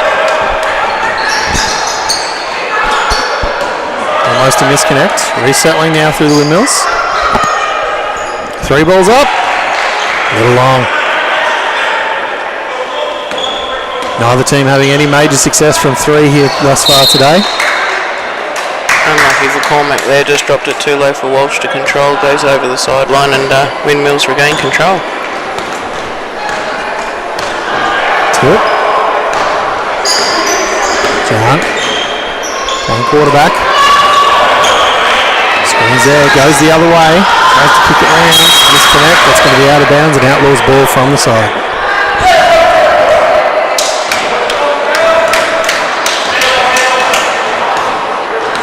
Outlaws bring it up through Paul Harrison. Windmills back in that 2-3 zone. Looking to continue that lockdown of the key they've had thus far. Away with it again.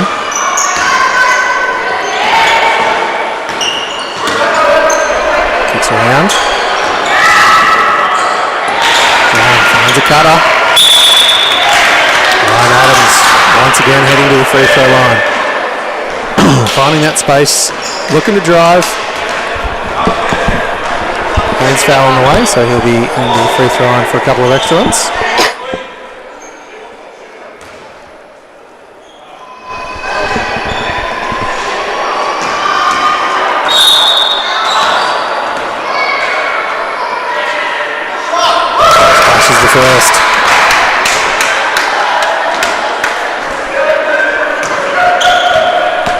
to add the extra.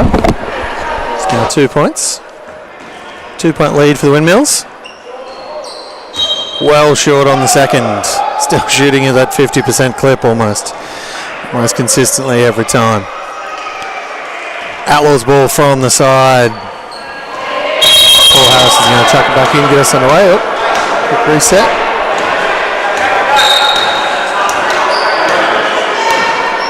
Carnival basketball.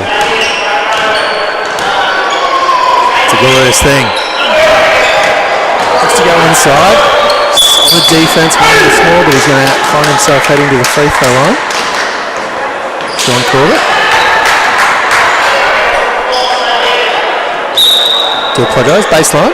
It's going to be baseline ball. A bit of confusion. Just under 2.5 minutes here left in the first half. This veteran men's grand final, the Grafton Jacaranda Basketball Carnival. Long two is up, and it is long. Carlson comes away with a still arm there. Foot violation. And it'll be Outlaws ball. From near the score bench.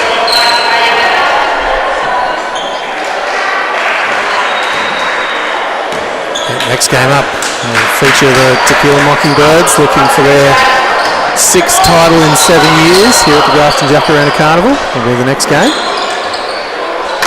Oh, lovely little pass / missed shot inside. Put him down for an assist though. And Mills bring the ball up slowly. 8 points apiece once more. All tied up. Biggest lead of the game was 3 points. So Ryan Adams kicks it. Ball is up. Comes down through the Outlaws and they look to push straight away to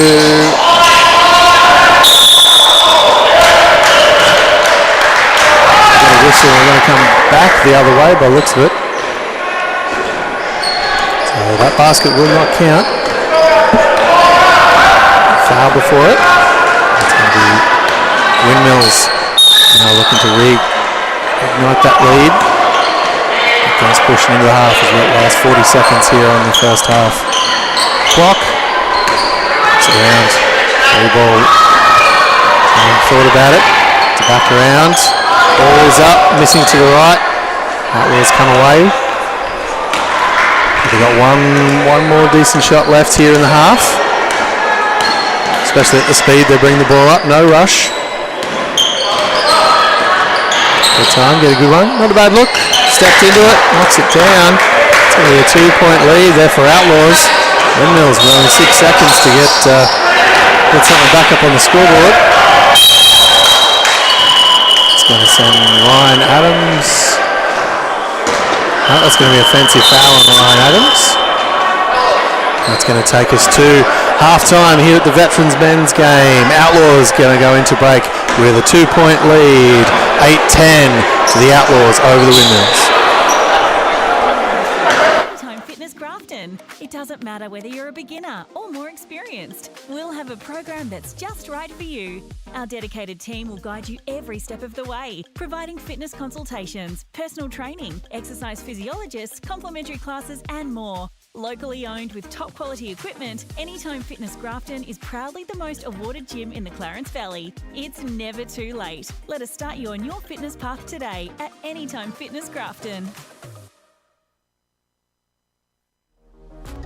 I just wanna go flex, more on my teeth and on my neck. Hands on more with the flex, with the squad and I'm smoking up the tree.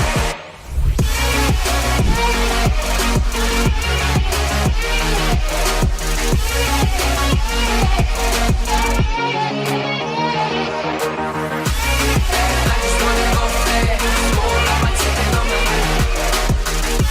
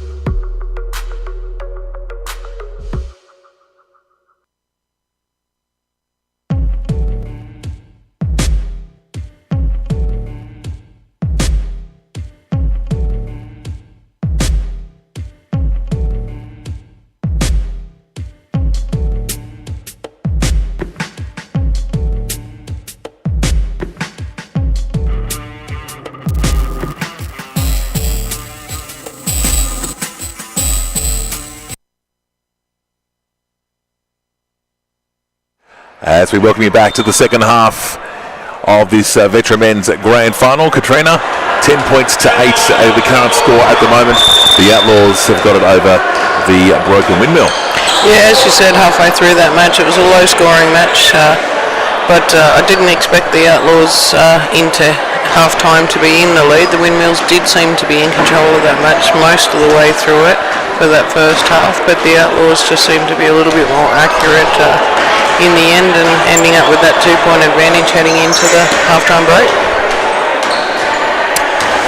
Yeah, look, and it was quite a finish from the Outlaws too. Like they obviously closed the half, I believe, on a 6-0 run, and a little bit of a feisty foul there to finish the half. So we could be in for quite a ripper start here to the second half of this game. But either way, we've got a tight one, and love to see that in championship games. So who will be the 55th annual Grafton JACARANDA Carnival Veteran Men's Team winners?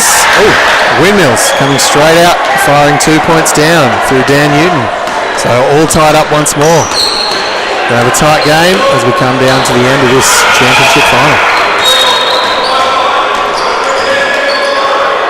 Mid-range 2 off the glass. Instead of called back. That's a classic Grafton thing to do. And we go once more. Windmills continue to do what they've done all game. Take their time, bring the ball up the court, try and get set, see what the defense offers, and then strike to Gian, who drove all the way to the basket there. Help D just didn't cover enough in time and was able to get himself to the basket. And complete flip as to what we saw coming into halftime, with Windmills scoring the first 4 points. 4-0 start. Once more, Gian.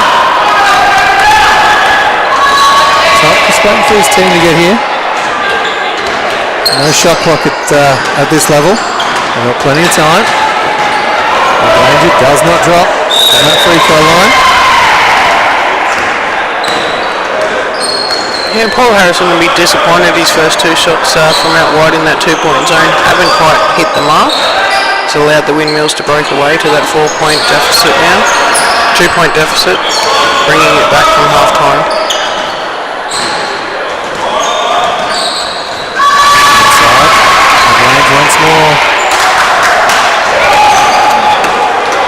Definitely has the feel of a game where Windmills have definitely controlled the paint and only allowed the Outlaws to have the shots they want them to have.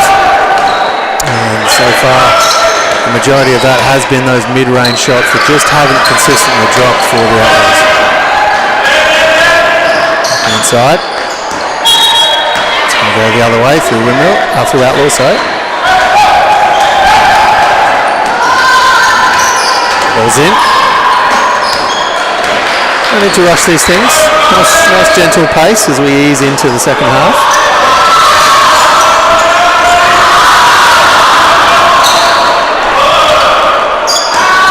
Does not go. That wins. That is a foul. Yeah, beautiful positioning there by Miller, right under where he needs to do his job, and comes up with the points.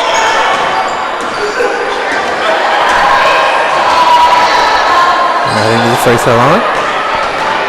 Nice pair of 6 trays there. Classic colourway. Is up. Splashes it. That's just what the Outlaws needed. Tied it up. Now go ahead with that free throw. 1-point lead. Back to dip under the last 15 minutes here. And the clock will run all the way down to the end.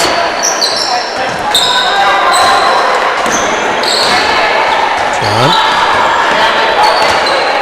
Waiting for some movement. It's coming. Screen comes.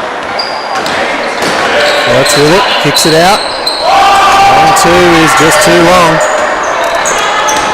Kicks ahead though. Outlaws, a nice move. Can't finish at the basket though. And a little bit too far to the right. And you see Matt Carson doing a good job. Got a little bit beat on that first step. Calling for the subs now. Harrison. He's going to be fouled there by Reef or Harrison. Both going for the ball. Harrison was getting there first. Windmills running a few subs now. 2 in. It's having to check out. There he goes. Scott O'Shea. On the stick around. Wasn't quite ready to come off. Snatched away by Outlaws. And Adams is back with Jan. Again, long range 2. Does not drop for the Outlaws. Windmills.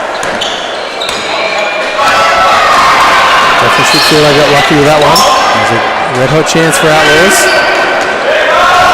2's up, can't drop. Tipped. It's going to stay with Outlaws. They look to extend their 1 point lead.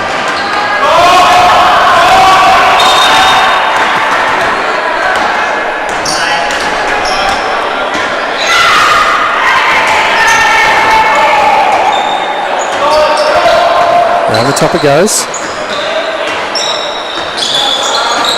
Again, long range 2, doesn't drop. And Windmills with their tight 2-3 zone, able to lock down those rebounds every time those long ones bounce aggressively off the backboard and the rim. They've been able to do a good job of locking down the paint and not allowing those Outlaw rebounders in. Free throw line. That's it. Slap it out, can't do it. Marzen with the fast hands. 2 once more. That's better. Fighting inside for those rebounds. With those second chance opportunities. Neither team's been able to knock down the mid-range shot with any real consistency. All the long range here today. Classic long Sunday afternoon game. It's hard inside. It just will not drop. It's going to be waved. Well, it's going to be an offensive foul. Marzen's first foul. Yeah, Brooks has been looking for that well-earned break there for a few moments. Hasn't had the opportunity to sub in, and now we've seen Corbett take the court. Brooks sucking him in deep there in the heat. Oh yes, it's a big test for these slightly older gentlemen. There we go, that one drops. That allows the Outlaws to now catch fire as they move ahead. 3-point lead now, matching the biggest of the game, and this is Outlaws' biggest lead. First time they've had a 3-point lead themselves. Windmills had one earlier. Kicks it all the way over. There's the captain coming over. There's going to be a foul there. Yep. Gavin Walsh picks up that foul. Windmills ball from the base. Ryan Adams going to chuck this one in for the Windmills and get us back underway here. Just dipped below 11 minutes left in the 55th annual Jacaranda Basketball Veteran Men's Final. John with a prayer. Ryan Adams fighting hard inside. Multiple rebounds. He's going to be fouled. He'll be heading to the free throw line as well. Oh, it'll be baseline ball for the Windmills. Good hustle from him though, multiple attempts. Trying to track down that ball. Cleaning up his own misses. Yarn got his defender in the air twice. Didn't put it up, kicks it inside. Ball comes away quickly. The Outlaws are going to have a whistle on the floor. It's going to be Windmills foul, Outlaws ball. 10 minutes left now.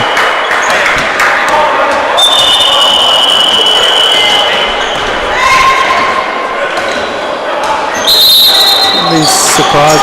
We've got a 5 personal foul here for one of the Outlaws.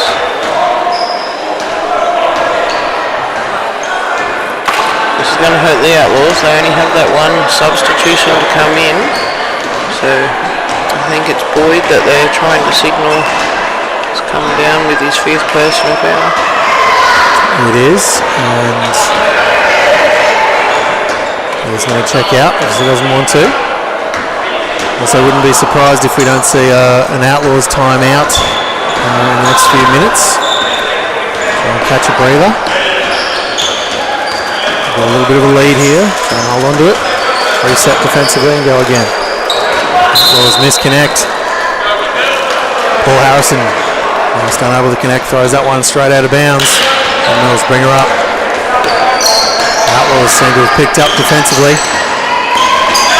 Deep up in their step.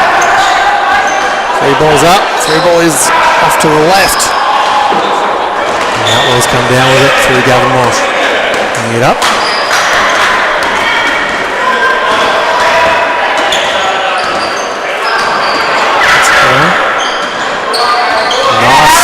Nice long range 2 there. Just half a step inside the 3-point line.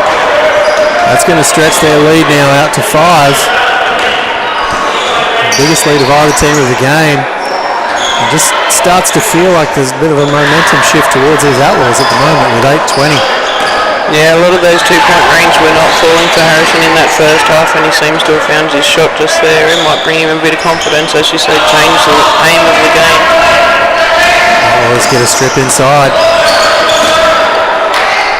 Jumps off. Right, flop warning. John is ahead. Outlaws all back defensively. Misconnect that's going to come off the foot of Grant Carson for the Windmills. It's going to be another opportunity for Outlaws to stretch this lead once more. All of a sudden, this game sort of feels as if it's on that knife edge. Windmills nowhere near as confident as they were in that first half. Since we've seen the Outlaws hit the front of that scoreboard, we have seen the scoring opportunities dry up for the Windmills. A few, as you said, misconnects with the passes. Carsons takes it away now down the court quickly. Defender right there, will be fouled. It's going to be Sean Corbett picking up his foul. Trying to ignite something back into the Windmills there. Carson leads down. It's now or never. Get below 7 minutes left. That's Corbett's second foul. Can I get that one to drop? Corbett makes sure of the rebounds.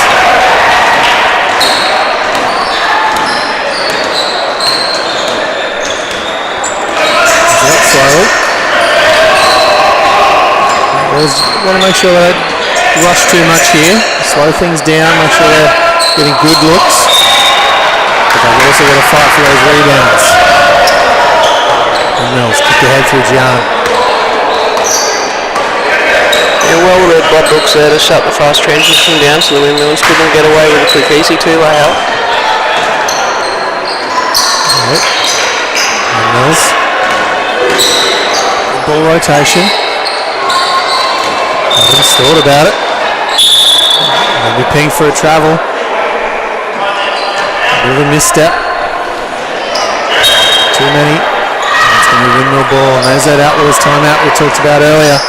Yeah, you can see the confidence dropping there. There was a little hesitation in Adams, and he didn't want to take the shot, and then he didn't want to charge the ball and ended up with the treble call. So a little bit of hesitation creeping into the Windmills there, just with that 3-point deficit on the board. Just dipping by. We've got 5:30 left in this game. Part of the 55th annual Jacaranda basketball tournament. The veteran men's final is very much underway. It's only a 3-point game. It feels like, definitely has the feel of a game that Windmills are desperately trying to get back into. Outlaws had a little bit of control over, but it was only 3 points. That's only 1 possession, and this game can be all tied up once more. It's been a tussle. Hasn't been the highest scoring game, obviously, with neither team really having much real high percentage numbers from outside or long range, and the majority of the work happening inside the paint. But all that goes out the window as we get down to the last couple of minutes. And we get into a little bit of hero time maybe. Are we going to see an amazing comeback here from the Outlaws from the Windmills, or are the Outlaws just going to slowly close this thing out one possession at a time? We'll just have to wait and see as both teams come back to action here on Championship Day of the Jacaranda Basketball Carnival. Ball's in. Outlaws have it. Windmills continue to lock down the zone, 2-3 zone. Yeah, Newton had good pressure on Boyd there, but Boyd did hold his own and put the shot up. Unlucky not to pull it off.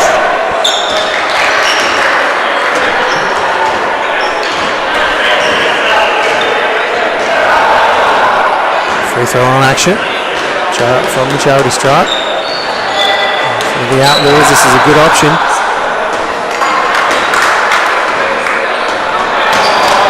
Free throw, first one doesn't go.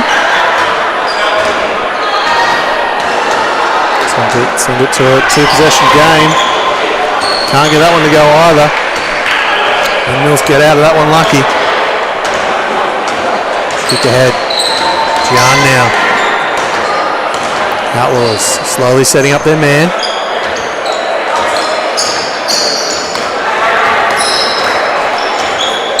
And Mills. And it goes.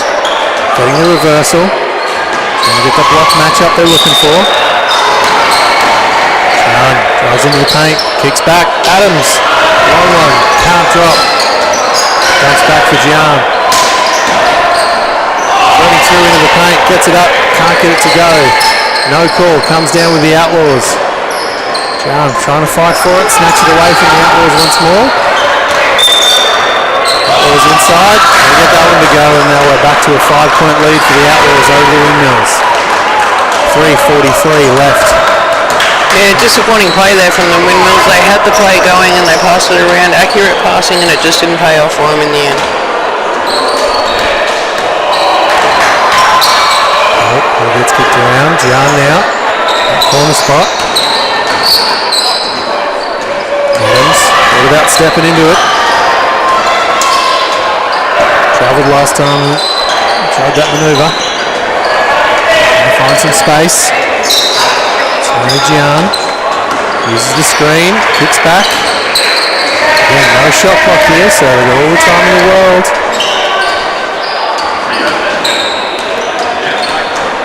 Five-point lead currently for the Outlaws. Good work, takes it down, on twos up. Missing, comes down with the Outlaws. Big fellas on the floor.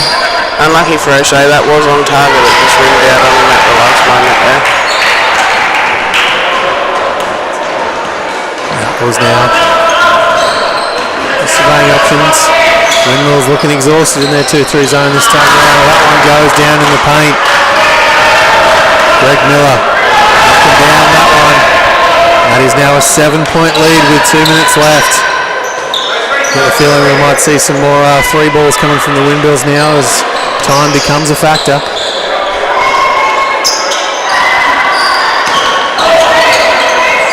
Screens used, balls up, can't drop, Outlaws have it. Yeah, tough on the body for Adams there, put up a beautiful screen, just unlucky the points didn't again come from the accuracy. Outlaws. In no rush to really get anything going here. Time is on their side. Got a solid lead. Better off to take care of the ball in this situation than risk anything fast and loose. Anything in too sloppily. And from the side. Outlaws again, taking their time, no rush. Windmills trying to drop back into that 2-3 zone. Trying to get after it, trying to slap the ball out. Outlaws just keeping that ball one pass ahead, stretching it out. Got a good look. It's going to foul Adams. It's going to be an Adam Vixons foul, and that is going to send Paul Harrison to the free throw line for a couple of extra ones. Crucially, the clock will stop here in the last 2 minutes. That's Adam's third foul. Yeah, so the veterans well aware that no shot clock there, so they're roaring it out. They know their game very well. First one misses. Outlaws Mike Boyd thought he had the absolute gift of a lifetime there, snatching up that rebound. That was only the first of two, so we've all been there. Second one, misses that one. Can't get it to go. Shot goes back up. Windmills have it. Just over a minute left here. Need to get it rolling now. There we go. Adams, once more. Young. Screen was there. Ball doesn't drop. Is that going to be it? Young fighting in. He's going to be pinged for a foul there. That's going to send Paul Harrison. It should be bonus. Sending him to the free throw line. Played on nevertheless. Inside. Lovely finish. That will probably be the dagger in the heart of this Windmills team here today. Outlaws snatch it up. Just holding on to it now. I know they got this one done. She's in the bag. Windmills know it too. Understand what's going on. It's been a long weekend. There's some old and tired bodies out there. Just going to dribble this one out. As we see both teams coming together now, starting to shake hands. And that's going to bring it to an end here at the 55th annual JACARANDA Basketball Carnival. Your men's veterans winners are the Outlaws, scoring 23 points over the Broken Windmills here on day 3. They scored 14 points. That's going to wrap it up here for this particular game. Yeah, the scoreline doesn't do justice to that game. It was very, very evenly matched all the way through. The Outlaws did just take that final attempts at the goals that were a little bit more accurate and ran away with it a bit there, but the Windmills put up a gallant defensive there. And everything that was going on, like you said, veterans put it to show because they know exactly what they've got to do. Yeah, certainly was. Thank you, Mal. Thank you, Katrina. We'll take a short break and we'll come back with the big one, which is coming up very shortly. It'll be, of course, the Men's Premier League Grand Final on court number 1. We'll do that right after this. You want to at Anytime Fitness Grafton. It doesn't matter whether you're a beginner or more experienced. We'll have a program that's just right for you. Our dedicated team will guide you every step of the way, providing fitness consultations, personal training, exercise physiologists, complimentary classes and more. Locally owned with top quality equipment, Anytime Fitness Grafton is proudly the most awarded gym in the Clarence Valley. It's never too late. Let us start you on your fitness path today at Anytime Fitness Grafton.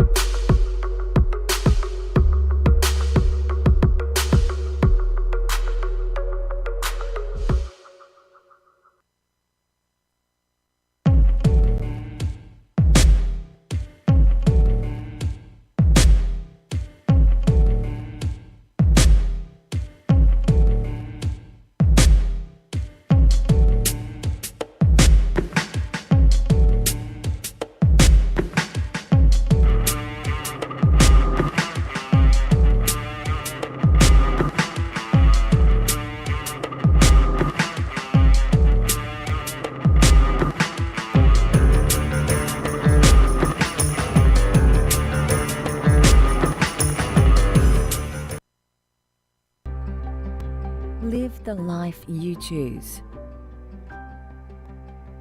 We are here to help you achieve your goals and aspirations. It's my life, my way. Looking for a tough Aussie-made shed, garage or carport for your home or rural property? Clarence Valley Sheds are the authorised distributors for fair dinkum sheds and can provide you with a custom-built structure made to your specifications. We can also take care of the council permits, concreting and the build. Or, if you prefer to build it yourself, we offer a popular range of DIY kits that are easy to install and very affordable. Did you know we also supply a variety of quality water tanks? Call our friendly staff today on 02 6643 2742 to Get moving. And we welcome you back to the next big one, of course, which is none other than the Frothiatrics and the Mockingbirds in the big A grade match this afternoon. Yep, the Premier League game here for the championship. Tequila Mockingbirds going for 6 of the last 7 championships here. They've won quite a few. They've put in the big yards at the Pink House. Lots of games on the rack and other things over the weekend. Looking to get it over the Frothiatrics here. Tequila Mockingbirds did drop a game early, but found their way back into the finals. And Frothiatrics have opened the scoring with 2 points inside. Anthony Kopskis at the top now, around to Clarkey. Inside to Farmy.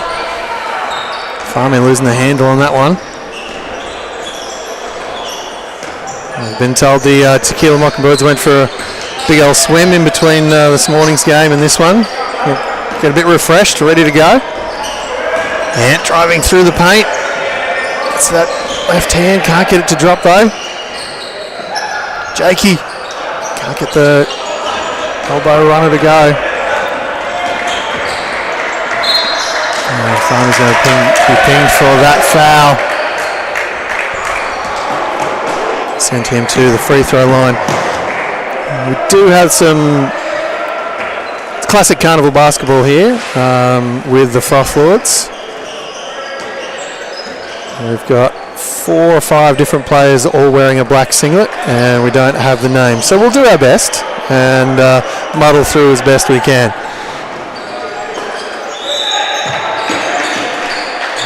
There comes down with it. President of Tequila Mockingbirds Association, Emerson. Oh, long one there from Ant. Hot out of the hand early.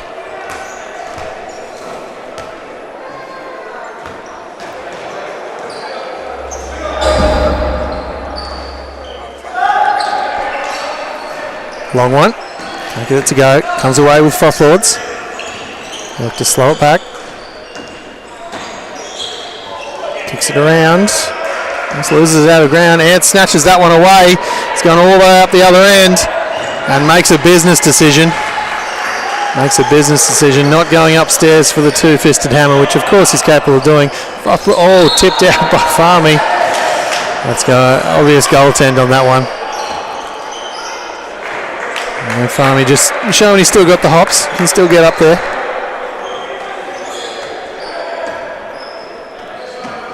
Jakey. Into Ant. We're back underway. Tequila Mockingbirds. Down by 2 at the moment. Start this one. Jakey. Gets his steps going. Foot violation. Baseline ball, Frothiatrics. Farmy for Clarkey in the corner. It's to the elbow. It's tipped away. Frothiatrics have it. Goes to get in the spin cycle. It's going to be a foul. Which way are we going here? Offensive foul. Jakey Davis. You see Steph. Oreo checking into the game. Clarkey's going to take a seat. Inside misconnect. Ant tracks it down though for Mockingbirds. Goes to that right hand off the glass. Gets it to go. We've seen that on this court from him so many times over the journey. Of course, the Kopskis are a Grafton Vikings institutionalised family. That sounds bad when you say it that way. That's not what I meant. Royalty, Grafton royalty. Farmy says no.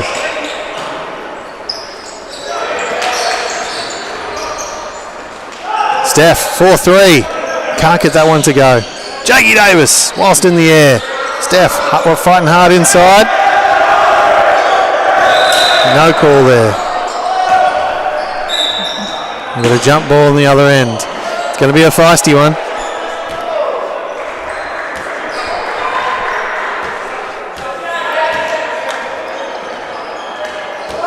Farmy just having a quiet word to the referees early. Just letting them know. Jakey into Ant.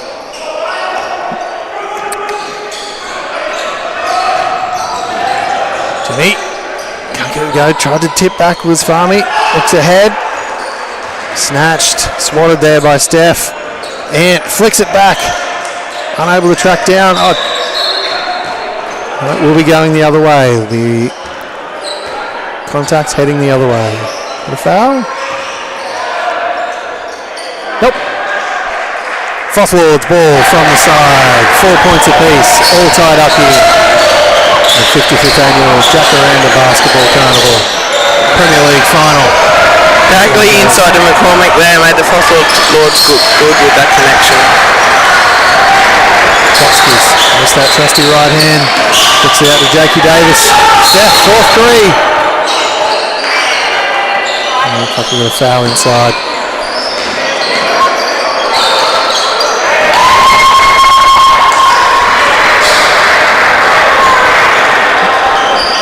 So it's going to be a Badgery foul.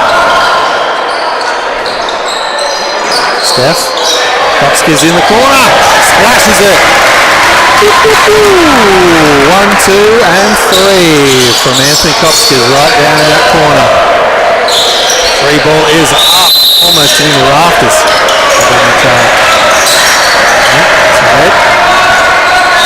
Ant now.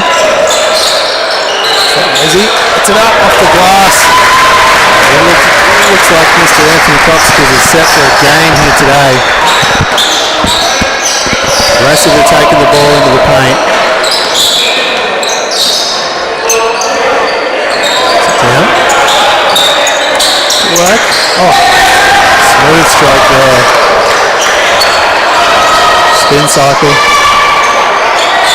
From his hip, drops it in. Goes. Jimmy. Jakey for 3. Gets that to go through and leaves the hand high in the air.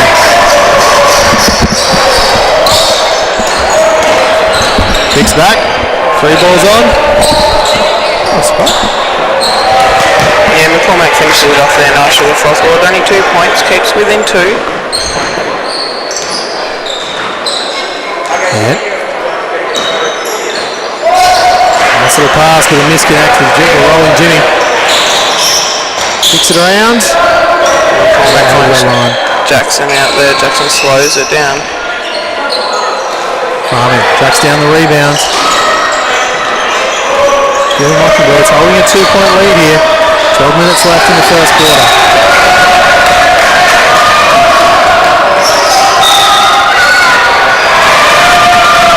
Farming on the baseline.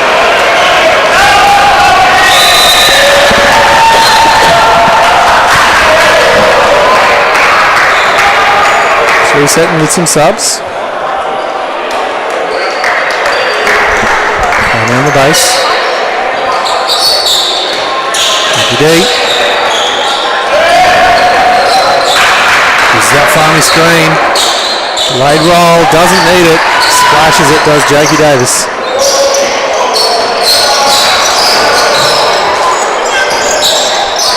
It's inside. Farmy. Solid help D. Coming across right when needed. Yeah, it's to Paddy. To Jakey. Misconnect on the pass. Frothiatrics come away quick. Steph steps up and try and snatch it away.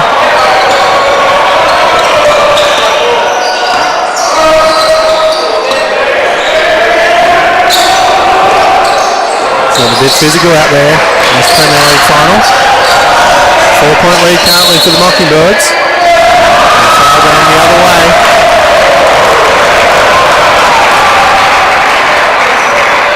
Yeah, the 26 had way too much hands on the player there, just all in the offensive foul. Ants ball from the side. There goes to Jakey. Farmy there. Ant steps into one. It's going to hit the ground as well. It's going to step up to the free throw line.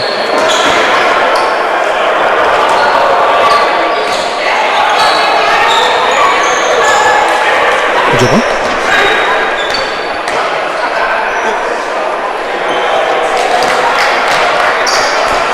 Nice and clean shot on the first one there. See if you can bring down the second.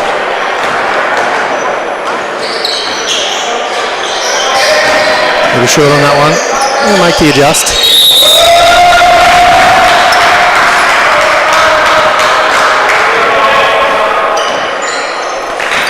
Splashes the third, as you come to expect from the Brisbane Capitals NBL 1 captain. A bit long on that one. Tequila's come away with it quick. Yeah. At it again. Space opened up. Kicks it to Steph. And he bumped on the way through. I think it's going to be baseline ball.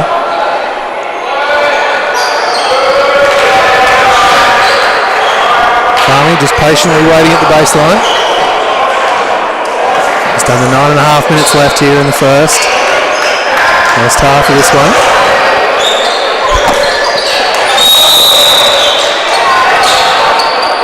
Paddy puts a 3 ball up. Can't get it to go. Frothiatrics come away with it.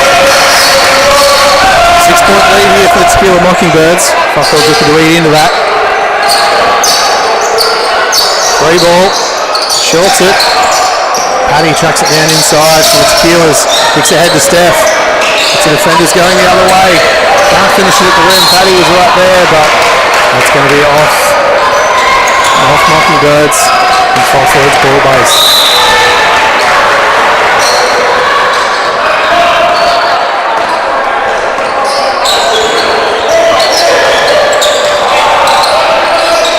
Three balls up. Off to the right. Steph comes down with it. And kicks ahead inside to Paddy. Bit of contact. No call in the end. Paddy working hard. I think that'll be Tequila Mockingbirds ball base. Yeah, the other ball entered the court and the ref just pulled them all up. That's going to chuck this one in. With a stack plate. Davis is right there. Slow release, gets it to go. Get it to drop. Paddy chucking it down. And with that one arm. Pops it up. Paddy and Steph fighting inside the two Trents. It's going to be a step foul. Frothiatrics ball from the sideline.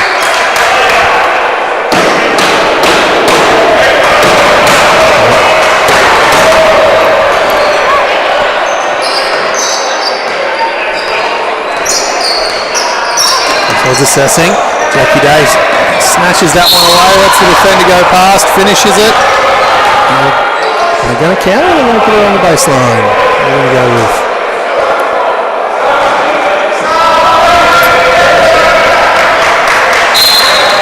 Going to some subs for Frothiatrics.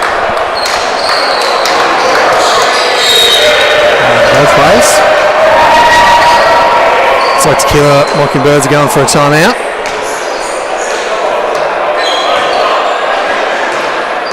Davis is going to find himself at the free throw line. Waving away the timeout for now.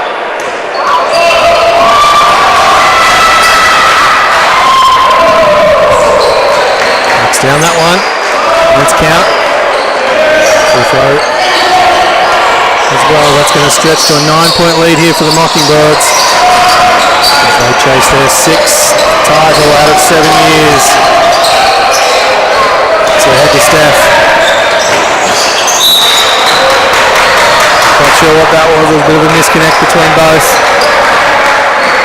It's been a long weekend for these fellas.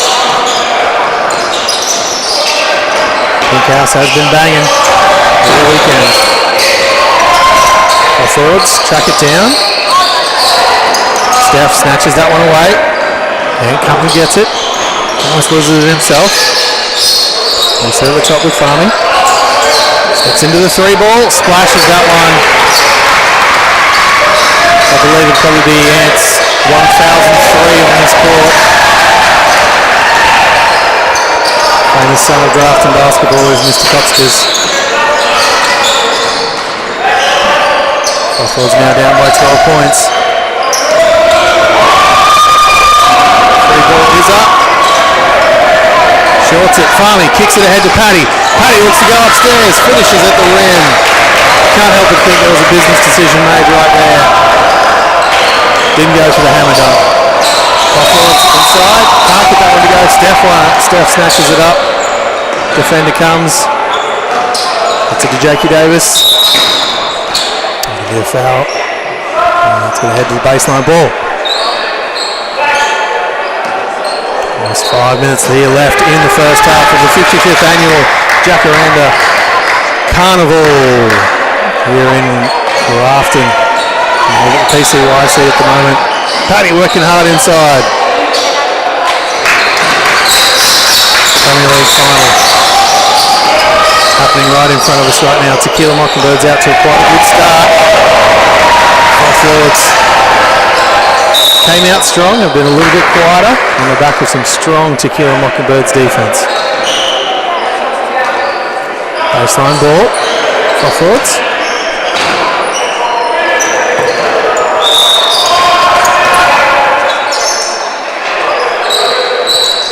Round. He's from the top. Splashes one. Eats into that 14-point lead. Back down to 11.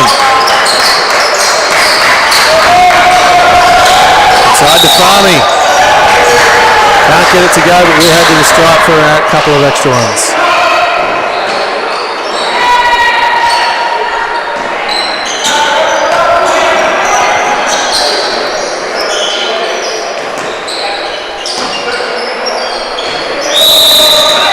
Free throw on it.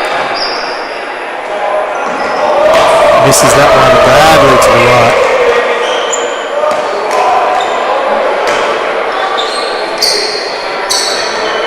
He'll shake it off, make the adjustment, I'm sure.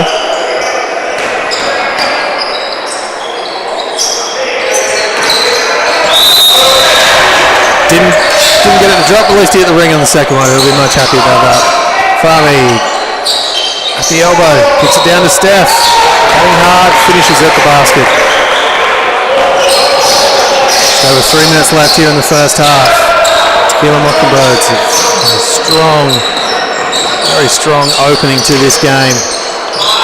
Forwards, it's it up, rolls it, Ant comes down with it. Down the back to Steph, ahead to Jakey D. Can't get it to go. Steph working hard inside, cleans it up. Gives it a headbutt on the way past. Buffalo bringing it up now.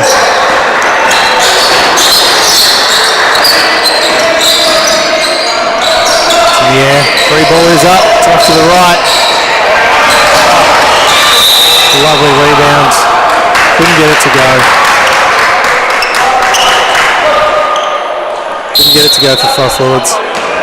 Tequila Mockingbirds will have baseline ball.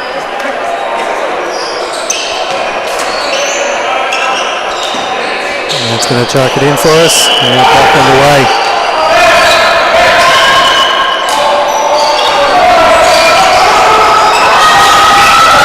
Just sits on the rim there just for a moment before dropping. 15-point lead now. 2 minutes left here in the first half. In the paint, spinning, off the glass. Will not drop. Steph comes down with the rebounds. Fox ahead. There it goes. Sam for 3. This is off to the right. Jimmy tracks it down. Still the paint. Paddy.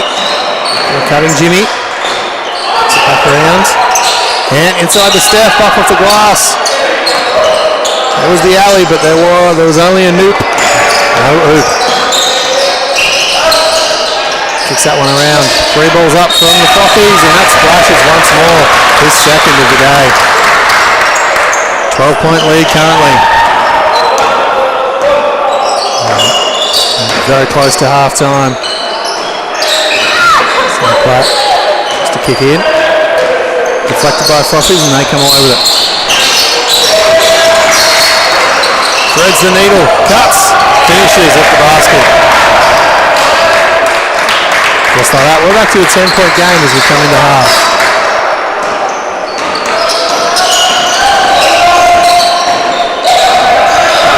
Yeah, it's into Sam. Sam's going to try and kick it out, snatched away. Kicked ahead, snatched out of the air by Mr. Coxicas. Steph, long three ball. Steps into it, Timo Koo style. Go the other way, get him in the spin cycle. Kicks to a cutting Jimmy, loses it. There's going to be a foul going there. Foul on Frothies. Tequila Mockingbirds ball. Running clock though, less than 7 seconds left to get something in and get it sorted. 3, 2. There we go, the free throw line instead. We've got Jimmy on the free throw line. We'll have 2.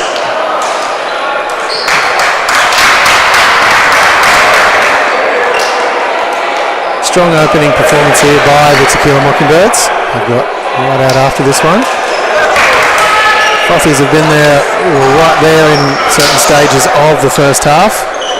Tequila Mockingbirds have controlled just more of that first half of basketball as those go down. Step away momentarily for a halftime break. We'll be right back with second half action of this Premier League Grand Final from the 55th annual JACARANDA Grafton Basketball Carnival.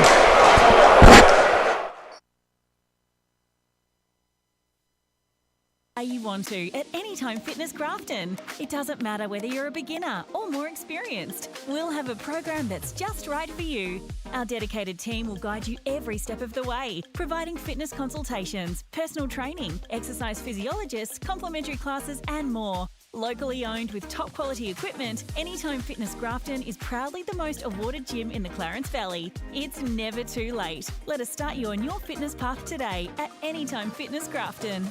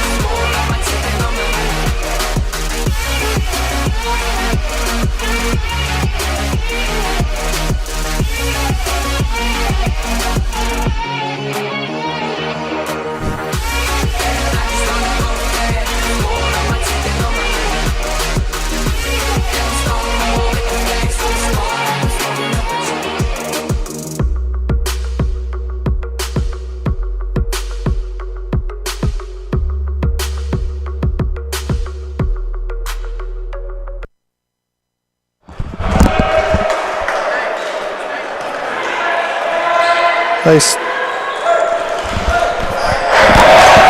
welcome back to live action here at the 55th annual JACARANDA Basketball Carnival. We've got the Premier League final happening right here on court 1 at the moment between the Tequila Mockingbirds and the Frothiatrics. Jackie Davis driving hard into the paint. And he's had a couple of strong plays like that here already. As Tequila Mockingbirds have come out strong in the first half. With a 13-point lead as they chase their 6th championship in 7 years. As Steph aggressively going the other way, looks to go upstairs. Finishes strong with 2 hands, catching it in between the legs and giving him a backboard slap as we go. I used to be able to do that too, but not anymore. Froth forwards now. Looking to reset offensively. Definitely had runs for forwards, but thus far it's been Tequila Mockingbirds' game. All kept in. And He's just gone where he's wanted to today in the paint. That's continued. He's going to go to the free throw line there, I imagine.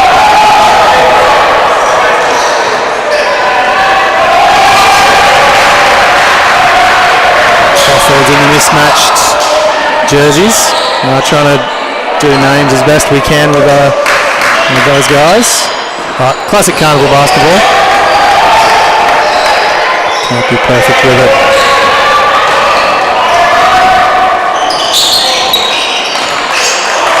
Kopska's knocks them both down.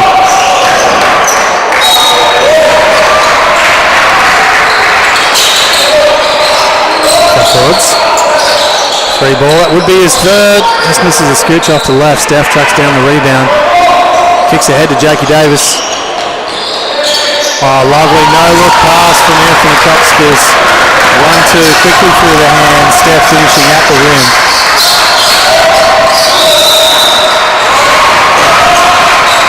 Let's kick it around. Steph right there defensively. Free ball is up. And it's long. Jakey comes down with it. And he's there. Steph waves him off. Steps into a three. It misses. Crawford's come back.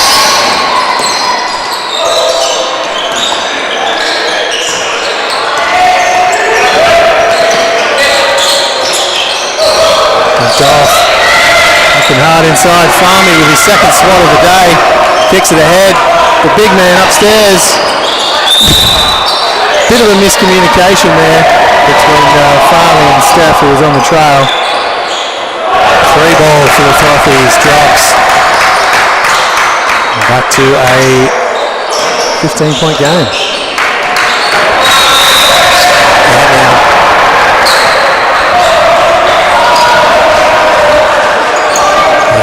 Leaves it for Jakey. Cleans up and finishes at the glass.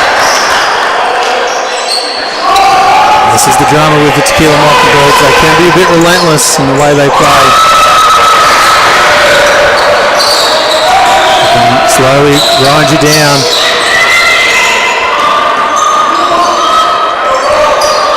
It gets kicked around. Frothies looking for an opening.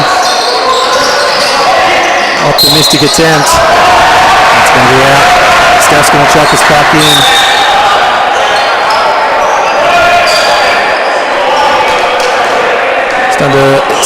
Just over 16 minutes here left in the Premier League final.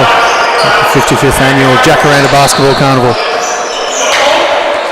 Tequila Mockingbirds in the box seat. Players look very much refreshed.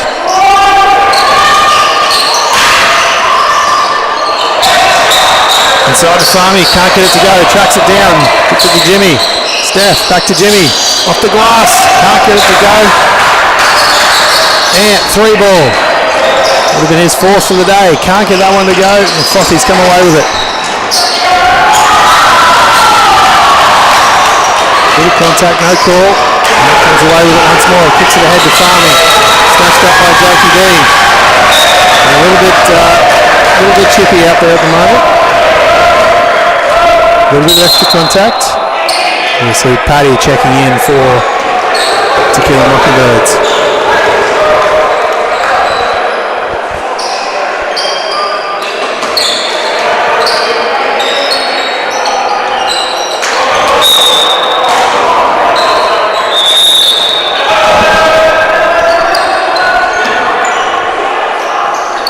Jakey D. It's tipped out by Farmy.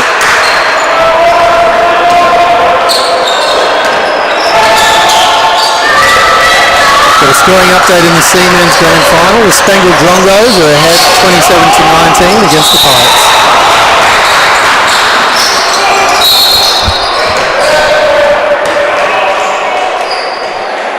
Frothies driving in. And saves at the free throw line.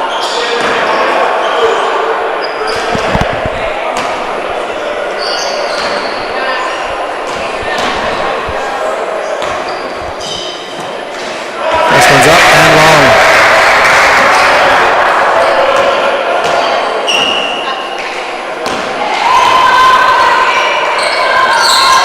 Second Second one is long as well. Track down David Frothies. All is up, all is long.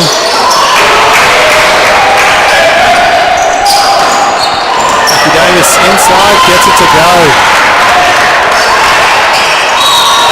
And that's now a 21-point lead. Tequila Mockingbirds are currently double up. On the Frothiatrics.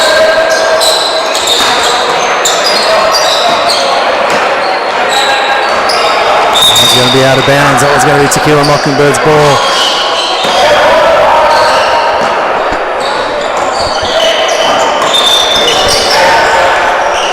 Good reset as we have a sub.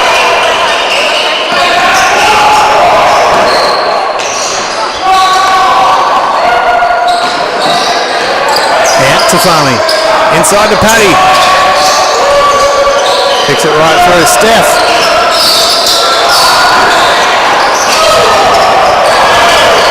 Long miss there from Steph. Frothiatrics track it down. It's going to be a foul. The glass can't get that to go.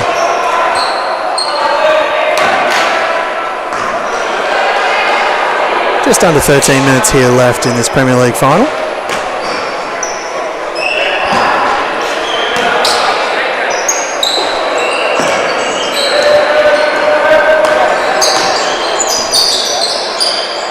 Frothies. Can get something to happen. Going straight into Ant's chest.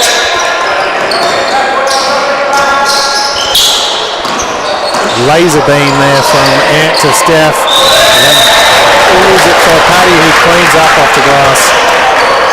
Nice 2 points. Trent's working really hard, really well inside as well. They've had a very big weekend of the Tequila Mockingbirds rookies. A few extra duties in and around the Pink House this weekend, but they're still showing up on court, which is great to see. Frothiatrics ball from the side now.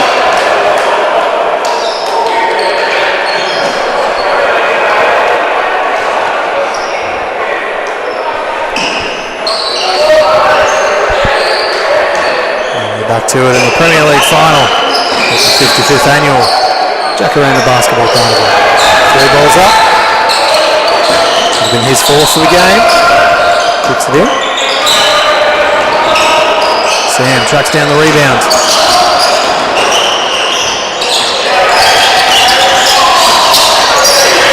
Gets to the baseline. Hesitates. Sam to Steph in the corner. Thought about the 3. To Farming at the top of the reset. Sam Platt. Can't get that one to go. Hanging hard. Tequila Mockingbirds just getting look after look with these O boards. And another set. To Farming miss. Paddy inside. Can't get it to go. Jakey D though. High off the glass. Finishing inside. Stretches the lead out a little bit more for the Tequila Mockingbirds as they start to go for a couple more sides. Foul down on the baseline there by Sam Platt. Sammy gave an unbelievable rendition last night at karaoke by the local sponsors, Village Green. The song was Unwritten, brought the house down. Not sure he needed to do it in the Princess Peach dress, but that's carnival basketball. Peace. Can't get that one to go. Steph comes down with the rebound. Not going to pick up that ball. So he's going to check back into the game here. Another timeout. No, just a subs. Jakey Davis taking a well-earned break, so.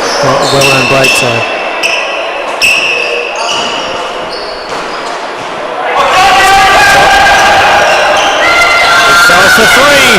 Can't get it to go, but Paddy inside. Two-fisted hammer and drops it.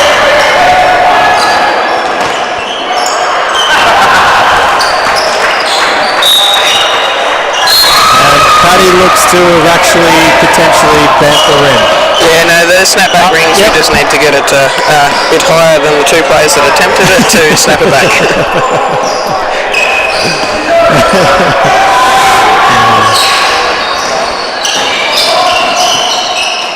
Sammy kicks it around.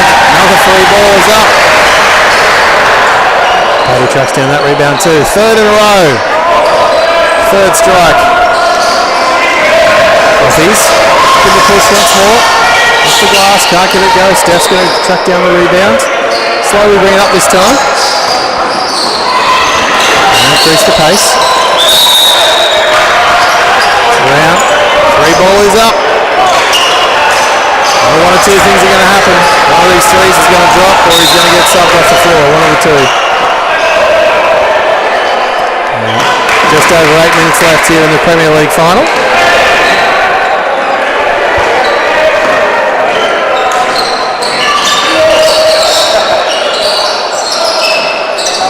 Frothies resetting, waiting for something. An inside look. Nice high shot. Can't get it to go though. Steph. Brings it up quickly. Finds Paddy somehow off the back of one of the sophomores' heads.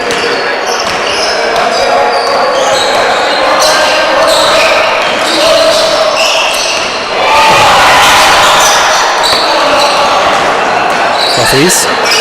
Probing. In the paint. Gets it to go and having a free throw line for an extra one. Three-point play opportunity here for the Frothies. 28-point lead currently for our Tequila Mockingbirds.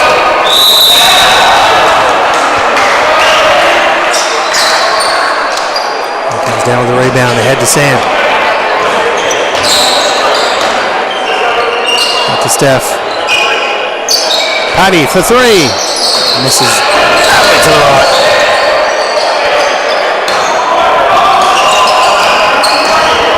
Missed time pass there. Frothies come away with it all the way at the other end. It's going to be Jimmy draped all over the arm.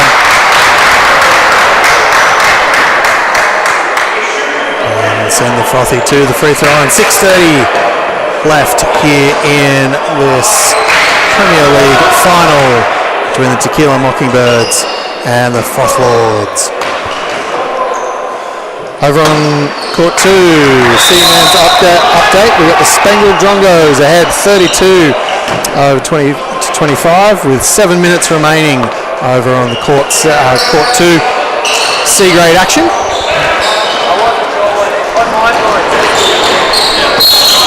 Yeah, unlucky for the Frothlords there. McCormack was only able to complete one of those 2 free throws. Tequila's take a nice quick transition down to there. And Sam's going to chuck this one back into the Mockingbirds. 3 balls up. Can't get it to go. 3 balls up once more. Still nada. Paddy inside. It's going to be fouled and head to the free throw line. Tequila Mockingbirds been coming for a very, very long time here. What a good history of winning. There's a small black mark to their name in the it's known as the Mockery Bowl, but we've got through that now. We've got a great Premier League final happening here in front of us. Long on that one, the Frothlords have come away with it. 3 ball is up. Can't get it to go. Paddy comes down with the rebound.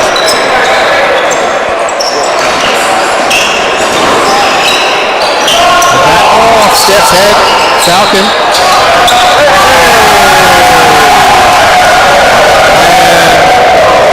Hanson finally knocks one down. there was the recipe. Just have to step inside that 3-point line. Frothies kicking it around. It's a good free throw line. It goes up, doesn't drop. Frothies come back away with it. Hanson loses that one. Inside. Paddy drops down the rebound. Yeah, you can see the heat and the fatigue setting into the Frothiatrics here. They put up a good fight, but Tequila is just that much above there. Just relentless, the Mockingbirds.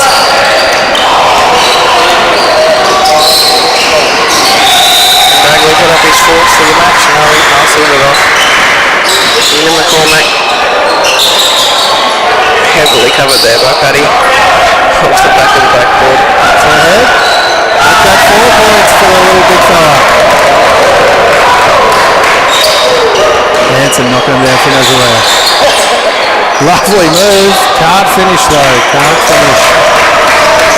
Offcourt still trying in this one. A little bit more sloppy as we get down to the last couple of minutes of this.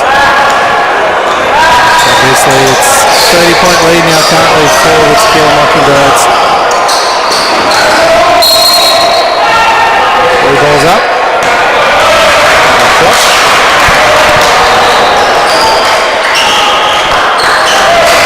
Some subs coming in. Mockingbirds going to look to run their bench as they celebrate another championship. Up to start as we dip into the last 2.5 of this one. It's been a heck of a run they've been able to put together. 3 balls up from the Frothies. They won't drop. Paddy inside. Steph. Frothies come away quickly. They can go all the other way. Steph's going to pick up that foul, I think. We're in the 4-5.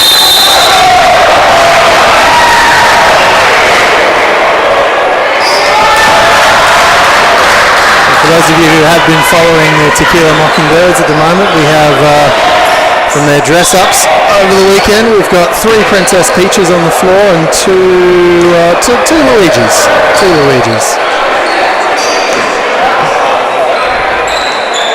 Shorts it.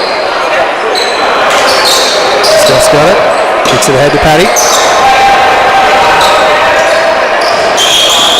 One's going to be off Benny.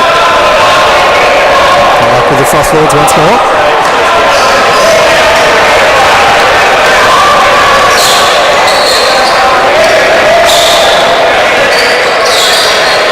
Kicks it out and around. Frothy's probing, looking inside for something. Steph snatches that one away. It's ahead. Out. He's on the baseline. Minute 12 here left.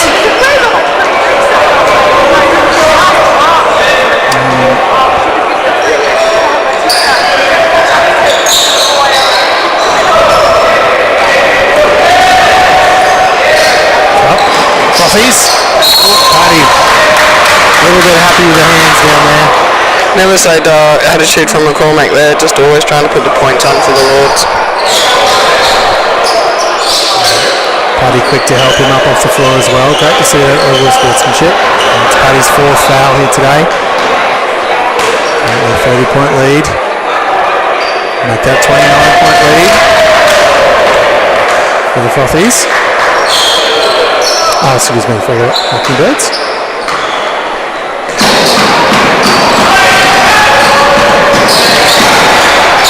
The Mockingbirds going in the last 20 seconds now. Steph with the ball. Benny lobs it vaguely towards the rim from distance. 3 ballers up at the other end as well. And that will do it, ladies and gentlemen. The Tequila Mockingbirds will take home their 6th championship out of 7 years here at the 55th annual Grafton Basketball Jacaranda Carnival. And what a magnificent game. And can I just say, Mel, thank you so much for jumping in and giving us a hand this afternoon. No strangers to obviously the commentary box. You do this up in Queensland? Yeah, I do quite a few different bits and bobs in the commentary space. I've done some state championships and NBL 1 nationals and a few other sort of different things. It's a great job, and I love doing it. I love doing my podcast at Ball Don't Lie Australia. So if anyone's out there listening and they're looking for a weekly podcast, Ball Don't Lie Australia, it's a good one. I love it quite a bit. And how do we find that?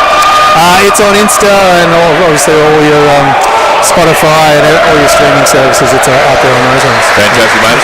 Have safe travels back home, and we appreciate you coming on and giving us a hand this afternoon. We might take an opportunity to take a short break. And congratulations to the Mockingbirds, 55-26 in the grand final for the Premier League here at the Jacaranda Carnival for 2023. We'll come back with the women's grand final right after this.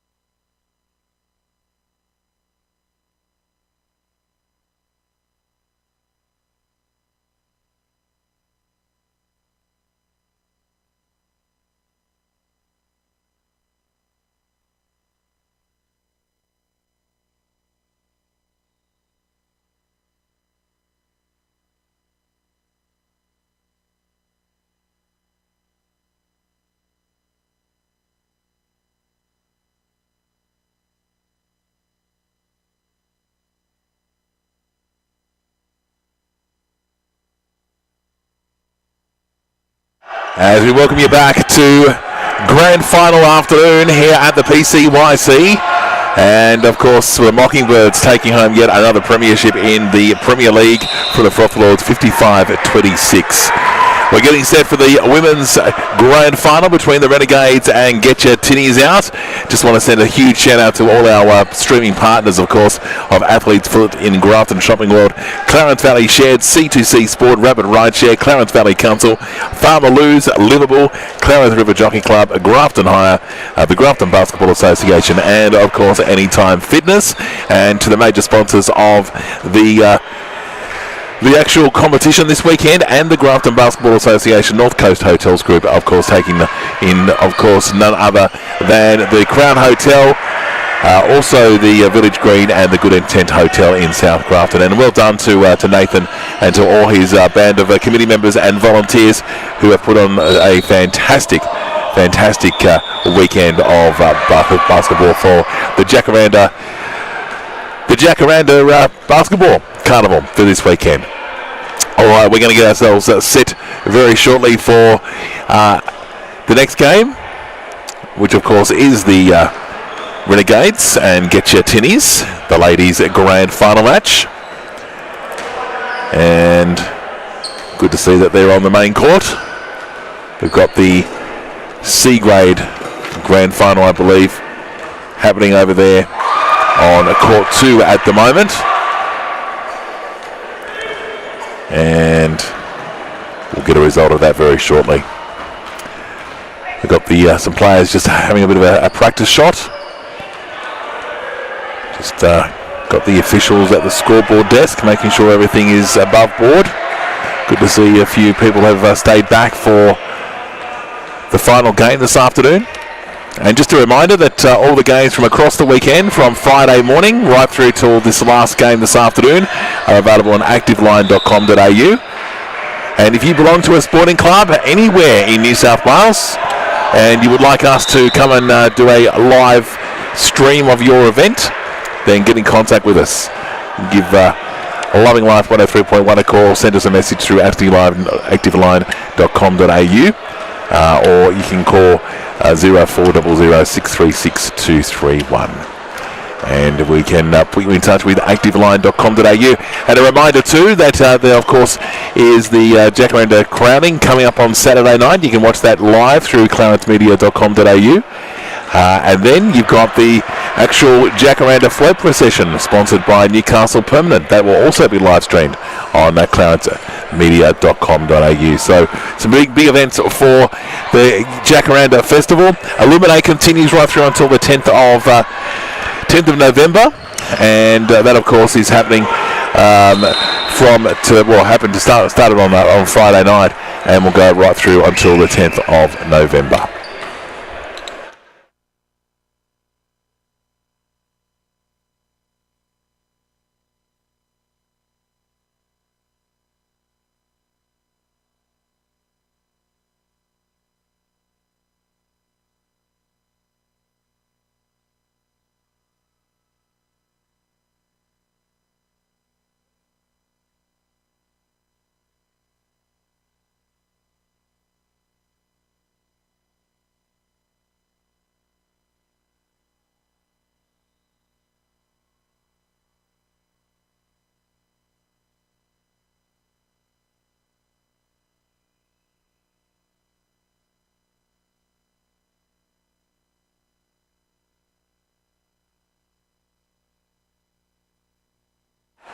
All right, almost time for a start here. We're just waiting for the C grade men's grand final to finish before we get this final women's grand final underway, where all the attention will be on court number 1 here at the PCYC for the Jacaranda Basketball Tournament of 2023.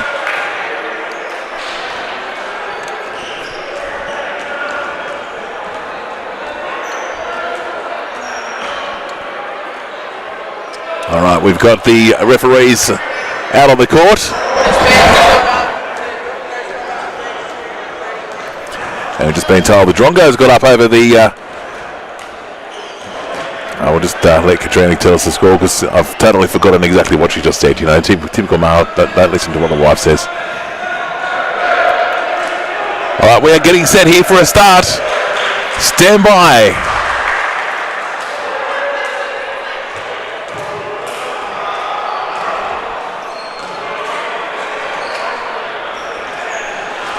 All right, here we go. Standing by. Katrina, just give us that score again, you told us. Yeah, it seems that the Spangled Drongos got up over the Pirates over there. There was 2 free throws left for the Pirates to even out the match, and it ended up being 32-31 to the Drongos. Wow, what a great game that would have been. Yeah, it was very close, right down to the last 2 minutes. There was always 2 points in it, as we see the ladies tip-off here right in front of us in their finals. Got the Renegades against Get Your Tinnies Out. So I'm pretty sure we've got a Moorlambar team versus the Port Macquarie team here.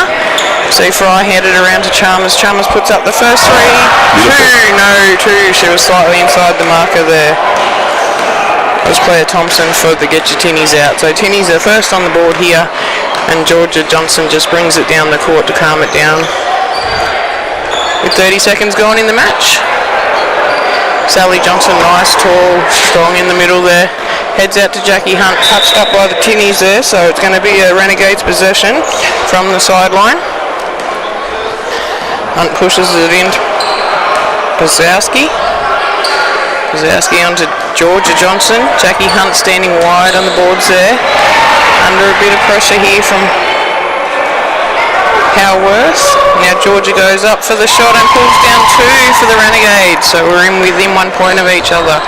Nice accurate shooting from the ladies clean up here. And again we see Thompson heading towards but gets covered up there by the Renegades. Fry puts it up. Alicia Fry just rims it around the rim. Doesn't come down with it for the Get the Tinnies Out.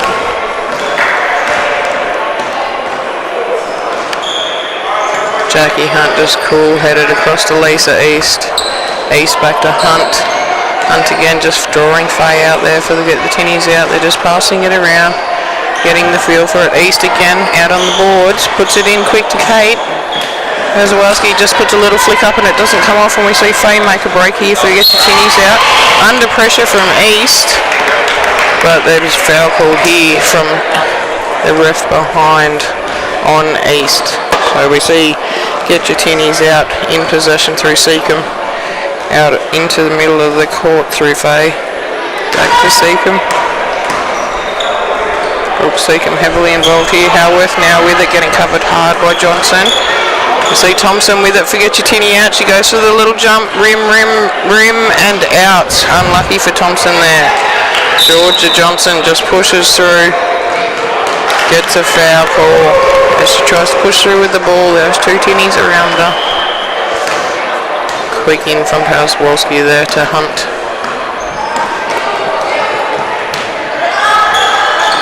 I know I'm getting Kate's name wrong, so I'm going to stick with Kate for Kate, so I don't keep offending any family members listening out there. So 4 is in Kate. Now we see Seacombe come away with the ball for Get Your Tinnies Out. Under pressure from East, but driving towards the basket. Quick flick out there to Faye. Faye puts up a nice 2, clean off the hands and clean through the net. Nothing to obstruct that shot there. Points tick over for Get Your Tinnies Out, leading 4-2 against the Renegades. Hunt pushes it wide to Kate. Kate up the top to East. East in the middle to Johnson. Sally Johnson standing tall. Georgia Johnson with the 2. Again, just slightly inside the line there. But nice, clean, accurate passing and shooting here from both sides. You see Thompson put one up from the wide wing here. Tinnies come back down with their own rebound through Howarth. Now we see Seacombe. Big 3 from the top of the key. Outside the points, she got them. Georgia Johnson just pushes it wide to East. East and Hunt's just working it around the top. Sally Johnson's in the middle there, but she just had to come outside the key. Now she works her way back in. Hunt's going to have to hustle here, but lets it roll over the sideline. And we're going to see Get Your Tinnies Out retain possession there. Okay, so they're going to see the Renegades bring Johnson, Hunt and East off and replace with Dowling, Rowe and Roworth. Sorry, Holly. I had too many numbers and names in front of me there, but Holly Roworth also comes in. Sally Johnson comes down with a strong rebound under the hoop there from a miss from the Tinnies.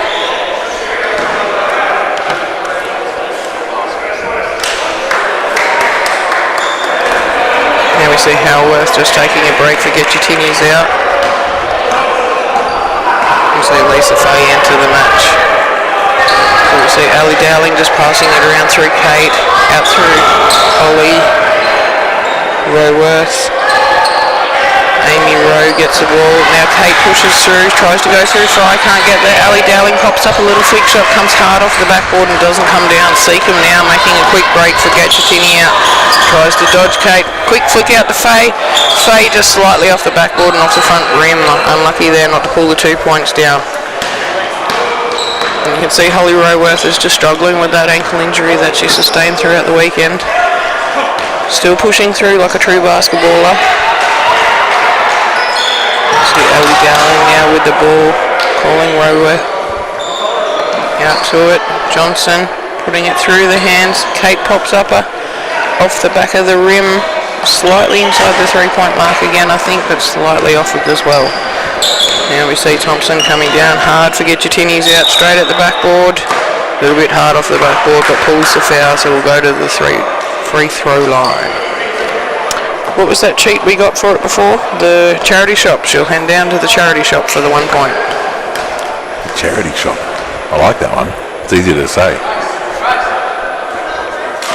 Unlucky not to pull down the first extra 3 point. We're going to see a sub here for the Renegade. We've got Jackie Hunt coming back in from Kate. Well-earned results with this heat that has now crept into the Grafton area. It's very hot under this tin roof, as we see. Thompson actually put down that second free throw she received, taking the score now 8 points to the Gatchatini's, out to 4 for the Renegades. Amy Rowe puts up a nice clean shot. It's unable to rim out. We see Roworth fighting hard under the basket. Sally Johnson asked to put up the hands but can't bring it in, and we see Lisa Fay run away with it for the Tinnies. Puts a quick transition pass down through Seacombe's hands.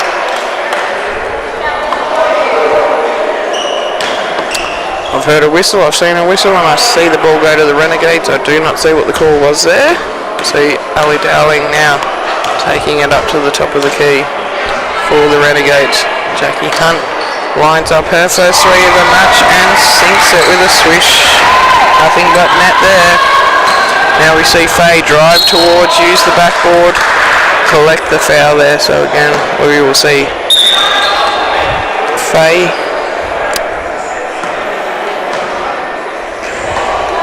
Sarah Faye head to the free throw line.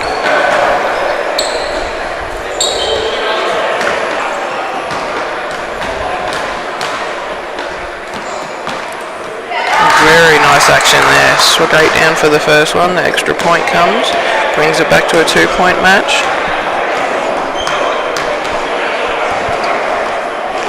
Tinnies take it out to a 3-point lead again there with those 2 completed free throws from Lisa Fay. Lisa East now with the ball. Jackie Hunt comes just enough over the line there not to make it a violation. Amy Rowe into Roworth. Holly Roworth fighting hard to keep possession. Does well on that occasion. Sends it out to Georgia Johnson. Jackie Hunt in the middle of the action there now. But Amy Rowe trying to take the ball from the hands of Lisa Fay. I do believe we do have 2 Fays out there. I'm not saying things. There's a Sarah Fay and a Lisa Fay.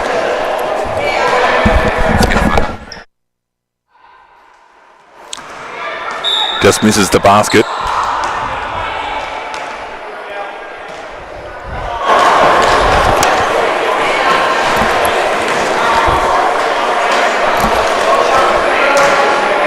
So we'll see Gatchatini's out, retain possession from the sideline here. Seacombe about to take it in. We'll see Nicole Howarth back on for Gatchatini's out. Seacombe takes it out there to Lisa Fay. No, that was over the top of Sarah Fay, unfortunately. So a mismatch pass there from Gatchatini's out. Hunt now in control of the ball, sending it wide to East. East sees Roworth. Holly Roworth for the Renegades just mishandled that. It's gone into the hands of Thompson. Thompson drives towards the basket inside the free throw line and puts the 2 points down. East now quickly back along this outside wing. Takes it towards the centre. Involves Hunt in the pass. Sees Amy Rowe there on the outside. Sends to Georgia. Johnson into Rowe. Amy Rowe now collects the foul. It's to the free throw line. Very close game over there this afternoon, Nathan, in the SAB Men's Grade Grand Final. Yeah, that's right. Just a 1 point in the end there, Damien, with the Spangled Drongos taking it out over Port Macquarie Pirates.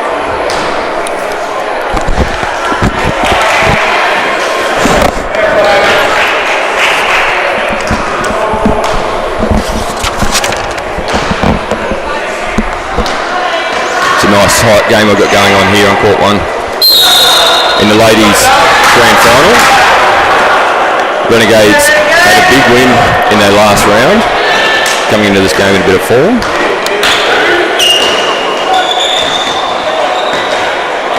I'll get your tinnies out. They've been strong all weekend. The second takes us through, wins out.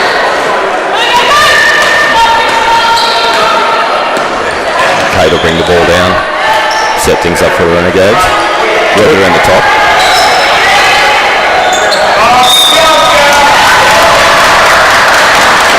See Renegade Sally Johnson strong under the basket there, pulling the foul.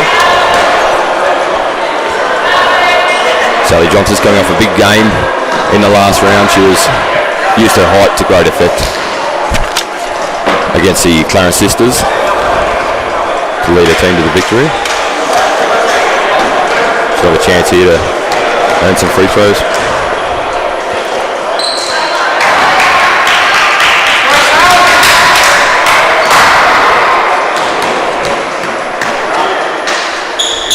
Makes it second.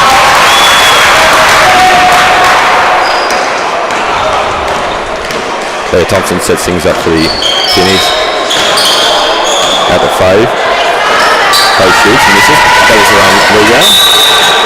Now we see Fry with the assist, but again the whistle's gone for Faye to head to the free throw. To the baseline? No, to the free throw line. No, now we see... Got a baseline inbound. Lisa Faye to inbound the ball here. Into Thompson, sorry. Lisa Fry is blocked. Then picks up the foul.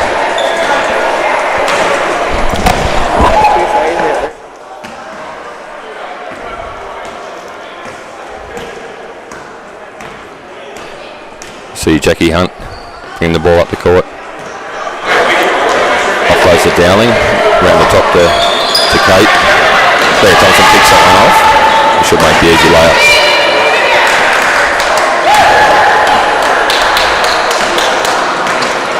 We see the score blowout there to the Tinnies, 14-8 against the Renegades. So Thompson doing well, keeping the scoreboard ticking over for the Tinnies.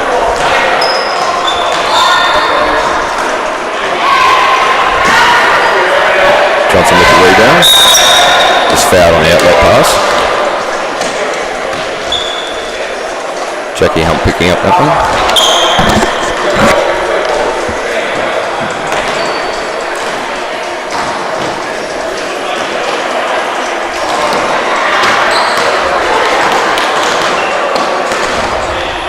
Quick second brings it down. Off to Lisa Faye. And Thompson, and she's relieved to the ball.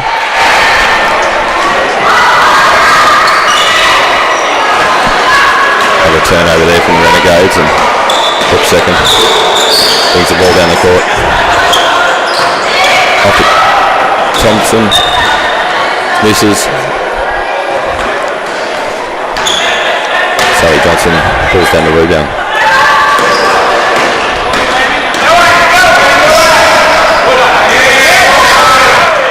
Excellent defense there from Sarah Faye. Worry out those points, and Faye brings it down. Off to Thompson. Thompson drives. Fade away. It's short. Get the ball back, and Thompson again for the two. She's been strong all weekend. Thompson, she, as the weekends progress, she's got her legs back and got better and better each game.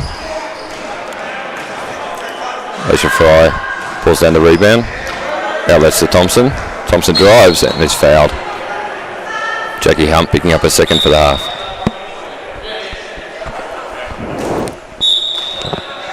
A few players earn a well-earned break here. Lisa Fay, Sarah Fay taking a break. In fact, we've got a timeout here. It's 5 minutes and 8 seconds to go. Tinnies lead 16-8 in the 55th annual Jacaranda Basketball Carnival here at PCYC Grafton. So, Treen, that's still a fairly tight game. I mean, we've still got the second half to come, so the Renegades can certainly come back. Yeah, I see that the Renegades have quite a few extra legs out there, so with only the one, maybe two spare players for the Tinnies, we might see a little bit of fatigue in this heat kick into the match, and the Renegades can put their play. We're seeing some magnificent play from the Renegades across the weekend. They've got some tall timber out there in Jackie Hunt and Sarah Johnson and Georgia Johnson, so they've got the action under the basket. They can definitely bring back this scoreline. There's nothing in it really when you look at the two teams, but I think as we progress through that second half, we might see a bit of the heat and a bit of the fatigue kicking into these Tinnies. We're not seeing it at the moment. Thompson is leading in the point scoring down there for the Tinnies and being well backed up from all players across the court. Renegades have just regrouped now, come back out, and we're about to restart play. So Alicia Fry will get us underway on the sideline here. Bounce to Lisa Fay. Works around the top to book. Seacombe to Holworth. Yeah, they're combining well. Fry now covered well by that tall timber and Sally Johnson, and has to push it back out wide. Seacombe now just on the line of the three, goes up and rims out of there.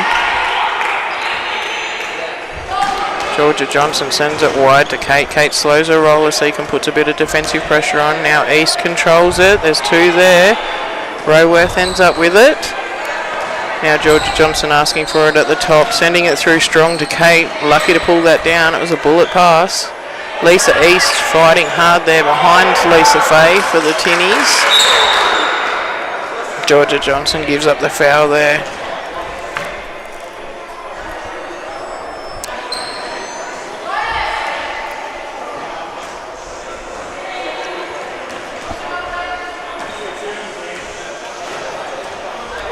Renegades pick up their 8th foul for the half.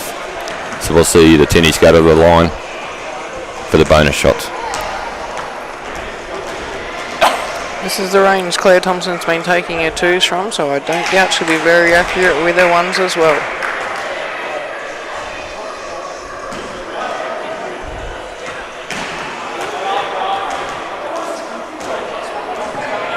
Makes both of those.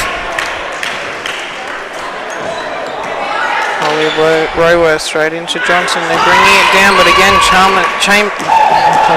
Thompson reads that well, forgets your Tinnies out and just takes it straight back to their basket for Fry to finish with the two.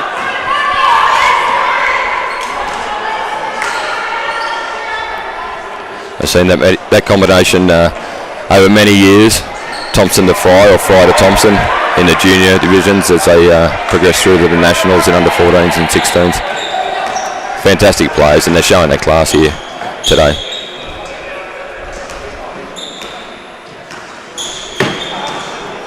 Lisa Fay just pushed it wide to Seacombe there. Seacombe sees Howarth out here and sends it back to Seacombe. She looks for the three and decides to drive in. Easier two, but off the back of the rim, comes down to the long arms of Sally Johnson. Kate sees East and back to Kate. Kate! Yeah, nice little 1-2 there by the Renegades. They needed that basket just to get the score line within 10, 20-10 with 2 minutes 25 to go. Seacombe lays it out to Fay. Fay back to Seacombe inside the 3 points, tries to put it into Fry, but Johnson has her well covered.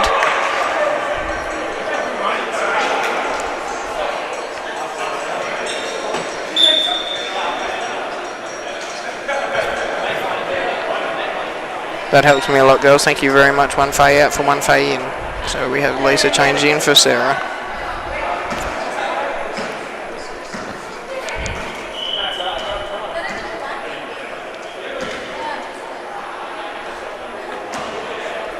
So the Renegades just staying in touch here, keeping that within that 10-point range with 1:40 on the clock.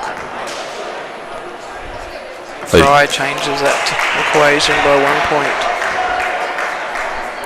Yeah, Alicia Fry, she's been consistent from the free throw line this weekend. Misses the second there. Seacombe comes up with a good offensive pickup there. Hands from Fry again, just knowledge of where that ball's going to be. Unlucky for it to fall down into the hands of Hunt. East at full stretch, back to Hunt, just slowing the play down till she can get her players under where she needs them. Kate now trying to push through Faye. Johnson back out to East. Through the hands go Renegades. Starting to hit their strides now. This is the movement we've seen from the ladies in their earlier matches today, where we see Johnson and Fry go down heavy. Two very tall ladies come down onto the timbers. Yeah, they high-five each other there. Bit of incidental contact brings them both down. They seem to be okay. Maybe a little sore.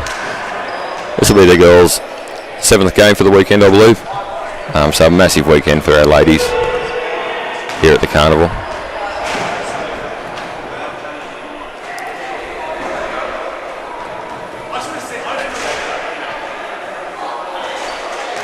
Bit of discussion going on here from Faye and Hunt with the umpires. Disagreeing with the call. Yeah, I think the discussion around there was around whether it was a defensive foul or an offensive foul. If it's a defensive foul, they'll get shots. With the Renegades now on 19 fouls. Referee Blimmen says no, it's an offensive foul. Howworth takes it back in control, sends it through to Thompson, and Fry's back in the action, so she's shaken off that little spill. Seacombe pushes it back out to Thompson. Unlucky not to get the shot away, and we do see the Get Your Tinnies out head in with a 21-10 lead over the Renegades. It certainly is. We'll take a short break and come back with the second half of this grand final match between the Get Your Tinnies and the Renegades here at the PCYC.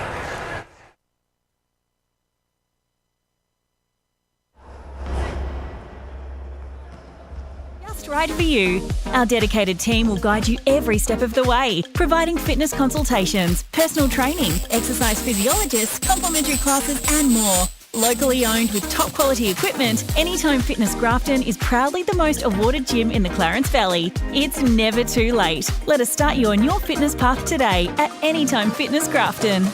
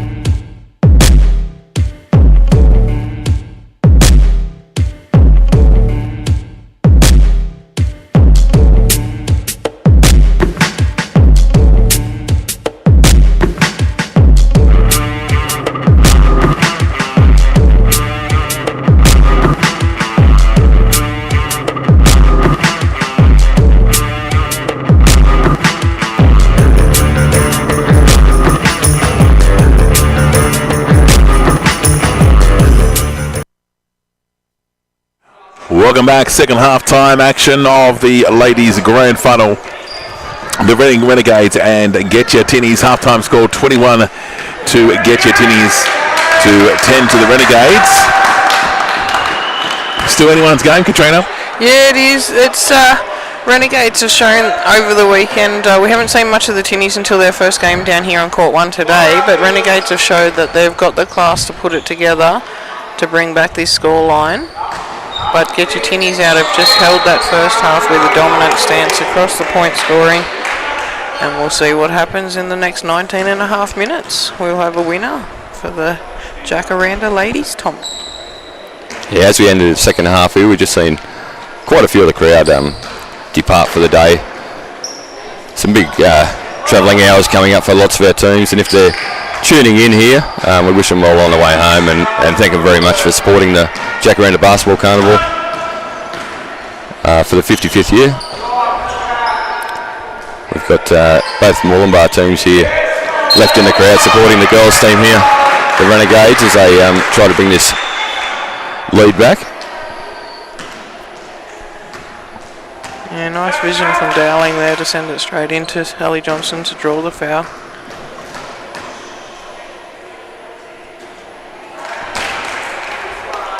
Johnson misses the first.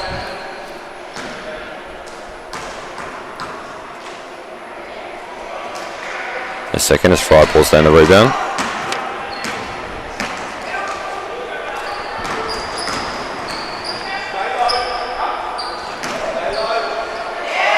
Fader Fry.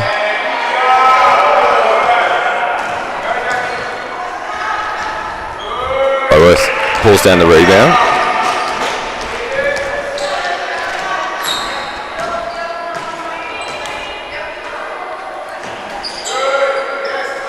See Roworth well covered there by Fry, and Ali Dowling puts up the shot, gets her own rebound, fighting hard here, puts it out to Roworth.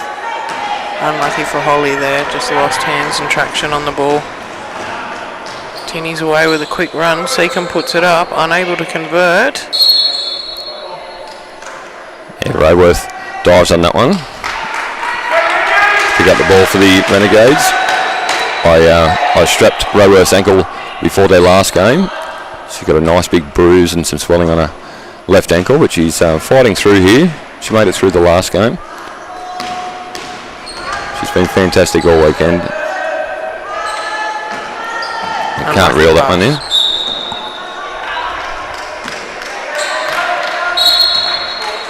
And she takes a sub here. The line break with Kate coming in, on with Lisa East. The second brings the ball down the court. To Faye, inside to Fry. Fry looks for a teammate. And as always, Claire Thompson's there to provide the two. Tinnies out to a 23-10 lead, 3 minutes into the second half.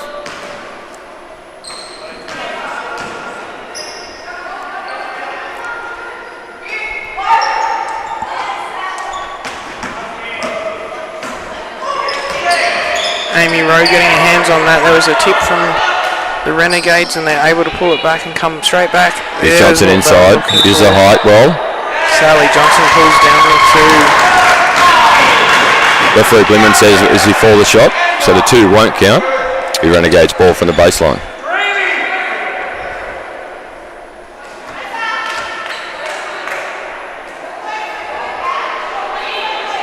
Sally feels she earned those two, so she's just going to question that decision, but they are going to make her work for it again.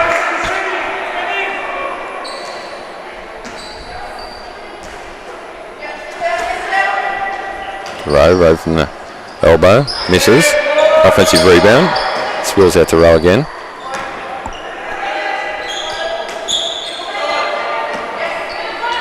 Georgia Johnson with those tall arms, the same as Sally. Fighting hard to get in under that basket and pops it up for the two. Use the glass there for assistance.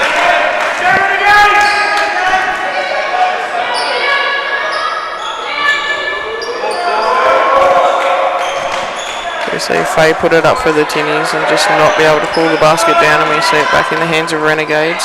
Kate went for the quick escape there, but it was shut down quickly. Johnson was not quite open. Georgia Johnson just pops it up for Sally, and Sally doesn't read the pass.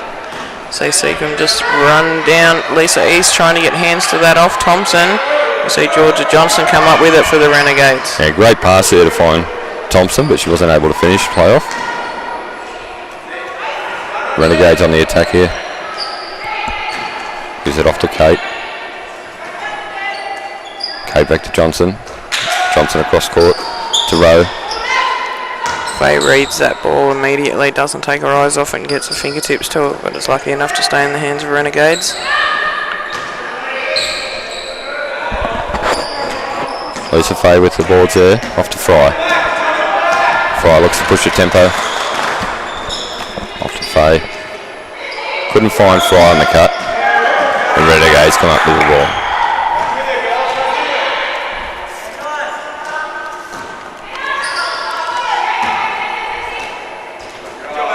Good back up there from Lisa East. Amy Rowe had to take it close to the sideline, flicks it back in. Good back up on each other there for the Renegades. Inside to Johnson. Johnson shoots, misses. Ball last off Johnson, and Tinnies all inbound from the baseline. As Leisha Fry takes a break, and we see Nicole Hayworth back into the game, and Renegades will take a timeout here. 13:55 to go in the second half, 23-12. Tinnies in the lead. Still anyone's game, this one. Yeah, we're in that crucial part again. If it was a normal game with 4 quarters, this is a time with 3 to 4 minutes to go in what would be the third quarter, where you want to dominate on the defensive end and turn those into scores down the offensive end. Still see a bit of positive talk down here through the Renegades. They know what they've got to do. They've just got to pull their plays out now and convert that into points. Yeah, the main voice down here with the Tinnies is Claire Thompson. She's just letting her team know that they still need to push the tempo a bit.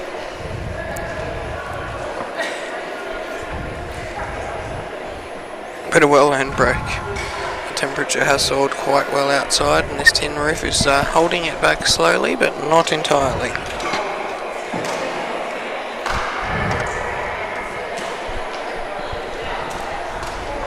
Yeah, currently 34.7 degrees outside, so a nice warm one here on a Sunday afternoon in Grafton. Temperature inside would be a bit less than that. I'd say it's in the be nudging 30, but girls have got 14 minutes here to finish the weekend off on a high. Well, one team will. One will, yes. And the other team will walk away having known they made the grand final in a tough division, this girls division. There's lots of close games. The Tinnies have been outstanding all weekend, along with the Renegades, but all their women's teams have put in a good effort all weekend. We just see the Tinnies controlling it around, waiting for that key to open up so they can deal with it through there. Lisa Fry gets a bit of body contact. Seacombe drops it out to Fry. Fry can't finish on that occasion. Hunt ends up with it, charging down the court for the Renegades. Quick pass, that was unlucky for Howard there for the Tinnies. It did fall into the lap of Georgia Johnson, who finishes off with the 2 points.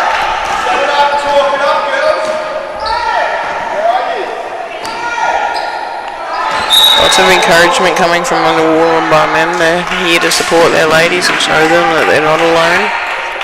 Yeah, Ali Dowling picking up the foul there for the Renegades.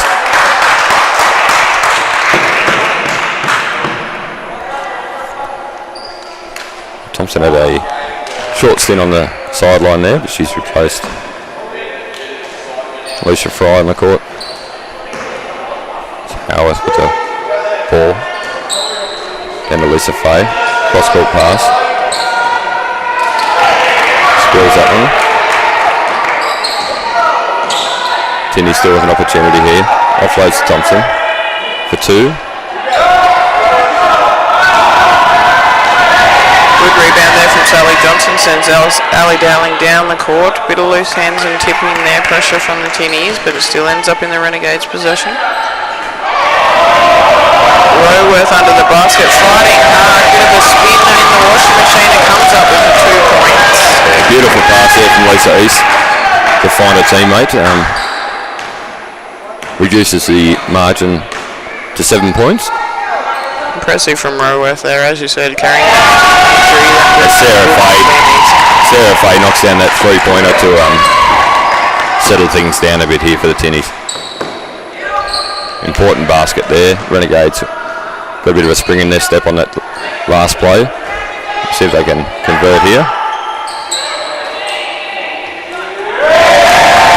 And they can. Ellie Dowling, the elbow jumper. 26-18. Thompson drives. Shoots and scores. She's been deadly from around that free throw line all weekend and putting a class here in the women's grand final.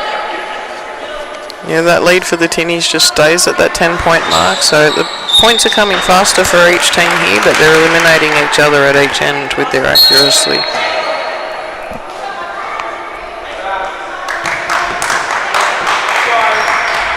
Yeah, we see the Renegades using their bench again here, rotating the players in and out with this heat taking a toll on the players.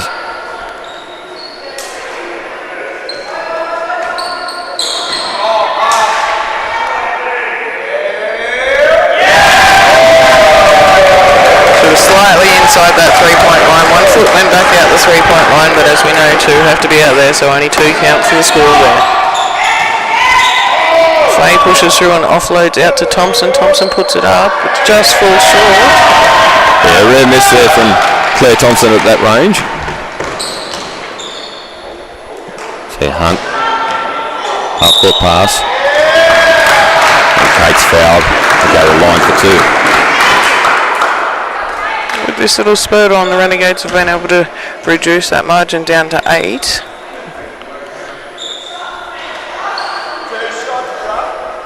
Kate was looking like she was asking for a baseline throw. She's going to have to go for the 2 the hard way.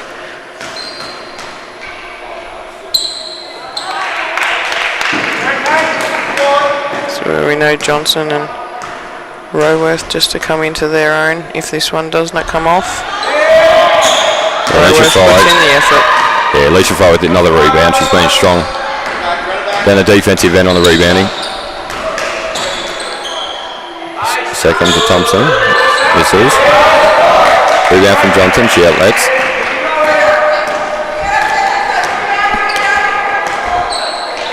Jackie Hunt sets things up here. Off to Kate. Back to Hunt. She'll bring it round the top again.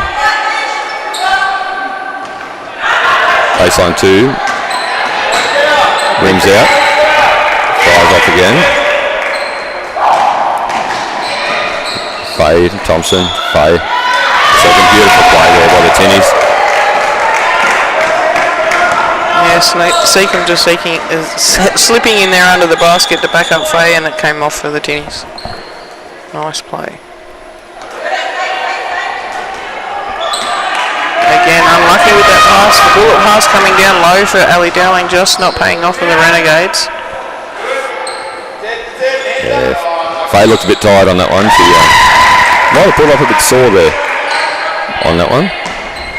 Missing the 2, but they're able to convert anyway. Yeah, she's trying to get Mum's attention there. I think she's ready for a sub.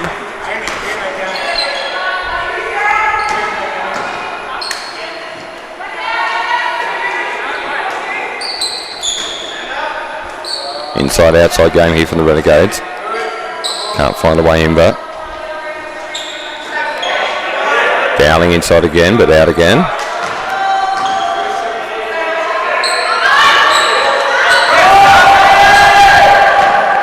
See Johnson using a hide again. Both players come down with the ball. And the Tinnies will have possession. We've seen a bit of change in tactics here from the Tinnies with their substitutions. They bring in subs every 2 minutes to match the Renegades. 3-man bench or 3-woman bench versus a 1-woman bench.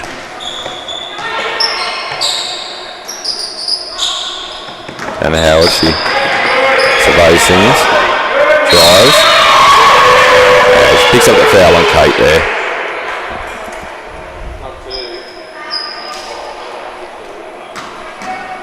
Then it's sneak out to the 12-point mark here against the Renegades, 32-20. Inbounds to Thompson for the fadeaway, misses that one. Yeah, they asked a lot of Thompson in that first half, and she brought it for them, got them away to that good start, and now... And Howard picks that one up.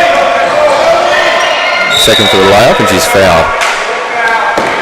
Kate will pick up her second foul for the afternoon. See Brooke Seckham go to the line for 2.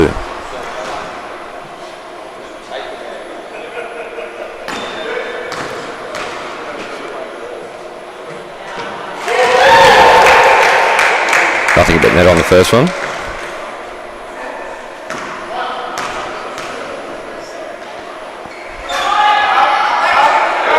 The short on the second. Kate comes away with it. Pushes the pace. Nice inside ball to East. Yeah, East fought well there to get her own rebound. Wins the ball at the baseline for a team. Kate to East. To Johnson. Johnson to Johnson. And they get the 2.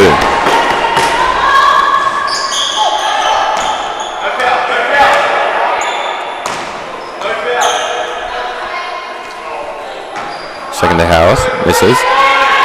Rebound line, she outlets. Off to Kate. Johnson gives it up to Ray to set things up here. Cross-court pass to Kate. Onto East. Ooh. See an inside pass there. Oh, I don't like to see that. That's exactly how I fractured my back 6 weeks ago, so I hope Sally Johnson has landed not too uncomfortably there. Yeah, I think Claire Thompson didn't see her there, had eyes for the ball. Yeah, complete incidental. There's nothing unsportsmanlike in that contact, but when a tall woman does come down hard on these boards, it is unfavourable to the body. Yeah, not a lot of cushioning in the timber here, the Grafton PCYC. So we've got 4 minutes 56 to go here in the women's final, 33-22. Certainly not out of reach here for the Renegades.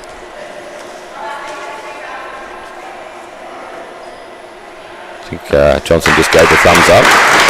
She's on her feet, that's good to see, and crowd appreciates her effort there. I think she'll play on here. She's got the opportunity to have a break. No, she's going to take a break. Yeah, the words just came out of her mouth, I'm alright, but it's still shaken, not stirred there with Sally Johnson going down from a height.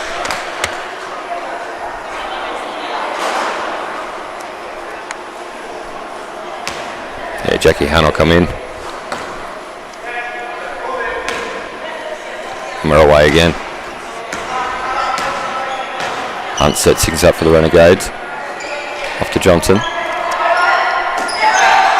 Right, back into Johnson. She shoots. Makes that one. Brings it down to single digits. 9 points in it. 4 minutes 30 to run.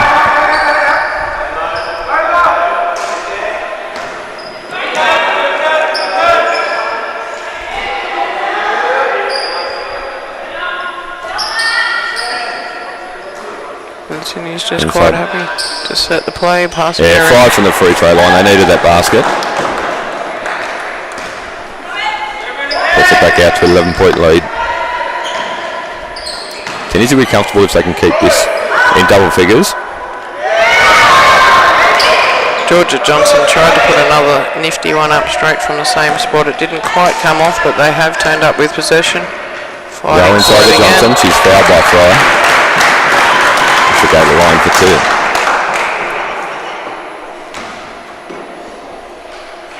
2. And again we see the phase swapping spots here on the court. Trying to keep the legs fresh.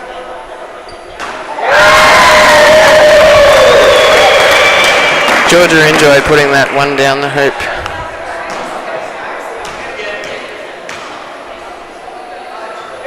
Brings it back down to that single digits, like you said, 9 points.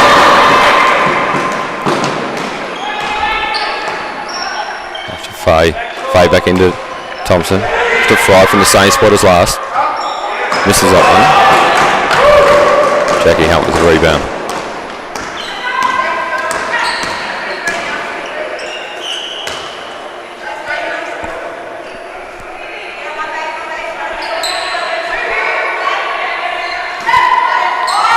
Just trying to find a way inside again here. Cross-court pass. Good communication from Hunt there, just showing Georgia she had the option. Send it to her. No hesitation. Takes another one. 2.5 minutes left on the clock. Renegades may have left their run a little bit late, but they are bringing that deficit down point by point. Second will slow things down here. Off to Faye, into Thompson. Back to Faye. Nice little 1-2 there. Faye will go to line for 2. With East looking for that substitution, putting Kate back into the match. I think Amy Rowe picked up that foul, that's her third.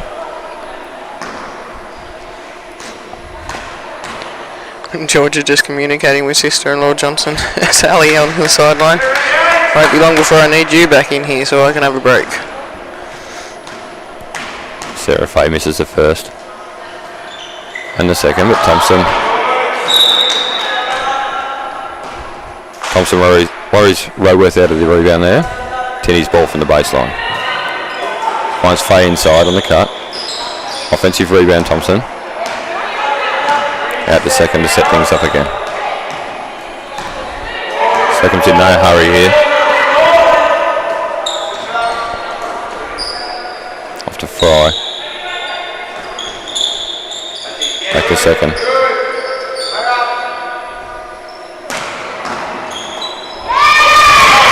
Thompson drives. She's blocked. Tinnie's ball from the baseline.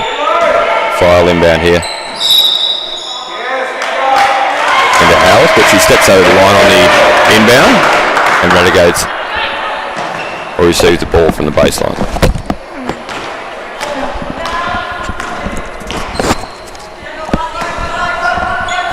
Renegades work it inside. Johnson for 2, misses that one. Thompson off to the races, gets it ahead to Faye, but too much on that one.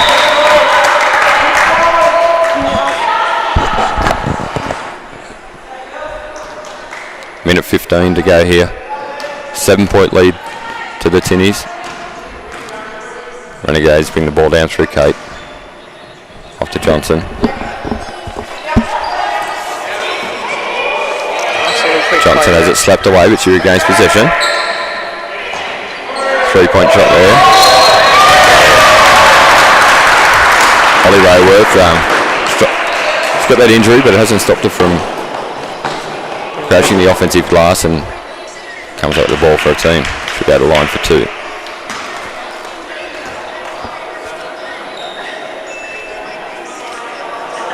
.5 seconds left on the clock. The 7-point margin can get reduced here, but it is putting the hard work on the Renegades to finish it.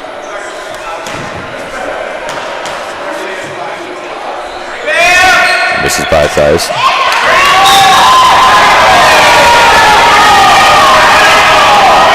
Taps that one out of the baseline. Tinnie's ball.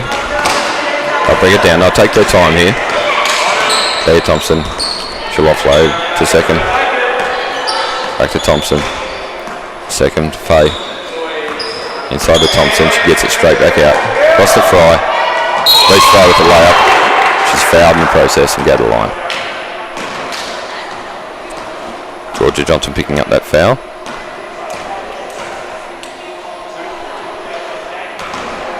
Her fourth with 37 seconds left here.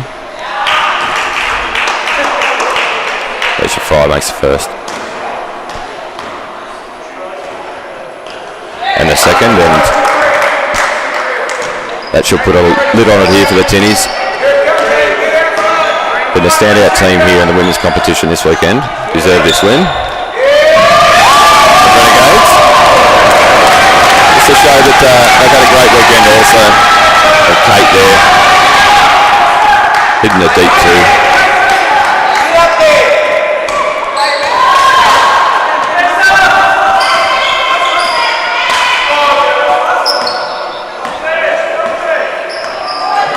Tinnies hold the ball out here. Close up a ball to finish the game. Tinnies running out winners 37-30 here in the women's competition of the 55th annual Jacaranda Basketball Carnival. Yeah, fantastic effort by both sides, especially with one of the Renegades going down, hitting the floor pretty hard too, and getting back up, and everything was a-okay. Do we have an update, Nathan, about that young lady who had to be taken away by medics? Yeah, look, I spoke to Caitlin's father this afternoon, and she's fine. She was discharged pretty soon after getting to the hospital. It's an ongoing condition for Caitlin. Unfortunately, she's very used to it, but she's fine and at home relaxing, no doubt, this afternoon. Staying out of the heat for the day. That is good to hear. Well, mate, on behalf of activeline.com.au, thank you very much for allowing us to do our live stream across the weekend, and your contributions throughout the course of the weekend as well. Thank you, Damien. Thank you yourself and your family, Active Line, for putting this on for us today. For those that couldn't make the carnival, hopefully they've seen some great games here today. And a big thank you to all our sponsors for Active Line and for the carnival. Indeed. Thank you, Nathan. Thank you, Katrina. You're welcome. Get the thumbs up from her. And just a big thank you to our streaming partners in Athletes, Footcraft and Shopping World, Clarence Valley Sheds, C2C Sport, Rapid Rideshare, Clarence Valley Council, Farmaloos, Liverpool, Clarence River Jockey Club, Grafton Hire, the Grafton Basketball Association, and Anytime Fitness. From the PCYC, we'll see you in 2024 for the Jacaranda Basketball Carnival. Until then, take care, and we'll talk to you again soon.